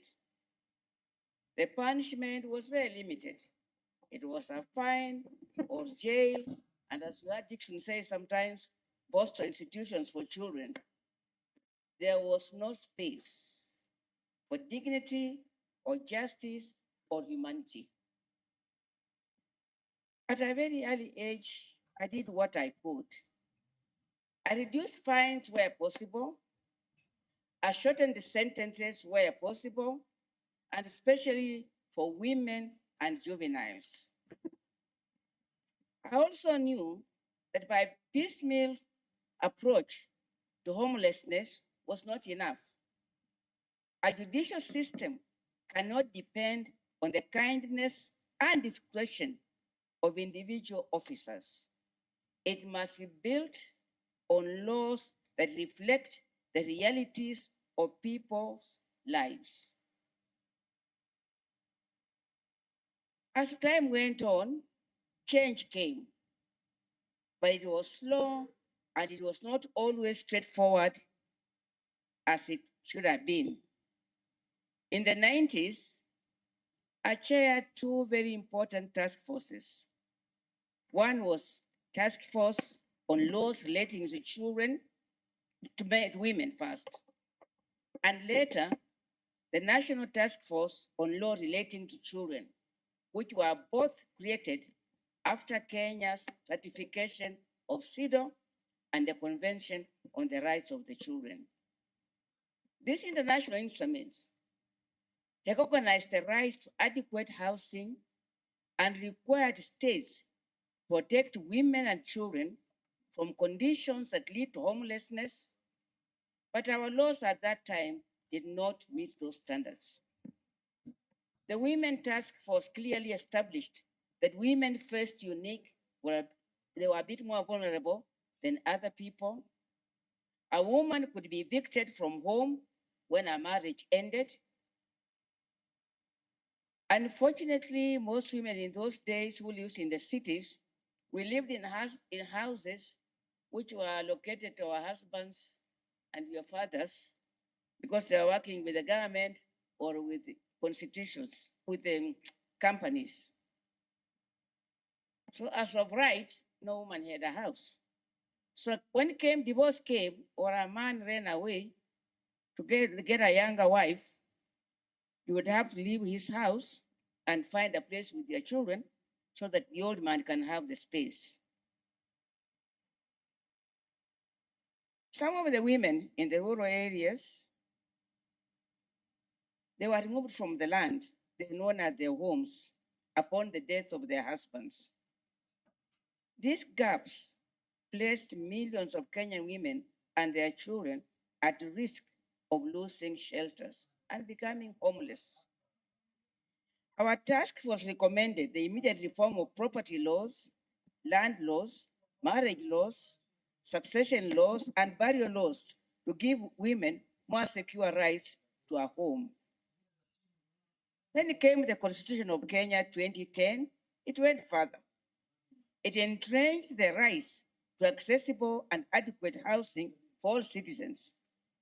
It placed dignity, as you heard Dr. say, at the center of our legal order.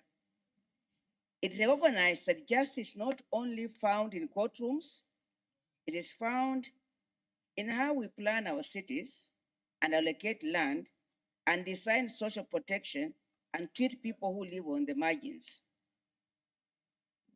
We have made progress. I can't say, I'm not giving any statistics on that.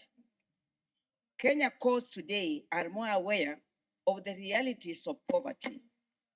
The legal framework is more protective.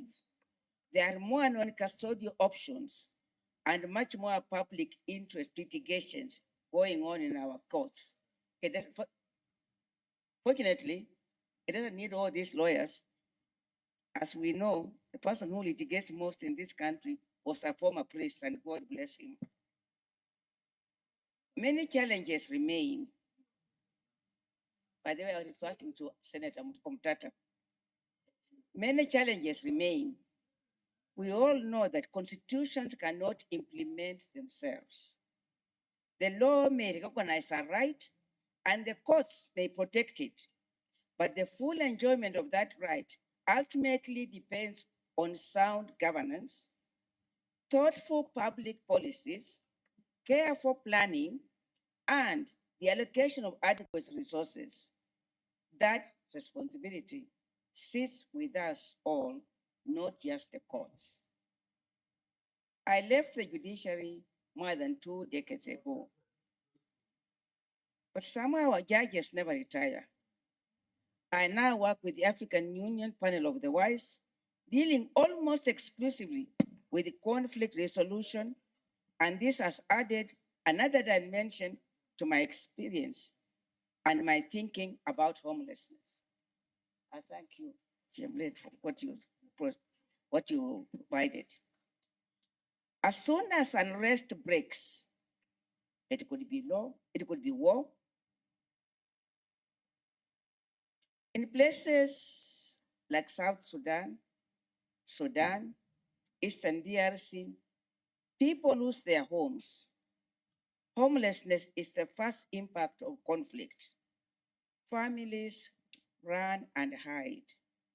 And as we were told, they don't only run from their houses, they also run from their countries, and they end up in places where they have no identified titles. They sleep in the open, or they find themselves in camps for years to an end. The African Union specifically identifies housing insecurity, rapid urbanization, forced eviction, and mass displacements as risks to stability. Homelessness places pressure on a nation that long before actually conflict breaks out. One can draw a direct line between homelessness and peace and security. This is why it is always my prayer that my own home country will never get ourselves to where there is no peace and security. Even relatively peaceful countries must pay attention to this linkage. The loss of home affects social cohesion. A nation that leaves so many people without a place to live carries deep strains and opens itself to instability. Practical and lasting solutions are required for the sake of continued peace. It has taken me half a century to understand this very clearly. As I roam around in Africa, either in Chad or in South Sudan or in Sudan or DRC, I come face to face with this and I realize what a problem this is. My hope is that the conversations we begin here today will help us move steadily towards a country where everyone has the dignity and security of a place to call home. I thank you.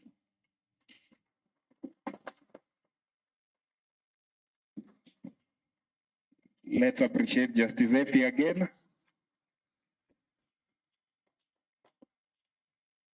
They say experience is the best teacher, right? I think Justice Effie is a whole institution by herself. Judge, probably you've forgotten more about the law than some of us will ever learn.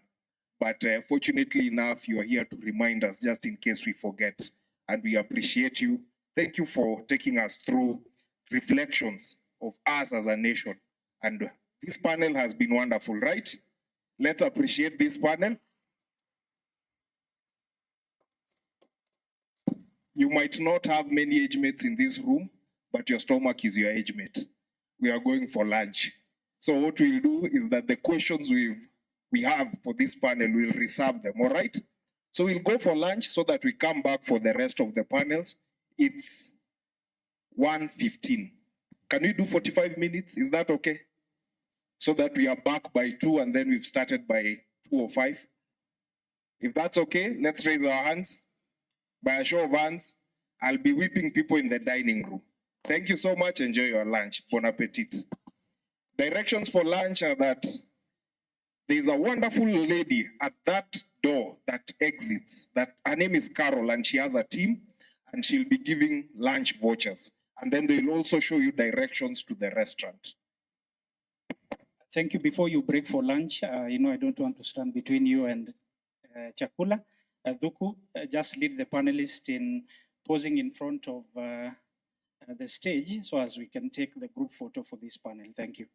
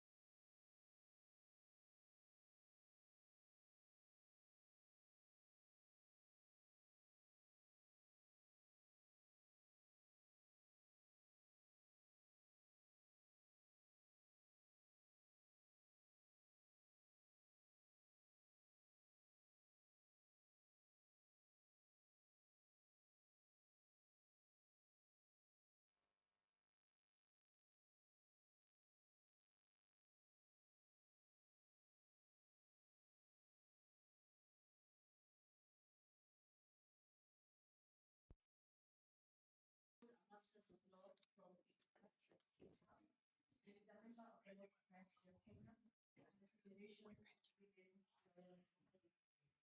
Please welcome Dr. Undugu.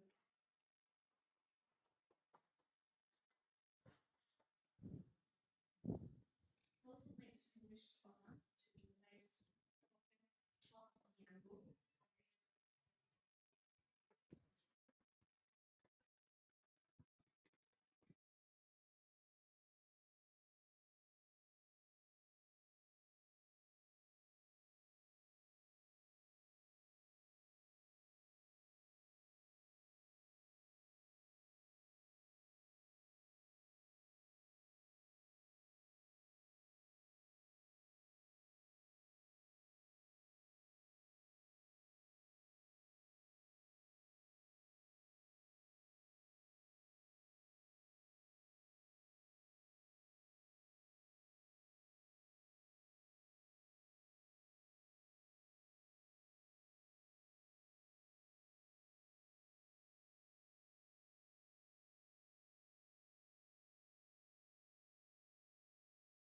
Homeless and connected to the street.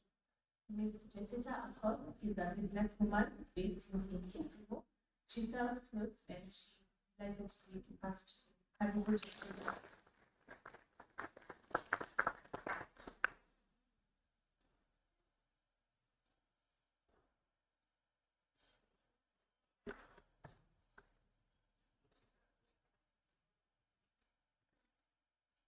Thank you very much. Unlike people, I won't stand at the podium. Our panelists speak to us from up here. And I'd like us to start with Jacinta so that she can tell us her story on what happened, her experience and her lived experience on the ground of being a homeless and formerly street-connected person, and how she got out of that situation.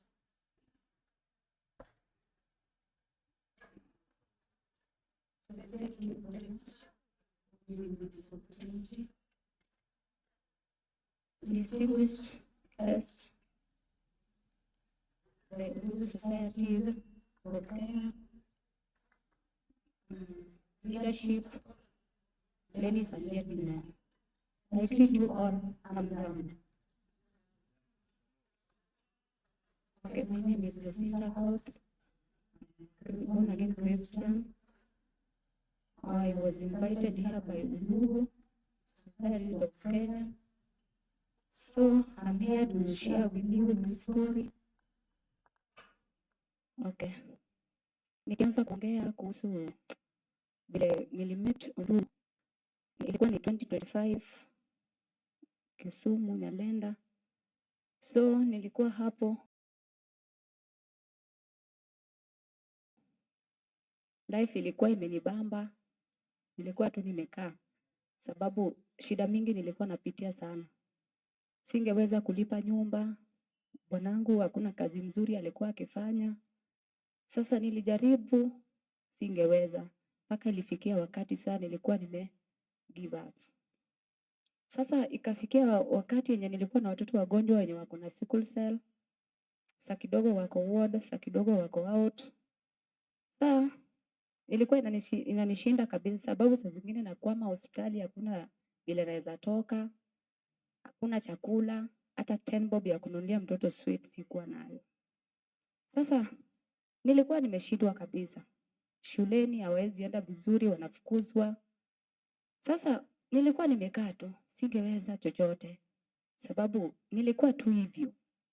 Sasa vile nilimeet Undugu, walikuwa wakitembea wakisanya watu wakuwe kwa groups ili watu wapate mafunzo. Mimi nilijipatikana hapo.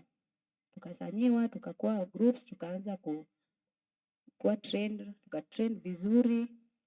Vile tulitrainiwa, nikaanza kusema hii mafunzo inaweza kunisaidia kweli.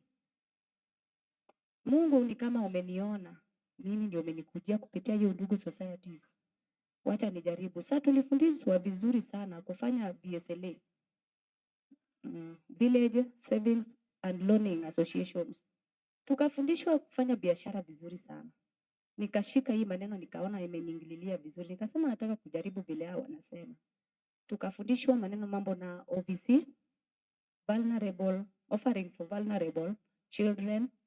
Nikasema, kumbe ukitoa ndio unabarikiwa. Hawa watu wako very clever aje. Juu hata Biblia inasema ukitoa ndio hata wewe unabarikiwa. Na sasa mimi nitafuta wapi ya kutoa, sababu singeweza kupata pesa ya hata kufanya savings.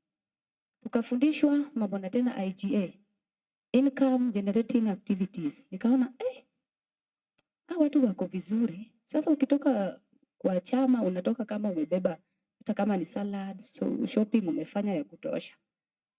Kitu iko yani iko aje. Tukafundishwa tena mambo na welfare. Tukaambiwa welfare at the end of the cycle, hii welfare itakuwa pesa yako. Si ati kama groups zingine yenye ukitoa welfare, mtu akipata shida amekufa, hiyo pesa mnatoa kama ya kifo. Lakini ya Undugu tulifundishwa hiyo welfare at the end of the cycle unaongezewa kwa savings zako, inakuwa pesa zako.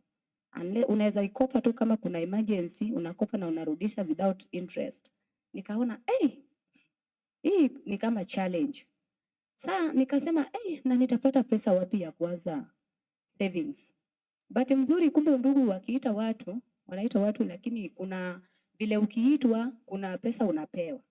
Sasa day 1 mimi nilikuwa group representative. Day 1 tukaitwa, nikapewa 500. Nikaenda nikaficha hiyo pesa kabisa. Sikuwa nataka hata bwanangu ajue niko na pesa. Sababu nilijua kijua ataniambia nitoe ya chakula. Saa zingine huwa kienda anarudi bure. Day 2 nikapewa tena 500. Sasa nikawa na 1000. Nikaficha hiyo pesa tena.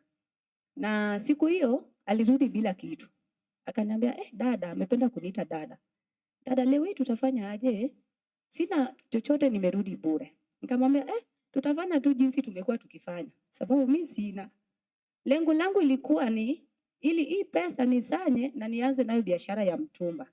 Sababu nilijua nikitoa hii pesa bado nitazidi tu kukua kwa ile ufukara yangu, lakini mimi nishaingia kwa group tayari, nataka nifanye savings. Sasa day 3 tukaenda nikapewa tena 500. Sasa ikawa 1500. Nikasema hii pesa nataka tu kulenga straight mpaka kwa mahali nguo zinauzwa. Nikaenda kwa kijana mwingine hapo. Hiyo tu that day.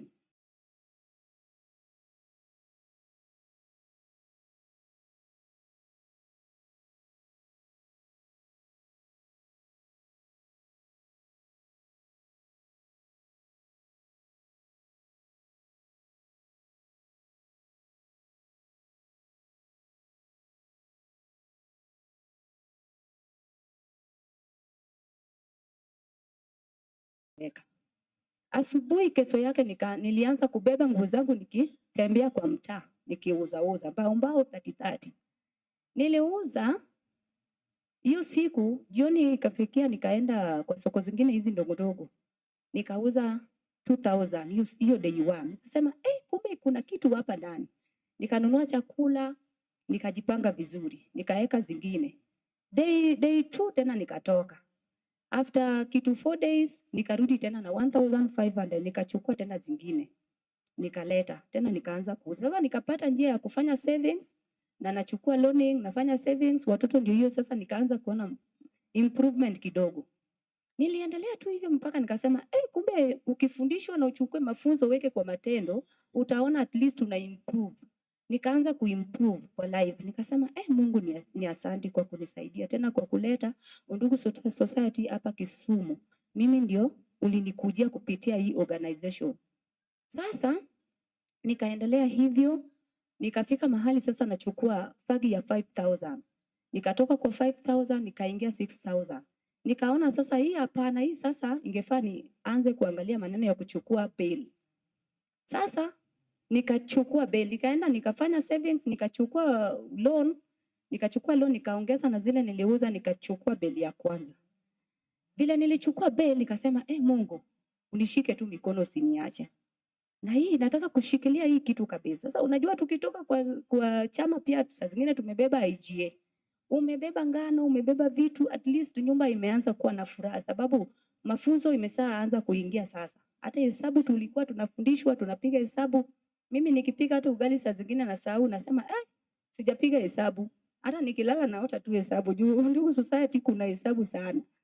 Sasa niliona ya kwamba Undugu tayari imenirudisha kwa shuleni, sababu niliona sasa nimeanza kuchangamka kwa njia zozote. Sasa nikakuja nikasema, this organization is well managed, autonomous. Sababu unaona vile unaweza angalia hii unadhani ni kitu kidogo, lakini kuna kitu hapo ndani. Sasa nikaanza kushika hii group na mkono yangu miwili sasa. Sasa hivyo niliendelea mpaka nikaona at least kwa sasa naona kama nimekuwa transformed. Sasa nikasema kumbe hii society ilikuja hapa Kisumu ili ifungue akili ya community, lakini ilikuja kutufungua mindset yetu na hearts, alafu something to be in our pocket. Sasa tusikue wale wanaomba pesa kwa watu. Sasa mimi leo hii vile naiongea sasa, leo nafungua bells 2. Lakini vision yangu, hata mkiniona ni kweli mnaona nimekuwa transformed. Na vision yangu naona nikana kwamba mahali naelekea. Natamani sana vile nimekuwa nikichukua nguo kwa watu, hata mimi watu wa saa hii wakuje wachukue kwangu. Nimejua itafikia wakati yenye nitakuwa naleta bells na watu wanachukua kwangu. Ambapo nikitazama naona tu ni Undugu ndio amenifungua macho yangu, ndio imefanya hizo zote zimefanya nini? Zimefanyika. Ni kweli kama ingekuwa ni Undugu, sijui leo hii ningekuwa wapi. Na washukuru sana sana sana kwa kazi mnayofanya, kwa kazi yenye mmefanya kwa community ya Nyalenda pale. Juu hata watoto wetu wanapata mafunzo vizuri sana on Saturdays, wakienda huko wanakula, tunaona mabadiliko sana. Hata watoto wakiwa kwa nyumba, at least huwezi kumbusha mtoto atienda uoge, amejua ataenda tu achukue maji aenda oge peke yake, juu anafundishwa. Mtoto ndiye anarauka asubuhi na mama anaenda shule. Ati na siku hizo unaamka peke yako. Si tulifundishwa? Unaona mtoto at least anakupatia heshima, anajua wewe ni mzazi wake. Sasa tumeona mabadiliko mingi sana kwa community yetu ya Nyalenda sababu ya Undugu. Sasa naweza kuwashukuru sana sana sana. Sababu Kenya umetupatia samaki ambayo ni hekima. Kama ingekuwa ni hekima yenye mlitupatia mafunzo, singe make it. Lakini sababu mlitufunza, mimi naye nikachukua mafunzo kama samaki yangu yenye nataka kufanya nayo biashara ili nipate kitu. Ndio imefanya nimekuwa transformed leo. Sasa nawashukuru sana, naweza sema Mungu awabariki sana. Na mimi kupenda kwangu natamani tu Undugu iendelee. Sababu ikisimamia na hapa saa zingine lakini mkizidi kuendelea pale Nyalenda, nadhani mtu kama mimi naweza fikia mahali mbali sana. Asanteni sana, Mungu awabariki sana. Asante sana. Thank you so much. Undugu Society Kisumu, are you here?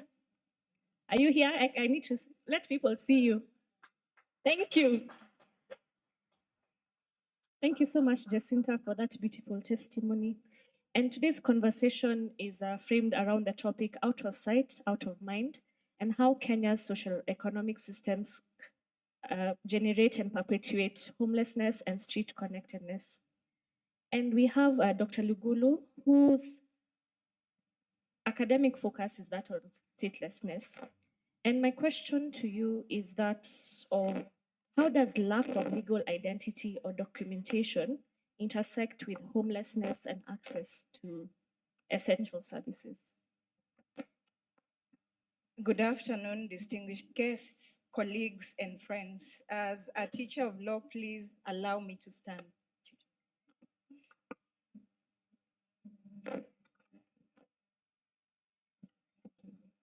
Thank you very much, Undugu Society of Kenya, for the opportunity to speak on this panel. Allow me, in answering this question, to pose the question to the room. What happens when the state becomes digital, but the people at the margins remain invisible? In Kenya today, public services are increasingly moving online and identities becoming digital. Access to health and other services that we know is now tied to systems such as e-Citizen and Maisha Number. For many, this sounds very progressive. It means that Kenya is actually aligning with the World Bank's recommendation that in order to achieve sustainable development goals, then we should digitize. But for homeless persons, street-connected populations, and stateless persons, this has become a new form of exclusion. So as I've said, governments across the world are moving to from physical to digital identity, and Kenya has digitized civil registration and registration of persons through digital ID and unique personal identifier, otherwise also referred to as Maisha number. I'm sure that we have all heard of Maisha number. So the UPI is assigned at birth and linked to other government documents, services that are issued later in life, including systems such as KRA, NSSF, and SHA. However, digital exclusion means that there are certain people that lack access to the internet, digital services, and also have limited digital literacy. So in practice, to answer the question, it excludes many Kenyans, including street-connected populations, homeless persons, and also stateless persons. And we know that these persons face a lot of barriers. For instance, many of them have challenges accessing legal identity. And we know that children need birth certificates in order to prove their legal bond with Kenya. And without a birth certificate, it's referred to as the key that unlocks the enjoyment of other rights. And this was highlighted by the African Committee of Experts on the Rights of the African Experts on the Rights and Welfare of the Child in the Nubian minors case versus the government of Kenya, where it stated that childhood statelessness is antithesis to the best interests of the child. So as Kenya shifts public services to digital systems, those who lack digital privileges face barriers when trying to access essential services guaranteed under Article 43 of the Constitution that has been mentioned since morning up to now. We now know what it provides for, and many people have faced these barriers. And the barriers include limited internet connectivity. A lot of people do not have access to internet and even stable internet. So for poor families, these persons, street-connected populations, stateless persons, and also homeless populations, internet is still a luxury. And then to compound the issue, in order to use that internet, we need to have digital literacy. And digital illiteracy is another barrier affecting these populations. And to add on that, without the digital literacy, in order to attain and be part of the digital economy, it creates exposure to exploitation and privacy risks. So lastly, Kenya's transition towards digital registration systems creates a risk for undocumented persons. As I've earlier said, majority of street-connected children are not registered at birth, and without this digital legal identity, they remain entrapped in the circle of intergenerational statelessness. So while Kenya has made positive strides towards shifting to online services, the digital progress cannot assume that every Kenyan owns a digital device, a smartphone, or even they have internet access and they understand online systems. So in order for any of us, I'm sure if I scan my eyes around the room, most of us have the old identity cards. I stand to be corrected. However, we now know that Kenya has moved to the Maisha number. But if we lose, God forbid, our identity documentation that we had, we will have to go and replace it and now have the Maisha number. So this digital exclusion, it widens the inequality rather than reducing it. So how does Kenya ensure that there's the digital transformation advances inclusion? Kenya needs to separate essential services from strict identity verification. so that basic public services, people should not be denied accessing and enjoying these services because they do not have digital identity. So while Kenya says under the Maisha number that is in place and has been implemented by this presidential regime, they say it is not mandatory for one to have a Maisha number in order to access the social economic rights and the public services. However, in other countries, I know Kenya likes to compare itself to India, and they say the Aadhaar has been implemented successfully and it's not mandatory. However, there are reported cases of people dying because they did not have the Aadhaar, which is the Indian version of Maisha number. And only the people who were not, they were starving and therefore they did not have food. One could only be given food or allocated food if they had this digital identity. So Kenya should remember the decision in Republic versus Jomsheru and others, where the High Court halted the rollout of Huduma number and found that the state cannot build biometric identity systems without showing how marginalized communities are protected from exclusion. And also, before rolling out any digital identity system such as the Maisha number that Kenya has already transitioned to, the state ought to have conducted a data protection impact assessment and also a human rights impact assessment, as opposed to the regulations impact assessment that it conducted that obviously fell below the power of the human rights impact assessment. And also, in order to design an inclusive digital public infrastructure and digital identity systems, all sectors must play their part. The government, the role of technology companies, and also civil societies all have a stake in ensuring that nobody is left behind. The Kenyan government will take proactive steps to protect the rights of homeless individuals, street-connected populations, and stateless persons. This includes, as I've earlier said, the data protection impact assessment and human rights impact assessments that need to be conducted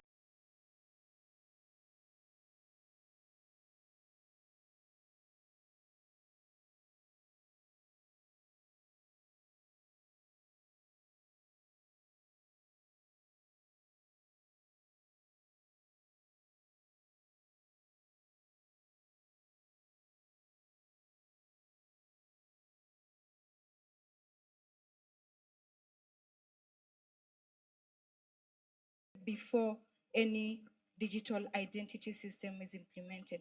In doing this, the government can build an all-inclusive digital identity framework that leaves no one behind. And also, the technological companies, they have a stake to play where they should build human-centered systems that are low bandwidth, they are secure, and also offline. And they work on basic phones or even shared community devices. In the past, we had Simu ya Jamii. I don't know how many of us have heard of Simu ya Jamii. Hopefully someone has. I know we have just had lunch, but have we heard of Simu ya Jamii? So yeah, maybe when you go back to this, then we are able to hold on to the spirit of Ubuntu and also Undugu, whereby nobody is left behind because them not having the digital privilege. By basis of all of us being humans, we should transition to the digital economy without facing any barriers. And so to prevent Kenya's digital transition from excluding vulnerable populations, earlier stated, it is important that we continue having the conversation on structural legal identity and civil registration reforms, because we now know that without a legal identity, then someone is invisible and they're not able to access, or they face challenges accessing social economic rights. So the acquisition of national identity documents should not be strictly applied under the Constitution, whereby the legal bound that one has with Kenya is proven through descent or through registration. For some of these communities, they do not have access to these documents in order to prove that they have a legal bond with Kenya. So if this is lowered, it will ensure that these barriers of legal identity have been dealt with and no one is left behind. And therefore, when the state has programs that ensure rescuing and rehabilitation and reintegration programs, these programs should be able to lower the rigidity of someone proving their legal bond with Kenya. This will ensure that children, which I'm happy is a topic that has been discussed by the former members of the panel, are registered immediately at birth, and this is consistent with Article 7 of the Convention on the Rights of the Child and Article 6 of the African Charter on the Rights and the Welfare of the Child, which requires states to ensure that all children's births are registered immediately after birth. And of course, we know that, this means all children from street-connected populations, homeless populations, children who are stateless or at risk of becoming stateless. Because if they're not registered, they become invisible and they are predisposed to vices like early marriages, child trafficking, sexual exploitation. And also states, Kenya should legally require the ministry responsible for digital services to run independent assessments before rolling out or updating any public platform such as the Maisha Number program. So in closing, for stateless communities, street-connectedness, and and homeless populations, the issue is not whether Kenya should digitize, but whether Kenya can digitize without making invisible a condition for survival. If our digital future is to be constitutional and humane, we need to adopt the East African spirit of Undugu and also the South African Xhosa spirit of Ubuntu, so that we reach out to the vulnerable populations who are usually ignored, forgotten, and left behind. Thank you so much, friends, for listening in. Thank you so much, Dr. I was about to say Doctari like a certain politician. Just to take note, could you please tell us about migrant workers? Because we have a lot of East African brothers and sisters in the room who come to Kenya for work, but once they're in the country, many of them are working in informal jobs. They don't have their papers. So how can we take care of our East African brothers? So in the same spirit of Undugu, which is a Swahili term meaning brotherhood, and this doesn't mean that the women are left behind, it's a universal term to mean that, everyone and we should all work together to ensure that no one is left behind. So for migrant workers as well, because this is something that is supposed to be inclusive, in terms of migrant workers, we should adopt, Kenya has ratified various conventions, for instance, the Refugee Convention, and has in place labor laws that ensure that, all these workers' rights are put into place and respected. So as we move towards digitalization, the state needs to make sure that these migrants' rights are upheld and respected at all costs so that people are not excluded or face any violations due to maybe unscrupulous employers who might not want to, conduct themselves in the way of the law. Thank you so much. And now I'd like to give the floor to Professor Tom Odhiambo. Tom Odhiambo, I just have a few questions on, as the Kenyan city modernizes, how can development be designed so that vulnerable citizens are not erased from the urban story? Because we're trying to be the new Singapore. Is that really possible? Yeah. Yes. So good afternoon, everyone. I've stood here because I'm a teacher and I've been sitting behind there for 2 hours. I actually want this gentleman, if you have this song, Shida Shida, Kila Siku, ichezwe kwa sekunde 30 tu.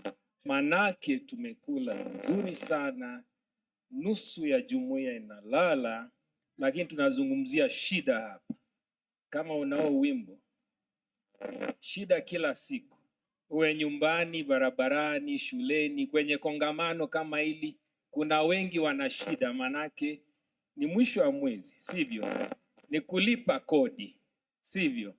Na kabla hajaanza kucheza huo wimbo, nizungumza kwa Kiswahili ama Kiingereza? Nyinyi wote ni wa Afrika, sivyo? Na Kiswahili ni lugha ya Afrika, sivyo? Okay, let me speak in English to make some people comfortable.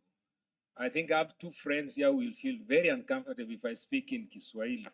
And you don't want, this is the week of R. You want to have a beer or uji or juice. So I have about 10 minutes. I wish the song could be played. I just wanted it to set the mood.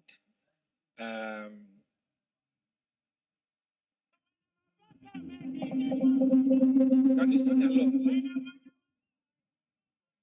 I'm doing that pedagogy nonsense in there.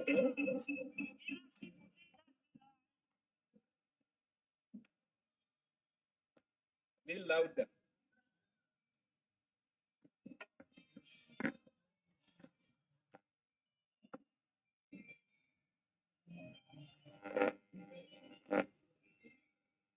I would have asked you to stand up and dance, but don't worry. If you wanted to stand up and dance, you could just stand up and dance.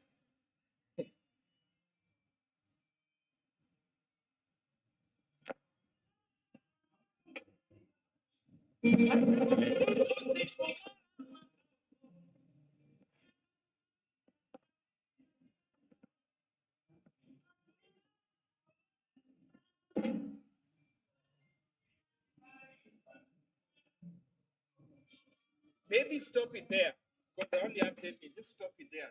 They understand. Now, I was seated at the back there, so I listened keenly to the presentations in the morning. I was making my notes. And for me, the entire day is kind of projected just around two things. So we have a crisis. We're talking about crisis, that's shida.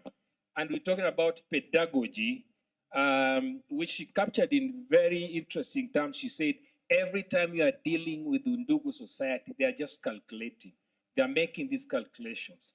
So pedagogy allows you to calculate. All the time you are calculating your risks. And when we talk about homelessness, there is no bigger crisis than this. And why is this important? And thank you very much, Undugu Society, for actually reviving this debate.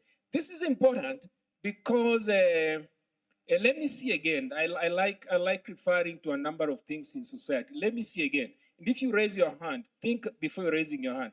If you went to school and you're admitted via this method, let me see your hand. If you're admitted, first do it like that, and then now raise your hand, because I'm gonna make a bad joke after that. Okay, so you can put your hands down. This is the bad joke. That there's a reason I'm wearing my cap. Okay, I've removed it. I hope you're observant. I've returned it. The problem of urban development is like the problem of 80 to 90% of men of my age in Nairobi. Okay, that's the bad joke. Why? Because a majority of them discovered hair coloring.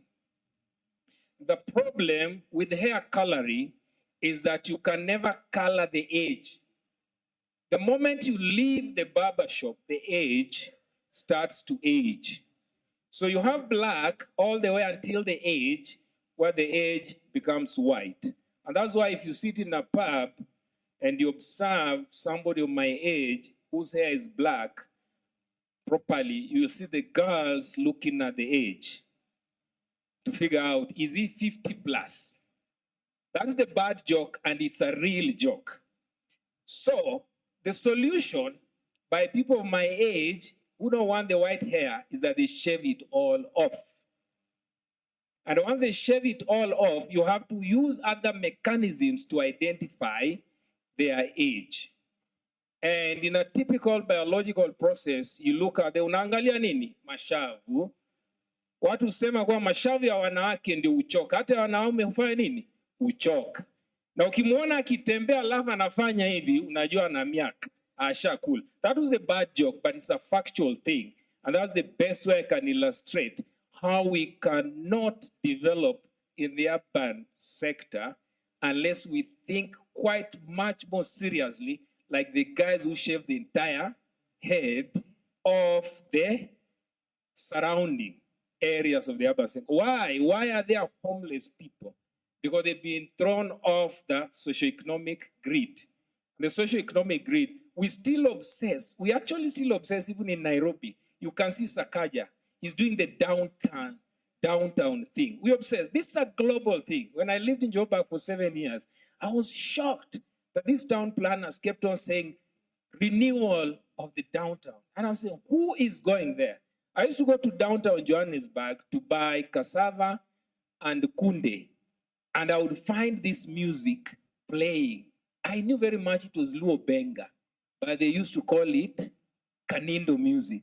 So if you go to Zambia, Zimbabwe, South Africa, Mozambique, and you're listening to Luo Benga, they say that's Kanindo music. Because there used to be a very famous, sophisticated Luo man called Oluoch Kanindo, who was a music producer.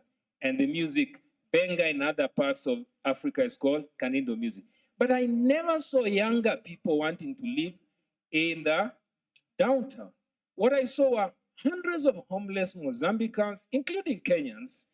And I know that there were Kenyans who are homeless because many more times than in any other problem, I used to be the guy who would start filling the pro forma to collect money, either to return a body to Nairobi or return an individual to Nairobi. So me thinks that if we really were to think seriously about citizen agency and urban development in a very quick way, because one couldn't prepare here, full thing here, is that we have to think about this thing as a crisis. It's a crisis, by the way.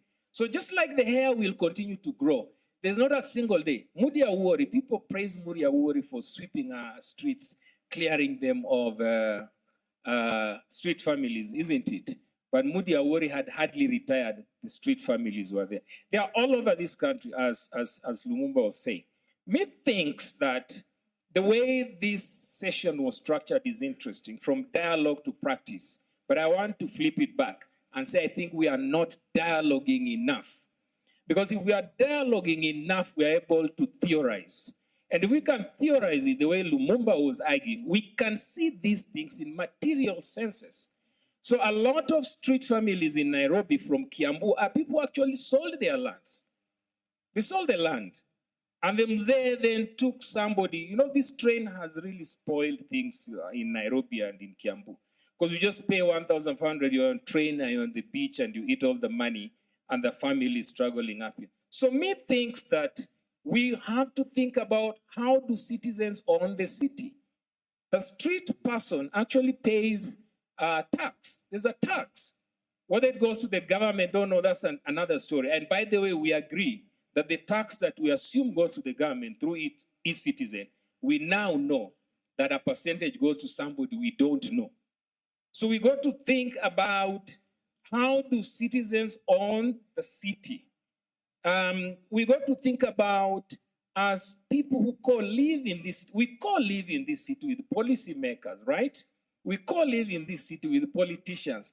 We co-live in this city with city managers. How do we dialogue with them? This kind of dialogue, as we were challenged in the morning, needs to move from here into other spaces. Where is this? Undugu Society comes from a conversation that happens after the Mass, right? As people sit down. I mean, I'm a non-practicing Catholic, but I know that one thing the Catholic Church used to do the best way in the old days was that they would hardly have people in the key decision-making process if they were not people who had read philosophy, who had thought much about the society. And that, do our churches, after the service, when people are taking tea, do people actually talk about social problems? Are we talking about these things? Are we talking about what are the interests at the lower level? What are the interests of the guy at Katekwera? What are the interests of the guy at, what was it? Ofafa Kunguni. Okay? I was shocked that this estate was called Ofava Kunguni. And I discovered that when I was reading my former vice chancellor's book, because he was born there. And he's very happy, he's very proud that I was born in Ofava Kunguni and I ended up as the VC of the University of Nairobi. This kind of meritocracy thing where we think that people have to struggle to rise up, which is how we think about street people. This is a very false argument. Because if we say the Constitution guarantees us life and this is life, I'm a very big advocate of decency in life. I just want to walk into what do you call it, an hotel and have a cup of tea, and I should be able to tell the waiter, I am not yet full, but I can't pay because that cup was small. We were served teas here, the European cups. I was a little bit annoyed, but I don't want to tell my boss here. I was waiting for the African cup, you understand? Then this guy, Mburu, how can you do that? But the point I'm making here is that we can have a discussion because we can just actually argue right now that Chaya Jioni hatutaki kwa kikombe ya kizungu. These are material things that happen. Just for information, if you write Saja an SMS right now, he will read it. And if he's in the mood, he will respond. It just depends on how you frame it. But he might also not respond for a week. But are we really talking? What did Karingata do? This is why rich people, isn't it? They decided we're not paying taxes. But how can we make people making a living on the street? And by the way, street children wash your cars. They look after your cars. So how comes you park your car as the CEO of the Council of Law Society of Kenya, and this street kid looks after your car, and you pay them 50 bob, and you go spend 5,000 on 3 tots of an 18-year-old matured whiskey, and it doesn't bother you because we are not dialoguing enough. That's my theory. That's my argument. And I'm thinking we need to talk a lot more because these are real problems that we are living. I have worked with and taught refugees. Now, there are refugees who employ more Kenyans in certain localities than local businesses, isn't it? If you're talking about citizen agency and you're talking about development, we're saying take the conversations to the most local of places. I've seen my former schoolmate and senior here, Kwame, and whilst at Kisumboys, I used to go attend the chief's baraza in Manyata. I grew up in Manyata, okay? And the chief used to allow everybody to speak. And often the chiefs are looking for local solutions because nowadays they write an annual report. So where are we taking the conversations? How many of you actually attend policy making town hall meetings? Raise your hand if you attended the last one on the budget. Okay, budget making process. I tell my colleagues, can we go? I mean, we might say nobody's gonna listen, isn't it? But the fact of your appearance makes those people uneasy. And if you talk like I do talk, in my culture, they say Thothoni, die your death. But there's a reason why Luos don't kill people on the street. They throw stones. Because we fear blood. And that's why if you try to kill me as a Luo, I'll cry so that the entire world records that you killed me. Let's kind of, you guys think Bill is not listening to what we are saying here? I heard Professor talk here and mention him. Bill is listening. He's gonna get a report that there was a meeting at Patnin's old hotel and people said this and you should listen. So I am a fan,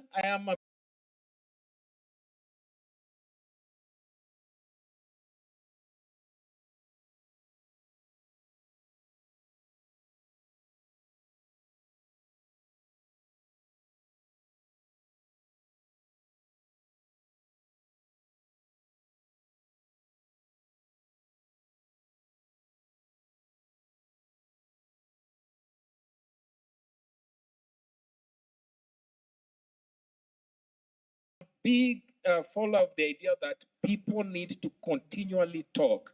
But I think we as enablers, I think let's clap for this lady. Let's clap again for this lady. For peke yako.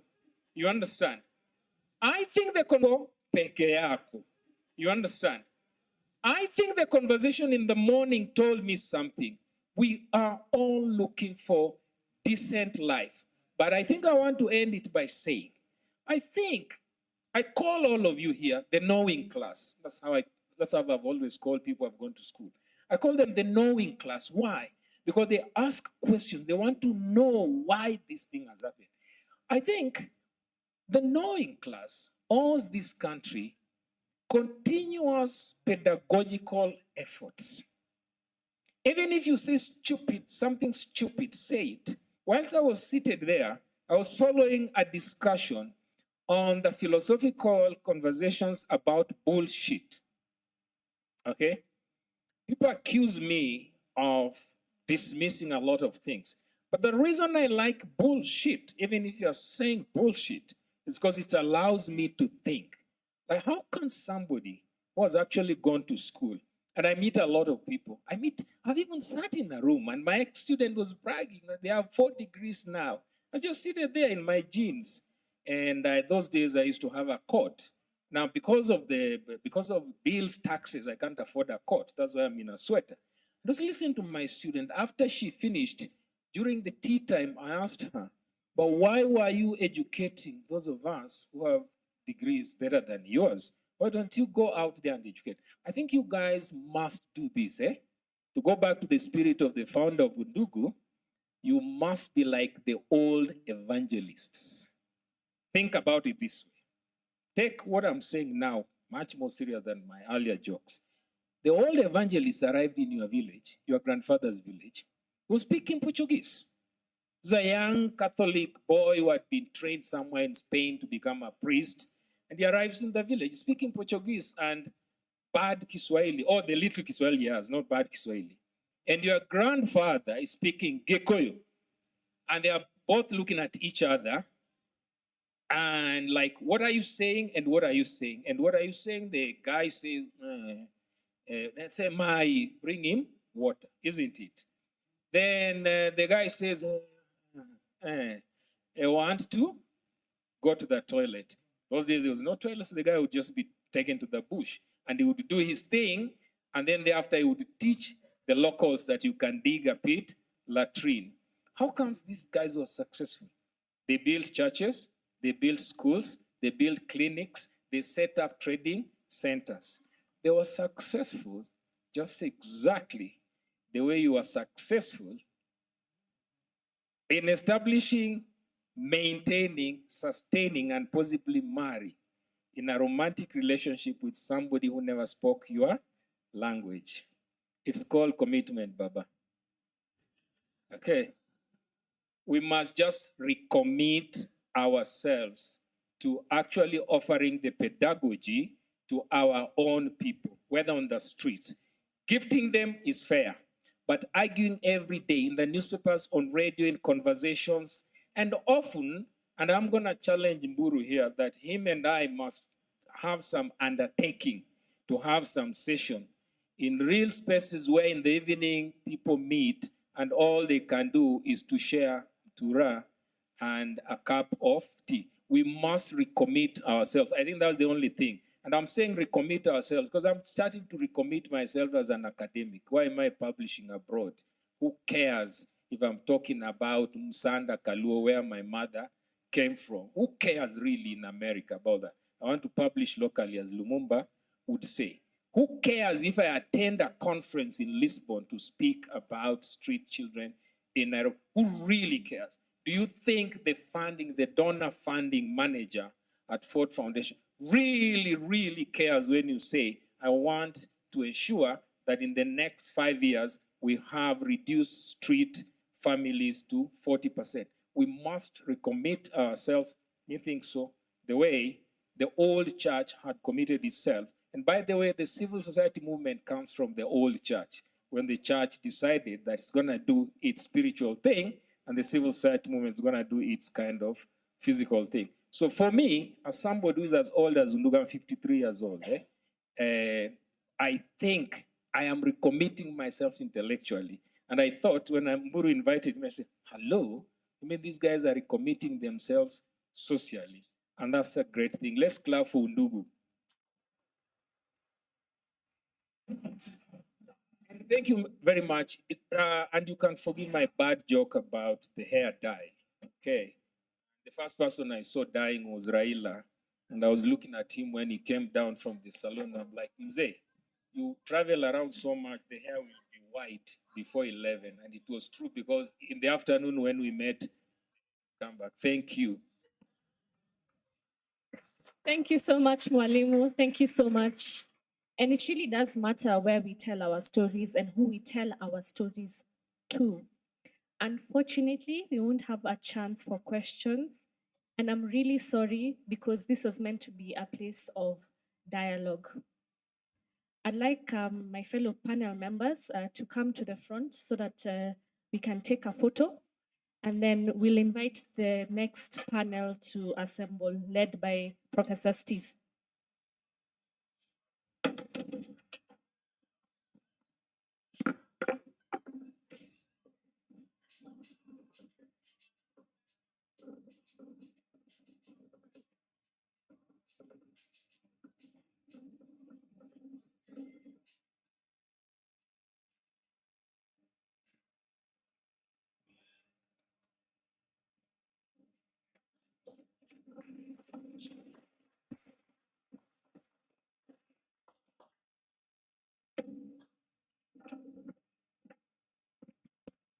Thank you, thank you. Another round of applause for the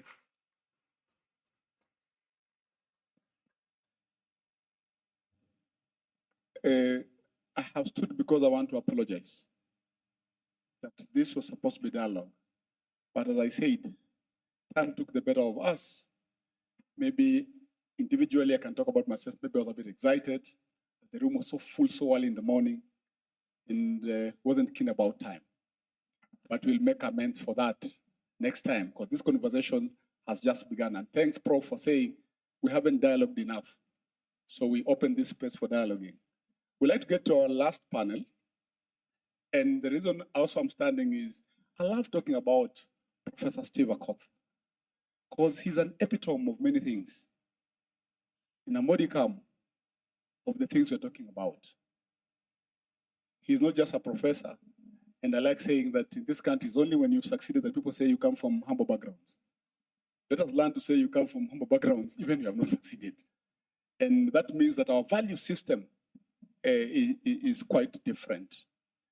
And before I call Prof, who introduced me to a new word, and today I've learned many things. I know pedagogy, but I didn't know in the context which Prof has put it. But there's also something called legal anthropology, which if Prof will ever get time, will let us know what that means. The other day, somebody told me, you need to see the sociology of Nairobi. And I say that because I want to go in the presence of somebody who's been sent from the governor's office, just for her to wave so that we can recognize that. Please just wave for the crowd. So as you're in this town, as Prof was saying, yes, Sakaja is listening. Prof. Steve Akoth, let me have the honor of letting you take over this microphone. Thank you. Thank you very much, my brother. Habari za adhuhuri. Asante. Ningependa kuwakaribisha wenzangu ambao tutaendeleza mazungumzo haya na wao, alafu baadaye tutawapa mwelekeo. One of the great people I've seen in the program today, whom I've longed to see in a long, long while, is Kwame Owino. I knew Kwame many years ago. Continues doing good work. Kwame, please come to the panel. Tumpe makofi anapokuja tafadhali. Kwame is the CEO of Institute of Economic Affairs. And then I was initially mistaken that Professor Odhiambo will be in this panel, and I was really looking forward to his presence. Not because the other members have any little measure, but as we call ourselves, he calls me Steve, I call him Tom. We were together at Moi University when life was life. And then we went together to South Africa. He went to Joburg, I went to Cape Town. And we have a couple of convergences together, including one which I won't mention now. But another person who follows the same path is Patrick Ochieng. Patrick Ochieng, again, is one of the public intellectuals whom we've worked with for many, many years. He says he's not a scholar, but he is a scholar. Patrick Ochieng, tumpe makofi anapokuja tafadhali. Pato, as we call him, Executive Director of Ujamaa. And then we do have this excellent young man who has really made ICJ look like the real giant it ought to be. Is he here? Where's he? Okay. And is Brian here? Brian? Okay. Brian, is it? Okay. So, okay, my colleague and friend, Kiprono isn't here, but Brian Leho, sorry if I didn't get the name pronunciation very well. Brian, please, thank you, Brian.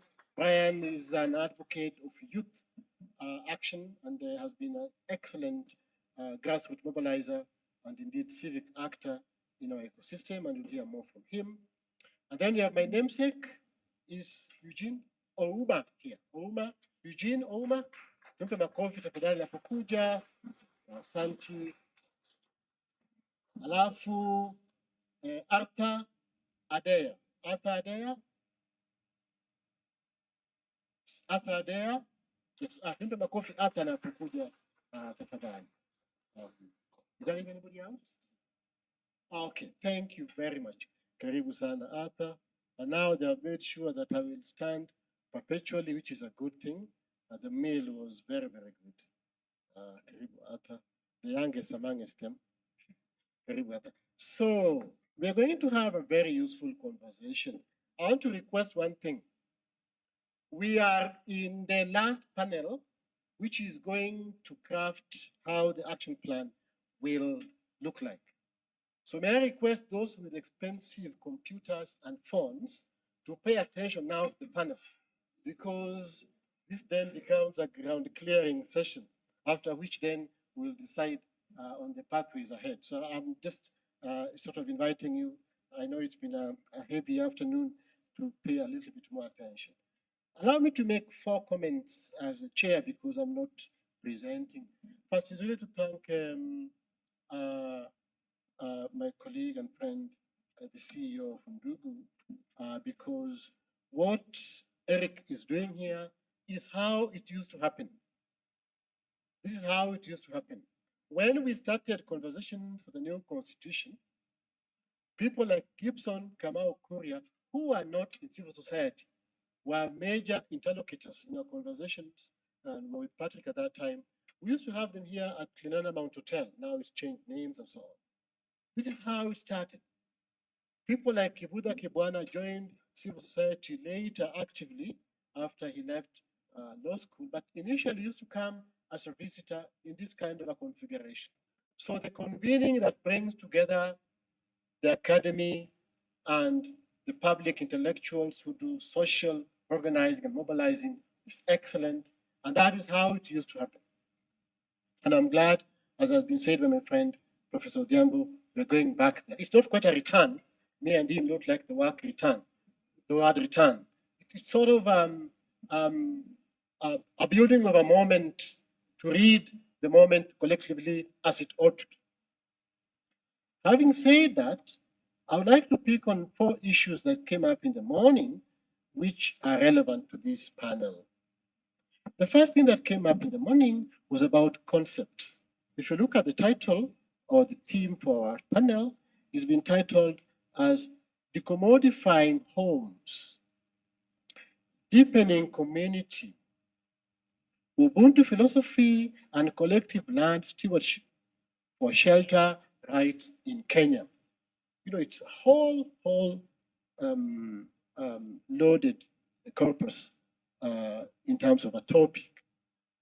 But there are a couple of things that come out of it. One is what has been raised by Mboya for some times, which is also what you get from the previous panel. Who owns Nairobi? Who owns Kisumu? Who owns Mombasa? Nai ni ya who, as she puts it. Kisumu ni ya who, as she puts it. That's the first central question. Then my brother counsel had raised an issue in the morning. He suggested to us that we have had many litigation. Many people have litigated on the question of right to housing, and he asked us whether anybody has ever litigated on the right to home. Now, anthropologically, I would like to say yes, there has been such a litigation. The SM Otieno case was a litigation on the right to home. That was the question there. It was the right to home question, that litigation. And you remember that very SM Otieno case tried to suggest that there are some people who are naturally for Nairobi, naturally for Kisumu, naturally for Mombasa, and others who are visitors, because it was based in the very old citizen and subject problem that Mamdani has described, so that the urban is for a particular kind of people and the rural for other people. So you only deserve to have a home elsewhere. And somebody else ought to have a house in Nairobi and a home elsewhere. And that binary is a problem. And so we need to engage it as we confront the question of have there been litigation? What is the legal category of this concept of home? Two other pointers I want to raise, which again were raised by my friend here from Undugu, is a question of the models for upgrading. Because the question that it raises is who needs upgrading? Not what is upgrading, but who needs upgrading? Is it the person who occupies too much land than the city can afford per individual? Or is it the person who find themselves marginalized? Is it the person who innovates new ways of being a Nairobian or a Nakurian or a Kisumian, Mombassan? Or is it the person who is using or sort of brought up in the neoliberal economic model, sort of is pursuing an urban vision that is exclusive? And finally, the rights question. So what is human rights in this context? Is it just right to housing, or is it also right to choose how to engage? Right to say no?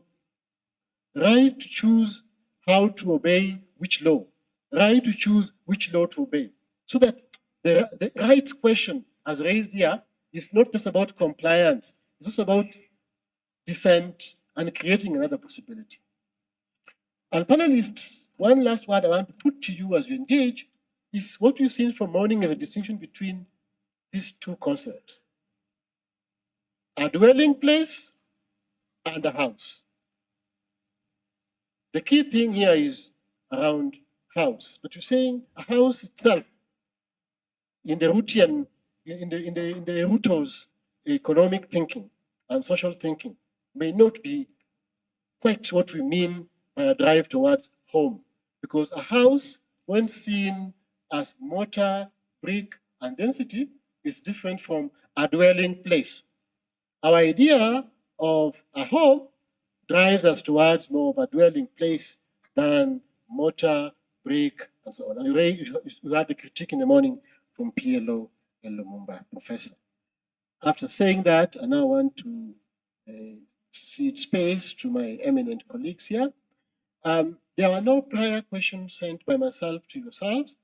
I've done the broader framing, and I would like to invite you to speak to it from the various points of preparations. And I want us to start from the moment of crisis that we are in. And the moment of crisis we are in is a sort of conflicting vision between neoliberal thinking and social justice thinking on the question of house and home. And no one other than our eminent economist, or we know, is best situated to frame that question. So you take us back to what is the neoliberal logic of this question, and what do you think would be the social justice idiom to this question, and after which then we would have Patrick come in to help us see what's been the interfacing of these two categories of thought, whether they are a binary, whether they're mixing well enough, and then you can proceed from there. So for now, Bwana Kwame, floor is yours, and the mic is right there. And in terms of time management, we don't want to leave here too late, because very few of us here live in leafy suburbs. I'm one of the few whose house is a walking distance from here. But they have not finished the pavement, so I also want to leave early. So we want to try and do, if you do the initial 5 minutes, then will come another bite. That would be a good idea. Kwame, take it away. Start with this one. It's ready. All right. Okay. Now you asked me a difficult question, but I don't think that the question of housing is an ideological debate. So let's start with the facts and the numbers. The Kenya government, through the National Bureau of Statistics conducts a census every 10 years. But this year they published what they call basically the Homeland Street Families Census. And the published report tells us that there are 46,656 people throughout the Republic who are homeless. In other words, they do not have shelter. The definition of shelter is a permanent place in which somebody spends the last part of the day, basically where you go to rest or where you claim a space for your shelter. So that's that reality. The second bit is basically, if you're a student of economics, you understand that a house is what? Basically, it's a structure, physical mostly, that shields you from the elements of the weather, right? Mostly elements and that. And therefore, it lies or is erected on some piece of land using all manner of materials to ensure that you are sheltered from the elements. Now, what that means is if you start to slice this by economics, it's a resource organization thing. So that's the first reality. And I don't think that's debatable one way or the other. If you come to your social justice question, then it might be that the Kenyan Constitution, of course, under Article 43, gives a raft of rights, economic and social rights, in which, of course, housing is mentioned in addition to many other things. So maybe the social justice question is what fidelity we pay to the ability of people to access or to have housing or shelter. So let's come to the plain economics. As I said, you need land. Kenya is not, we are not a land scarce country. There's a population of 55 million, or I mean 52 million according to the National Bureau of Statistics, other people estimate. And we have a population density of, I think, about 76 or so, less than 80 people per square kilometer, based on splitting the number of people by the land size. So that's not very bad. So what's the problem? For most of these people who are registered here as lacking shelter, two things about their characteristics. One, they had income shocks, which is an income shock is basically, it is not because they don't know where houses are. So they're not people who are lost. There's a difference between someone who can't find home and somebody who can't find an address, right? A physical address. So it's basically usually an income shock. An income shock or a shock, a social shock. Some of them are basically just kids, as we said, who do not have a parent for whatever reason, then somebody dismissed them and stuff like that. So there's that question, which is an income question. So on the one side, it's basically about how people earn incomes to be able to pay, or at least to have access or exchange to provide an entitlement to shelter. So that's the one thing. Then let's talk about affordable housing. The government of Kenya speaks about affordable housing, and many people use different things for what affordable housing means. But more importantly, the administration that we have started a couple of years a supply-based approach to housing, which is let's construct houses, mostly in urban areas. Some of them, of course, are in semi-urban areas as well, but mostly in urban areas. And their view was that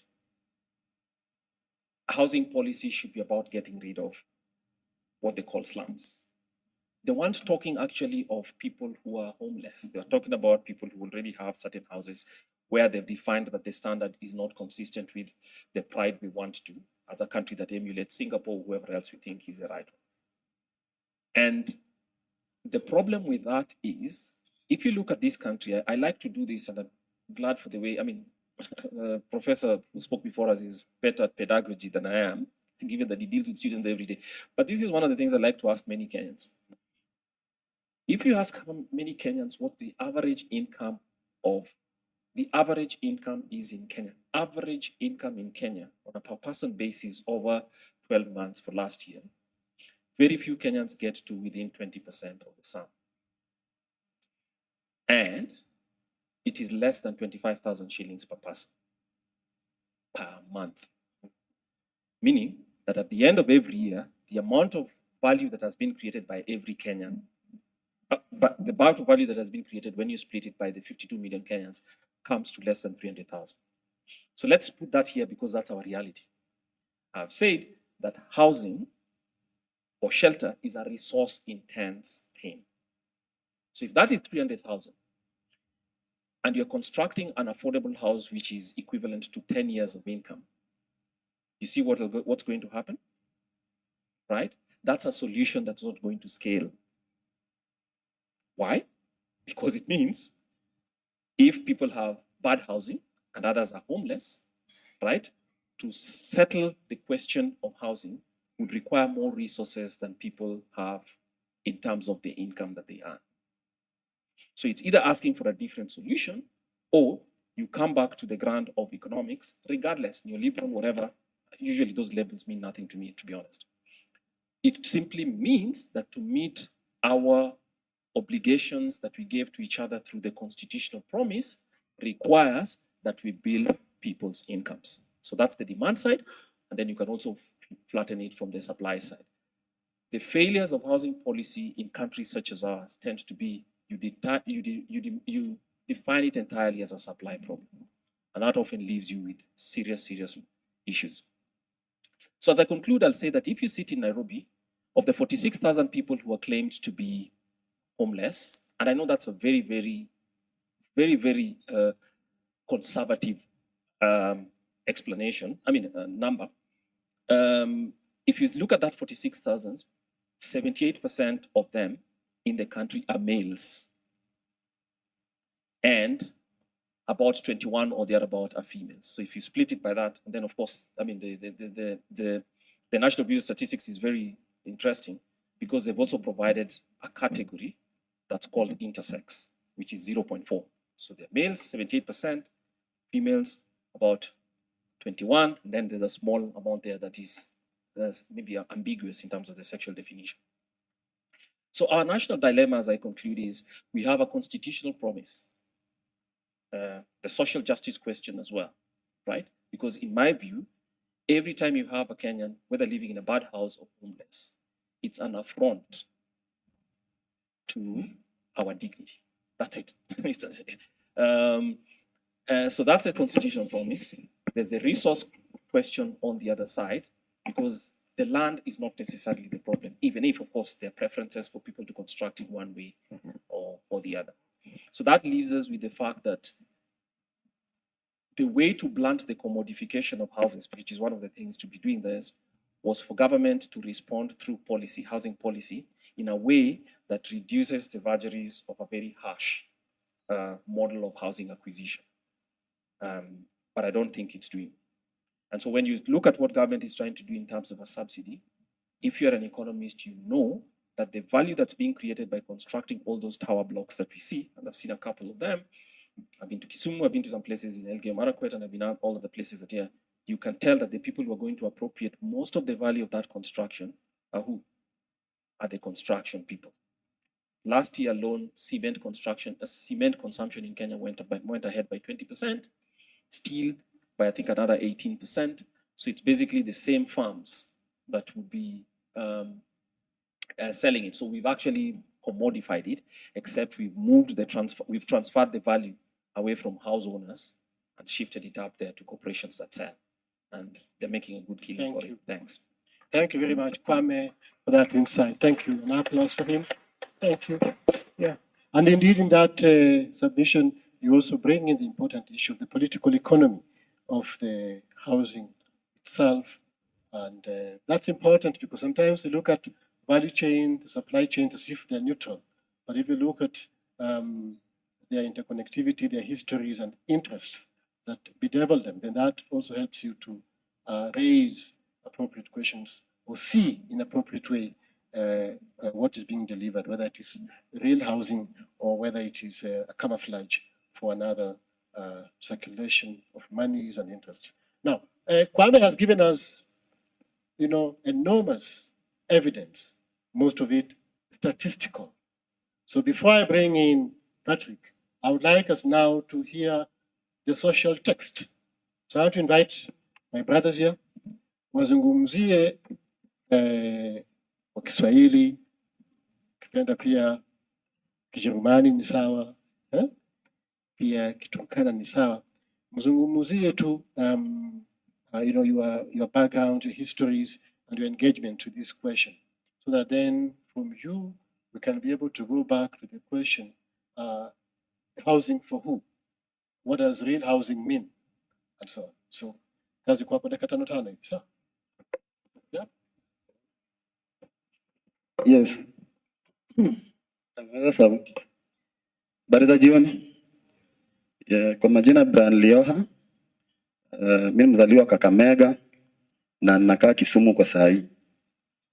Niko tu na ka story kidogo nataka niwaambie na nirudi niketi.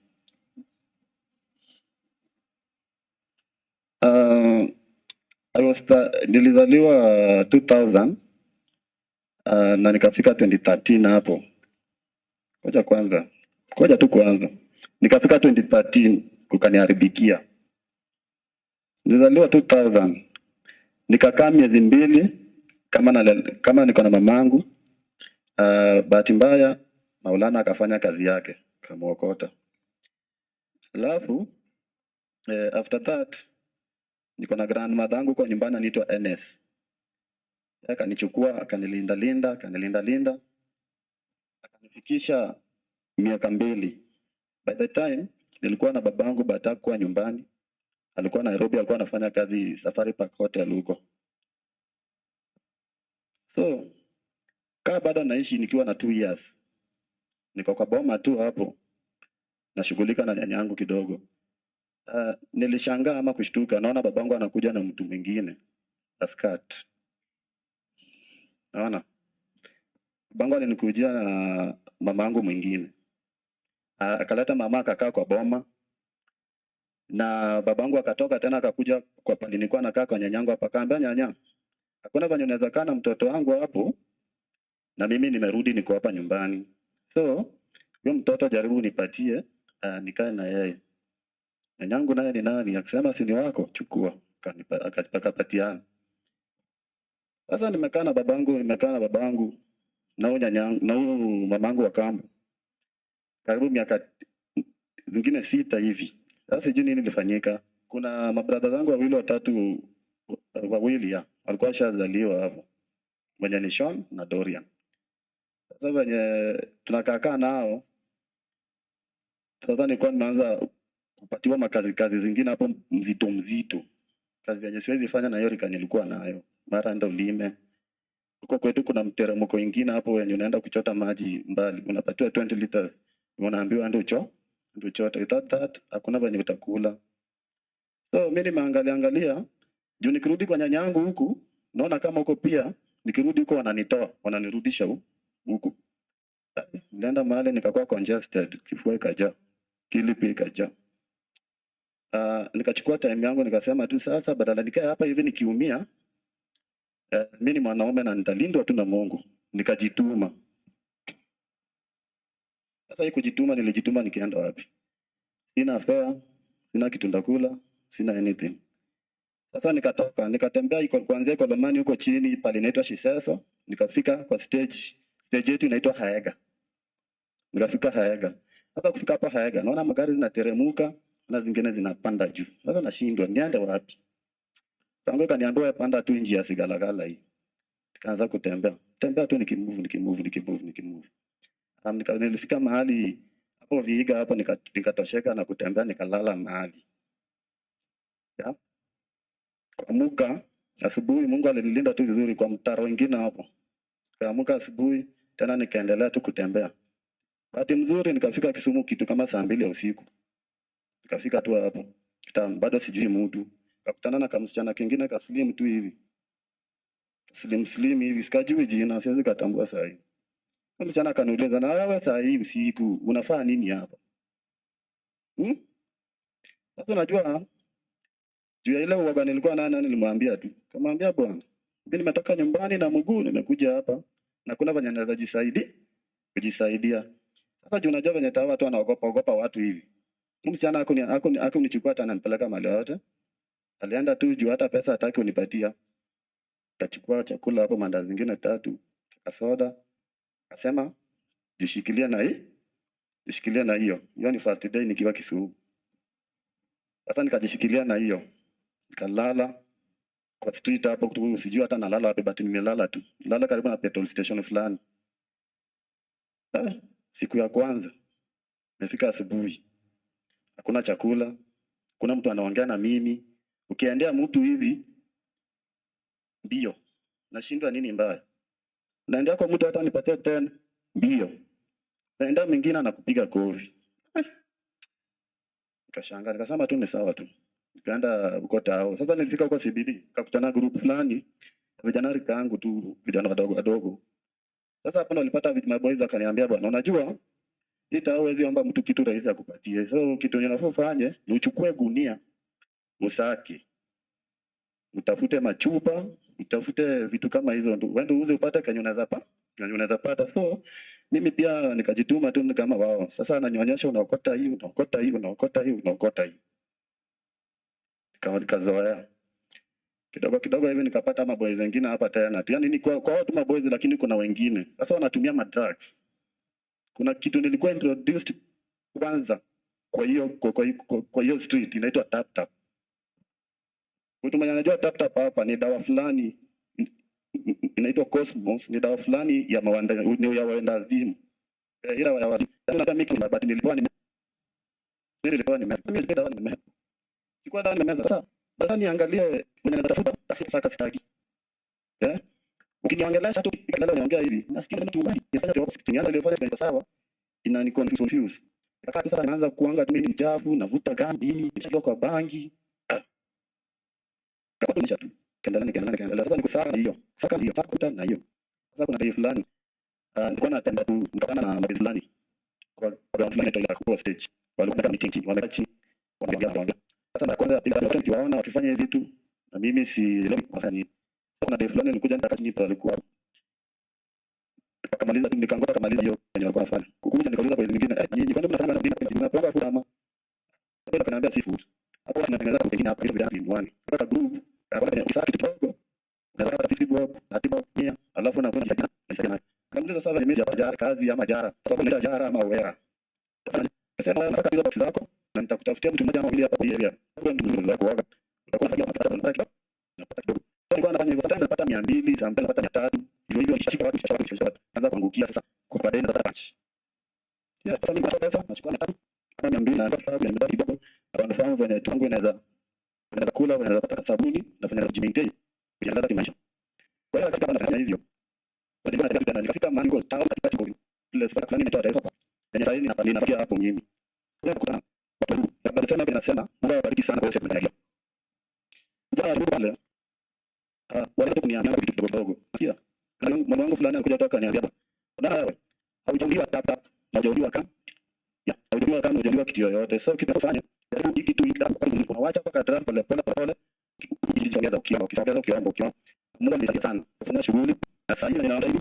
Nilisave pesa yangu sasa hivi mimi nafanya hali bora na shamba mat hapo nafagia taifa. Hapo ndio naendelea. Asante. This is written by Nana. The title is My House is My Husband.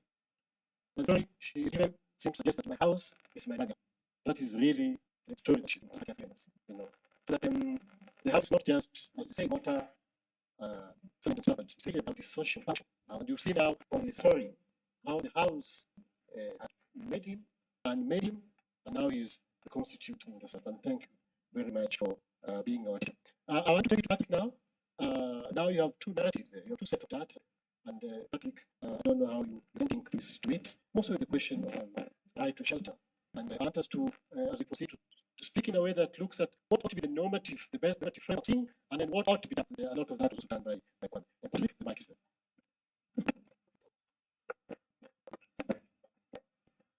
Yeah, so thanks, Steve, and thank you everyone for the debates since morning. I have been here, and homelessness. I almost yesterday didn't know what it was. I was in a conversation with some friends, and they almost convinced me that there's no agenda as homelessness.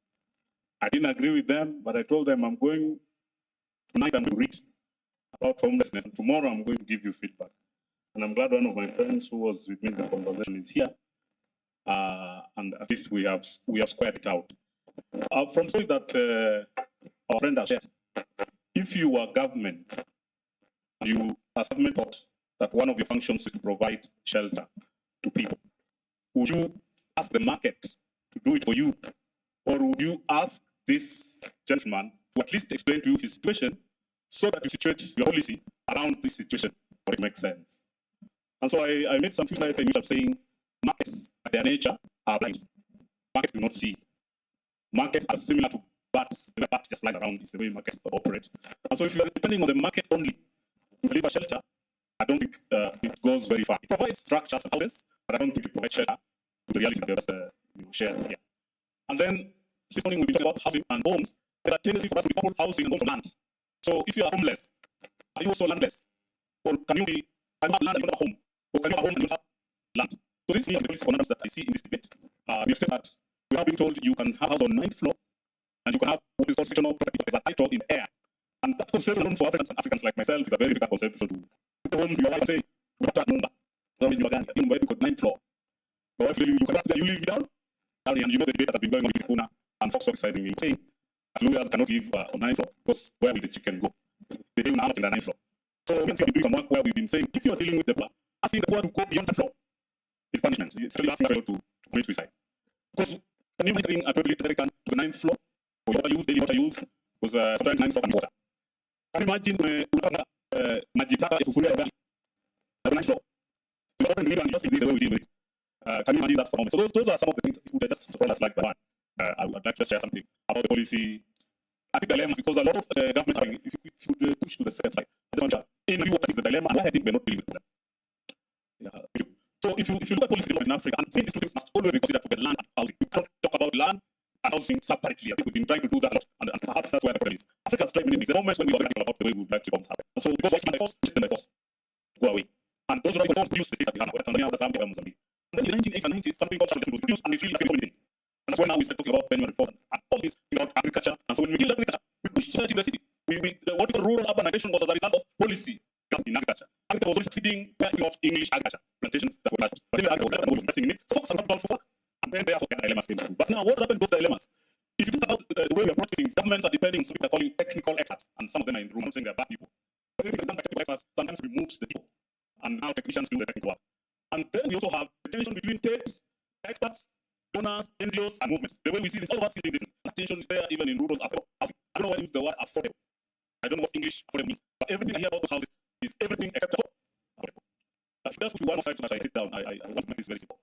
So if we talk about land reforms, there is a reason we want land reforms. We're coming from a place where we're colonized. We're coming from a place where the urban center was small. There was the another world and the way it was for 10 minutes. And the way people live on one end is very different from the way they live on the other end. That diversity is one of the things that we're struggling with. We've also been saying, and developing something we want to deal with. We want to deal with issues that we have too many people who are having no work and they have come to the city to look for work. People come to the city to look for work. This kind of promise. I think city investment is there. Stuff has been done there. We can go get a job there. So you get education, you go to the city to look for that work. And so if this is the rationale for pursuing land reforms, what could be the rationale for pursuing housing reforms? And that is the third thing I wanted to say. In very terms, if you could jump into the next slide. This slide will be help you so that you can look at it a bit more deeply. If you can jump one more. Thank you. So I don't talk about this, but Kenya is not the examples I've given you. Many countries have different land problems, and I just example sometimes have land problems that make them do the things they do. What is our land problem that makes us do the things we do? And it's a very difficult one to place because in this republic, there are people who have more land than they need. But then there are people who are living in Kibra and other places in various conditions in a place where people have more than they need. And those ones will move there so that they go to tenant. We leave tenancy to tenant. And tenant is also something about people. We're actually explaining why. Like why do we have policy development? Now, when we go to all those affordable houses and we clean up, who will clean the staircases? Because the staircase we share. Who will clean it? Who will clean the common areas? Who will bother himself to clean the common areas? And those of you who have lived in places where we are congested, like Kibra, it's usually a neighbor who decides to wake up in the morning to clean the drainage. And other people think that there's something wrong with that. It's probably this that was So if you look at the housing that has been built now 10 years straight, that place would be so bad, it will be so ugly, so dark. I don't think electricity will be available there. And I put you to live 10 years more so that you will see this together with you. So I just wanted to if you jump on that slide, that's going to then say this distinction is important, but you have to work with both the land reform distinction and the urban built environment reforms distinction. So far, everything that has been said about housing in this country is being delivered by the market. PPPs is what the state has chosen. It looks for a developer, it tells the developer to go to bank. And the state promises the developer that I have collected taxes from some institutions which I will bring to table as some form of us working together. Any housing that makes it difficult to call affordable because the price will always increase, same way interest rate increases. Because interest rates don't have been going down. So anything you the market is the market distributes, the market decides, and I've said before markets are very random, but people also don't sell it. we know we found we houses and somehow differently. So let me stop this. Thank you, Patrick. Thank you. Thank you very much. How do we make people to satisfy I would invite my names to comes. Let me emphasize one question and I'll use my right to on this question. But let me talk about experts question, which I think is very important. It is not that we are against experts. We don't think we should not planning, law, architecture, and so on. If you read the Undugu report, you see the problem of experts without votes. Experts without votes. In the Undugu report, that's the first problem with experts. The problem with experts is an example you pick from Egypt, when they built the first Suez Canal. But look, people here are not used to Magdalene. The way you are going to get that holding water, they have not now enough discipline to decrease breeding place for mosquito. I think the experts say, not engineers, you don't know. Is an engineer in them. I was doing the Nairobi, politic construction in Nairobi upgrading policy, and the engineers had to be very firm for the knowing portion of the risk. Engineers said no. So they said no. Ultimately, they knew that mosquitoes can speak. The mosquitoes spoke to the experts, and the mosquitoes made the experts go back to rebuild the canal. There's a book written by Timothy Mitchell titled Can the Mosquito Speak? It's really critical of the rule of experts. So experts have a problem with them for those two reasons, and it's very important to situate them. Before I left my trust and the work, they keep doing a good work. We did housing project in a place called Ruma. When we did the houses, we had decided to be a place for residency. But people didn't want this division to residency and occupation. It's where we live, most of us, apart from after COVID. We are used to, I live here, I live there.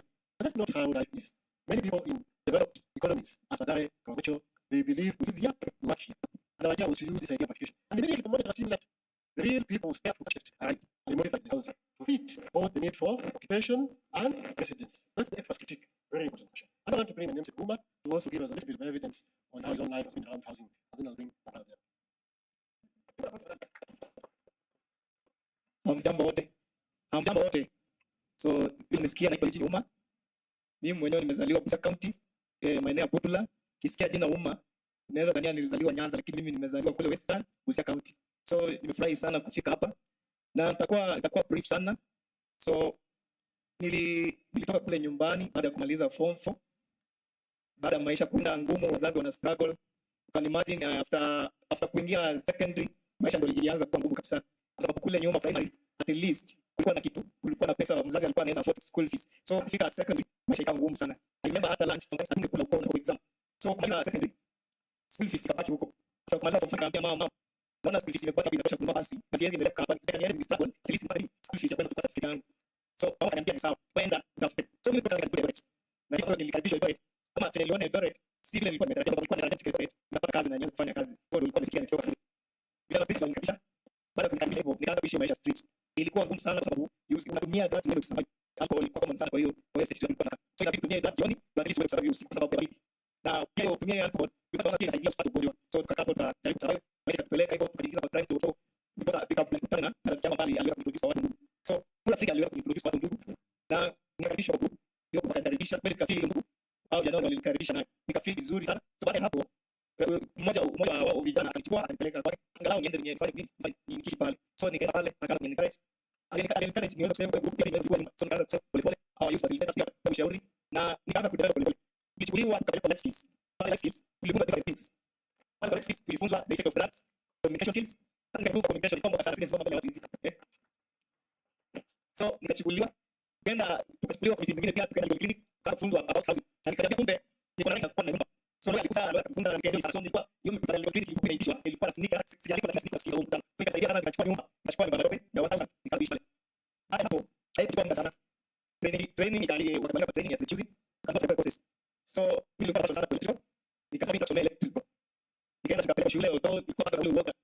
Baada ya kufika shule ilikuwa kweli kiburi. Akaanza kurudisha ile confidence nilikuwa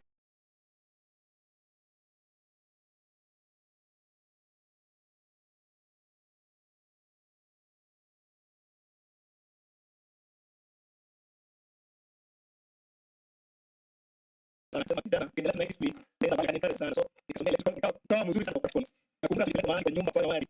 Nikaanza nyumba hiyo tumefunga zote wewe fanya. So mimi nikaanza wiring nikang'ang'ana sana nikaanza ile knowledge kwa napata class. Nikang'ang'ana sana nikamaliza hiyo nyumba. Kumaliza huyo mwalimu akimbia kwa director kama kijana atajua kila kitu kuhusu practicals. So after exams akaniambia so kuna training ya kuingia kwa practicals. So director aliniita akaniambia atakuwa na training ya shule. Hadi sasa mimi na training ya shule niko Eldoret Professional Studies pale kwa CBD. So hapo niko hadi sasa. Na nashukuru sana. Pongezi sana kwa ndugu, maana umeshikilia mkono sana. Maybe ningekuwa pale kwa street bado. So pongezi sana. La mwisho. Pia bila hiyo effort yenu labda singekuwa hapa. Nataka nimefika kwa hoteli kubwa hata sijawahi fika. Yeah. So pongezi sana na mbarikiwe. Hapo tunaona kwake hata my name is Uma. Uma just reminded me of one of my unfulfilled visions, and Patrick knows about this. Patrick, please don't comment on it because we have taken oath, me and you. But I do think that the way National Youth Service in Kenya runs today is completely opposite to the direction it ought to have gone. So many years ago, I was among the people who were invited to think National Youth Service. My suggestion on the table was we need to change National Youth Service into a youth university. And the idea of the youth university was exactly what Uma talked about. You have many young people who have innovated, who have practical skills. What they don't do well is to explain why they do what they do. So the essence of the National Youth Service, or the Youth University, was meant to be a place where people like Uma, at the level where he is now, come in and just build an explanation to why what they do works. And that in itself would be awarded, a diploma and later on a degree. And that would be the flow. So that instead of starting from the other way around, where we often start as if people know nothing, we would start from experts like him coming in, and then you work with us. Explain to us and to yourself why you do what you do and why it works. The idea of the youth university. So when you take power, Professor Diallo, you know the cabinet was to give me. And I want to invite my friend, Brother Abba, to give us your insights around this question. Please, now that people come here and also bring away the later, please take it away. Thank you very much. First, I must apologize. I forgot my spectacles today, so I cannot see the crowd. It's orienting me a little, but it's also useful and helpful. And I'll also try and speak very fast because everything I've had 5 minutes will not do it justice. I'll maybe start by asking because I can't see. Are there any architects in the room? Any urban planners? Okay, very, very interesting because Kwame's, I suddenly said to Kwame the first thing that I thought of, and this took me off, so I have to quote this exactly from the book. We are facing a strangely paradoxical situation in the way cities are managed. The professionals in charge of modifying markets through regulations, those are planners, know very little about markets. And the professionals who understand markets, those are urban economists, seldom involved in the design of regulations aimed at restraining these markets. It is not surprising that the lack of interaction between the two professions causes a serious dysfunction in the development of cities. It is the story of the blind and the paralytic going their own ways. The planners are blind, they act without seeing. The economists are paralyzed, they see but do not act. This is the first time I have read this in a situation where there are no planners. They always get very unhappy with me because I am an architect and a landscape architect. I hope Kwame will not be unhappy because I have said they see but they do not act. But I think this is the power of such a gathering. And then listening to the true stories in social cases also becomes very powerful. In a WhatsApp group of architects a few weeks ago, I saw somebody complaining, planners should be architects first. This problem of anthropologists becoming planners is a huge mistake. And here I am, I can listen to several anthropologists, and we can see that it's not a mistake. And perhaps it is the problem that we are facing today, because part of what Patrick has said touches on this. When we keep thinking about, I know a lot has been spoken about the plans that we had, but I always like to tell people that the urban planning in Kenya and in Nairobi specifically was a bad plan, very well executed. We had a very bad plan. The colonial master plan in 1948 was a bad plan. We executed it well, and we keep working to execute it because it was a very exclusive plan. And exclusive sounds like a good word in certain places. But it was an exclusive plan. And because we are going to the beginning, I would like to tell people to ask, this is going to Patrick's questions about our planning, about our land rights. I want you to think, did the Europeans plan their cities the way they planned them in Nairobi or in Kenya? Short answer is no. But that's for you to think. The other thing that I was going to state, I didn't introduce myself very well. Kukai Design Initiative. It's a not-for-profit design firm that focuses on working under resource communities towards the achievement of just public health. I was an architect person, then I studied landscape architecture. In 1998, it was a very interesting project that we were doing called low-income housing. Low-income housing. These are not the right ones, but they work. Low-income housing. And the most interesting thing about the project is, through the semester, by the time I got to the end of it, I realized that this was not something for experts or architects alone. In fact, one of the things I remember very well is people are looking for houses, they're looking for jobs. And we studied landscape architecture. And in it, I suddenly came up with the thought, perhaps the more important space and more important thing in is public space. And here, most of the time, people landscape architecture and beautification. But the landscape architecture was really about public health, about providing more people with spaces in which they could recreate. Back then, in the 1800s, people used to be told that they used to go out and country, but people did not travel far from the growing urban centers. And so, KDI was back to the notion that perhaps we should be able to provide productive public spaces in unexhausted communities. And it was an intersection of the two things. The study that had done in 1998, the realization that public space is important. And you remember 2005, 2006 is the time that Kimunya planned the new master plan for Kenya. It was supposed to build everything down and build a new countryside and a few. And our prediction back then was going to work. Perhaps if we have public space, we'll then be able to provide meaningful spaces for people to work that are also resilient. So I had a few notes because so many things were trickling through in my mind. And I think started costing me off, but I'll come back and land. So one of the key things that has been discussed over and over again is the notion of housing. And I think when I was speaking to Eric when he asked me to speak, I said going back to 2010 when the Constitution was being written, somebody said there should be a right to housing. And I said you need to be very careful how you write that. Because one once that right is enshrined and correctly written, the definition of housing will arise. Because then asking, what is housing? Is it a one bedroom? Is it a two bedroom? Is it a no bedroom? What is it exactly? I think the power and the discussions that have happened here today begin to provide us with that notion that perhaps we really do need to think outside the box. It is true that the market will not provide, but it is also important that we do not misunderstand the circumstances that we create for the market to operate. But critically, I go back to public space. Just now coming into here, I look at Central Park. It's been closed for I don't know how long. Now, people would think of Central Park as a right to housing. Imagine if somebody had closed their house for 2-3 years and you are not able to access it. But somehow the notion and the thought of landscape and public space always falls to beautification, always falls to maybe sometimes references of playgrounds. I see signs like, I think they maybe it got banned during the riot, but just right outside the governor's office, there was always a sign called no idling. And my question was, is that public space? And if it's public space, where better for people to idle than outside the governor's office? Because what is this thing that we refer to as idling? And so, because what I'm trying to say and what we've been trying to figure out KBI and working with several community groups through the code design processes, we never actually have a top-down policy. We always work to participate in code design the process. Is how can we really change the notion and understanding of what public space is? Because even as we get to the point where we will provide these houses, if you don't have any space for people to recreate, for people to gather, for people to exchange ideas, and especially if you think about it, how much time do you actually spend inside the house versus how much time do you spend outside? Then we will have missed the biggest point. Thank you very much. When you say that you couldn't tell whether checks in the room because you had no glasses, I was waiting to tell us how architects look like. No, thank you. That is excellent. I think that question of public space keeps fizzling away, and I agree with you. In fact, in cities, if you look at any cities, where I could just go and sit in a bench in an open space, and somebody else would come and sit on the top. And we from in Kawacho, that's what we always did. You never listen to us. How? Even now, when I go to Mombasa, opposite Blue Mombasa, the gentleman is the shoe shine. That's where I go to. I sit there, I buy tea, and I get the latest updates. In fact, I'm told what will happen tomorrow. Public space is so critical to house, and I really agree with you. The debate again we had was the Promoter Trust. When we were doing the houses that was supposed to offer a buffer to the people were putting in, so that you evict them, so you don't evict them, but of housing. And I didn't say public space, but again they told me you are not a planner, you don't know. The consequence is you have got those houses, there is no public space. What is the effect? Young men can't get destroyed on time. Young ladies can't get married on time. You don't know what fashion is because people don't study it. Public space is really essential part of housing. I thank you for flagging that. Many men have been able to convince my friend that we cannot go out a test spot of dinner. It will be pedagogically wrong. So, but I want to have a room for please don't give a speech or a new paper. Just if you have an observation, make it your question. It's not the question is the better. Let's make an observation, connect points, and let's get it going. And the shorter time we spend, the better for all of us, because then the better will be enough. We'll do this for 10 minutes, and then we'll have a 1 minute each for closing. Let's start with the lady. Yes, all the men are talking now. The lady, that's something more. Haya, mimi nimetoka pastoral community. Natokea kama pastoral community. Nimeongea sana mambo ya housing, ongea mambo ya nyumba. Mimi kuna swali moja. Jina langu ni Amina. Nafanya kazi na organization inaitwa Discourse for Pastoral Students. My question is about what will you require, especially to treat housing issues as human right rather than market commodity. Yeah, that's my question. Thank you. That question goes to connect this, but we take that. The question goes to Professor Uma. I think the question has to from protection. Because when we start it from a housing lens, then we create already the colors that the public policy creates. So then first you implement social protection, then you rehabilitate, be able to make a market that practical business model.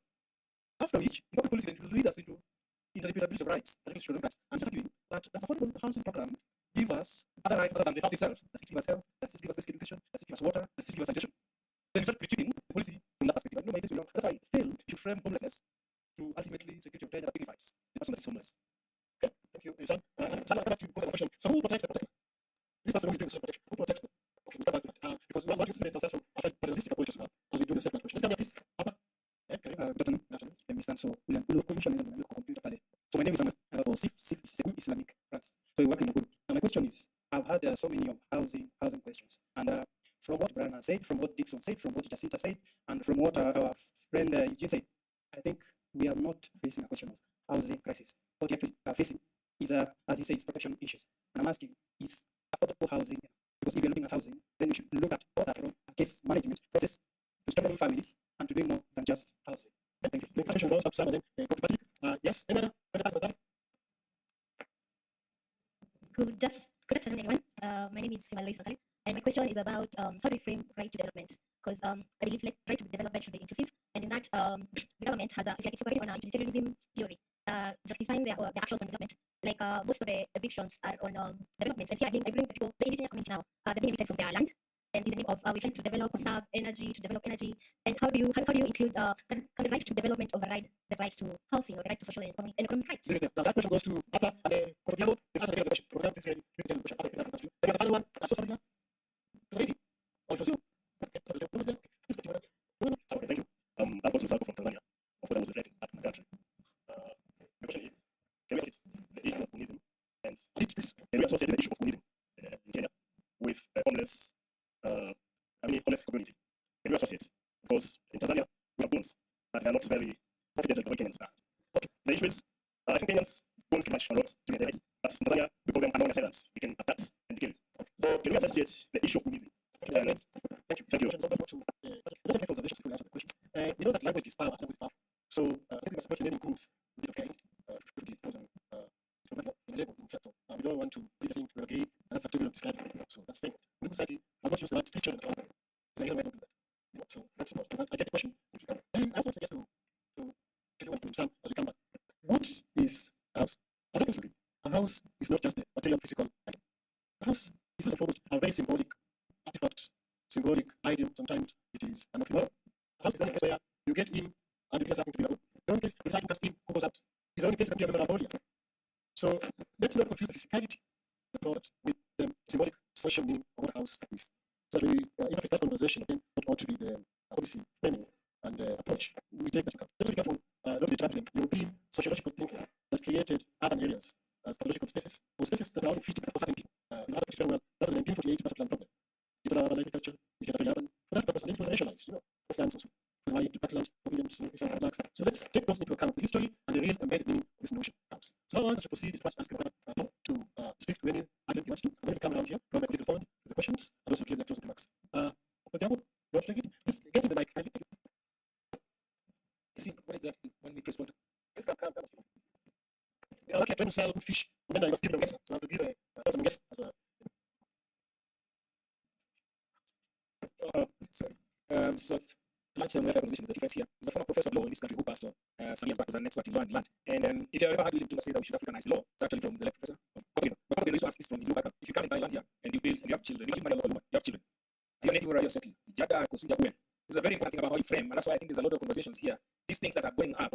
If my father-in-law comes and hears me say, I live here, these are my houses, my father-in-law will say, are you okay? Because, by the way, there is not enough land for us to build houses. It's just that there's enough land that has been grabbed. So, speaking about where she comes from, in February I was in Mandera for 1 week, then I went to Ajia. I was in Mandera when somebody went to greet and people started panicking. I was actually 5 kilometers away. People just panicked because it was across from Somalia. Then I went to Ajia 2 weeks later. And I like the way that when I went to do the research, everybody asked me, are you talking about a house or a home? Because I kept asking the people, where's home? Then they would say, you're talking about where I'm domiciled right now. I think that's the thing I had to say before I left here was to say, it's not true that a house is property. It's not. It's a fact. The land speculators tell you it's property. And the only way you verify right now that is to ask somebody in Kiev in Ukraine if they're still thinking about their flat as property, or the value of the flats in property in Ukraine have flattened. So for us, I think this conversation here, the last question about public spaces. I don't know if you guys know that a lot of African students in Europe actually don't live in apartments. They live in public spaces. So Berlin is very popular because on the waterfront, it has these pubs and a place where you can put your property and just sit the whole day, but also do your thing. So in Johannesburg, that's why I was talking about feeling performance in Johannesburg. But people just live in Hillbrow, walk from one pub to the other. The British are terrible people. They create these pubs where you can just eat very affordable food, play pool, and actually claim that you are part of that city. I think in terms of dignifying our people, the last comment about public spaces will give us a framing of whether we are talking about a home or a house. So Nairobi, for me, I've struggled to find that if it's a home, I'm still struggling. Maybe Steve here will teach me a little bit. Thank you very much. Someone to give you another bite of the cherry as I bring the panelists to bring it together. I suggest I start with Patrick because the debate around social protection is appreciating the fact that you're dealing with someone who's on the extreme end and you appreciate the market. And markets are good people. Let's connect with that people. That's the debate I've had with Patrick for a long time. That even as you criticize the market cannot trade without human beings. So then, to protect the vulnerable from the shocks of the market, then you first socially protect them. And that's what you protect the socio-economic rights. And the interpretation that you give to housing will be similar to the interpretation that you give to social housing. And as such, affordable housing programs from the perspective should have not started with social housing, the real housing, the market housing. It should have started with homes for illness. That is not that trade. Then you go to social housing for people who are then you go to housing that people like, but you can afford. And because the market is thank you very much. I've just requested a brush up very quickly. Just to the question, I think there was a question around development versus the right to housing. 2018, I visited where we were supposed to go to Singapore, and they are planning museum and planning department started with a very simple video that Friday will follow. And I still remember the first thing it said. It said that everything we do will require some land. And then it then went and said, but this land is a resource, and thus we must understand how to share it. So it's never really a question of either or. It is really a question. It's something that Patrick into. But really, if we understand where the base starts from, and we almost know what everything will work. And that's why I was saying I'm not always happy with architects and urban planners. I am more more interested now in anthropologists and economists, because if we understand how to share that full cake, it's never really a question of either or. And so, just as my closing remark, I think that the key thing is for us to really begin to understand that question that was, what is housing? And I normally like that we need to be very careful about our history. Our history is continuous. But the colonialists came at a certain point and froze it at that point and said that's your history. So what was the homestead, for example? What was the house? I see people draw a hat. That wasn't the house. It was the entire homestead, and it was a social organization. And if we figure that out and then come to the city, some of us, sorry to say I'm born in Nairobi, I'm saying I'm from Nairobi, if we begin to understand what that social construct is, we will have an outcome. I don't even know the answer yet, but we will have an outcome. And I think Prof. Tom just mentioned a little bit how these public spaces that people have chosen to own as theirs. I think by saying the saddest thing I ever saw was when I realized that Stockholm made more Ubuntu than Nairobi. That sounds crazy, but in the low income neighborhoods, you have that Ubuntu without it being provided. You just talked about it in Korogo showing together. Everything happens in public space. But that public space has not been provided for. We look at infrastructure, we put roads, but you don't always have to go with sidewalks. Can you put sidewalks without roads? And when we say what is it that you do, we look at infrastructure. Can we move water away from the other without thinking about the people? So the short answer and my final word to the question is, if everything starts from the people, then the answer is limits. Thank you very much. Let's give an applause, please. And I guess we will excuse you for the next meeting. Okay, so the question I asked for me is whether we can avoid the modification process and make it a social good. So let me find, according to the census, the 14 million households in Kenya. 14 million. Most of them, typically, more than 80%, actually more than 90% of them are home individuals. So they pay now, we can break the ideological consequence, but for whatever reason, a majority of houses in Kenya are owned by individuals. That's the reality. Government, through its social programs and all that, own and live people, and then corporation programs which they give out to people. So I think it's related to the houses. What we can do is to accept that reality and say, and now I have to pick your point, which is, what's a social protection plan? Because you're right, Steve, a house is not just a structure, but the truth is you need that physical structure, because when you don't have it, like our two gentlemen young boys here showed, it just has other social consequences behind it, beyond the fact that I can't put a physical place for shelter. So because we understand the possibility of that externality, that if somebody just doesn't have a house, it's not just because they feel cold. And even when these boys found an opportunity, one of them found an opportunity to cheat the body, I use that advisedly, that it's not cold by inhibition or other contents, the social effects were still there. So the point I want us to understand is two things. One, why economy is important to this discussion. Because everybody here, unless somebody tells me that there's no scarcity, in any society when you face scarcity, right, markets become a good way to organize economic activity. That does not mean that market outcomes are always perfect. What it means is we need to draw a line, which I think Constitution was drawing for us by saying, when other people fall beyond this, those who do not own homes, so those homes are not very good, then that's where we need to come up with the design questions. But we must not lie to ourselves. The biggest social infrastructure in Kenya that government owns are schools. And you know, schools are of different qualities and stuff like that. And houses are 14 million, schools are 44 million, 44,000, sorry. So a factor of almost 30 times more than 1 year. So let's have the conversation around those circumstances. Should we care for our compatriots who are not housed? We certainly must. And we should be intolerant to anybody who thinks that for 6,000 people who are reported as homeless don't matter. They do matter. Thank you. An applause for him, please. Thank you. Let's have Patrick to give his stance as well. Thanks. I think the points have been made. One, I think we must keep talking about these issues. That's important. What is not talked about most of the time is that the dispossession that led to homelessness was not an accident. I think it's important that we understand this. And when you go back, when you historicize, you can see the periods or the epochs of dispossession at different times. And I don't think anyone in policy has ever sat down to say, how do we correct this? In fact, those who dispossessed others have consolidated what they took. And some of them have taken it to the stock exchange. And so our starting points, Sam, we're not starting at the same point. I mean, I'm happy with you if you say let's start with social protection, then we go through this. But I don't think we can have one starting point for this debate that we're having here. Because the state has come with housing. We must start with them there. Affordable housing is what they've come with. That is why we start our conversation with them as we wind back to social protection.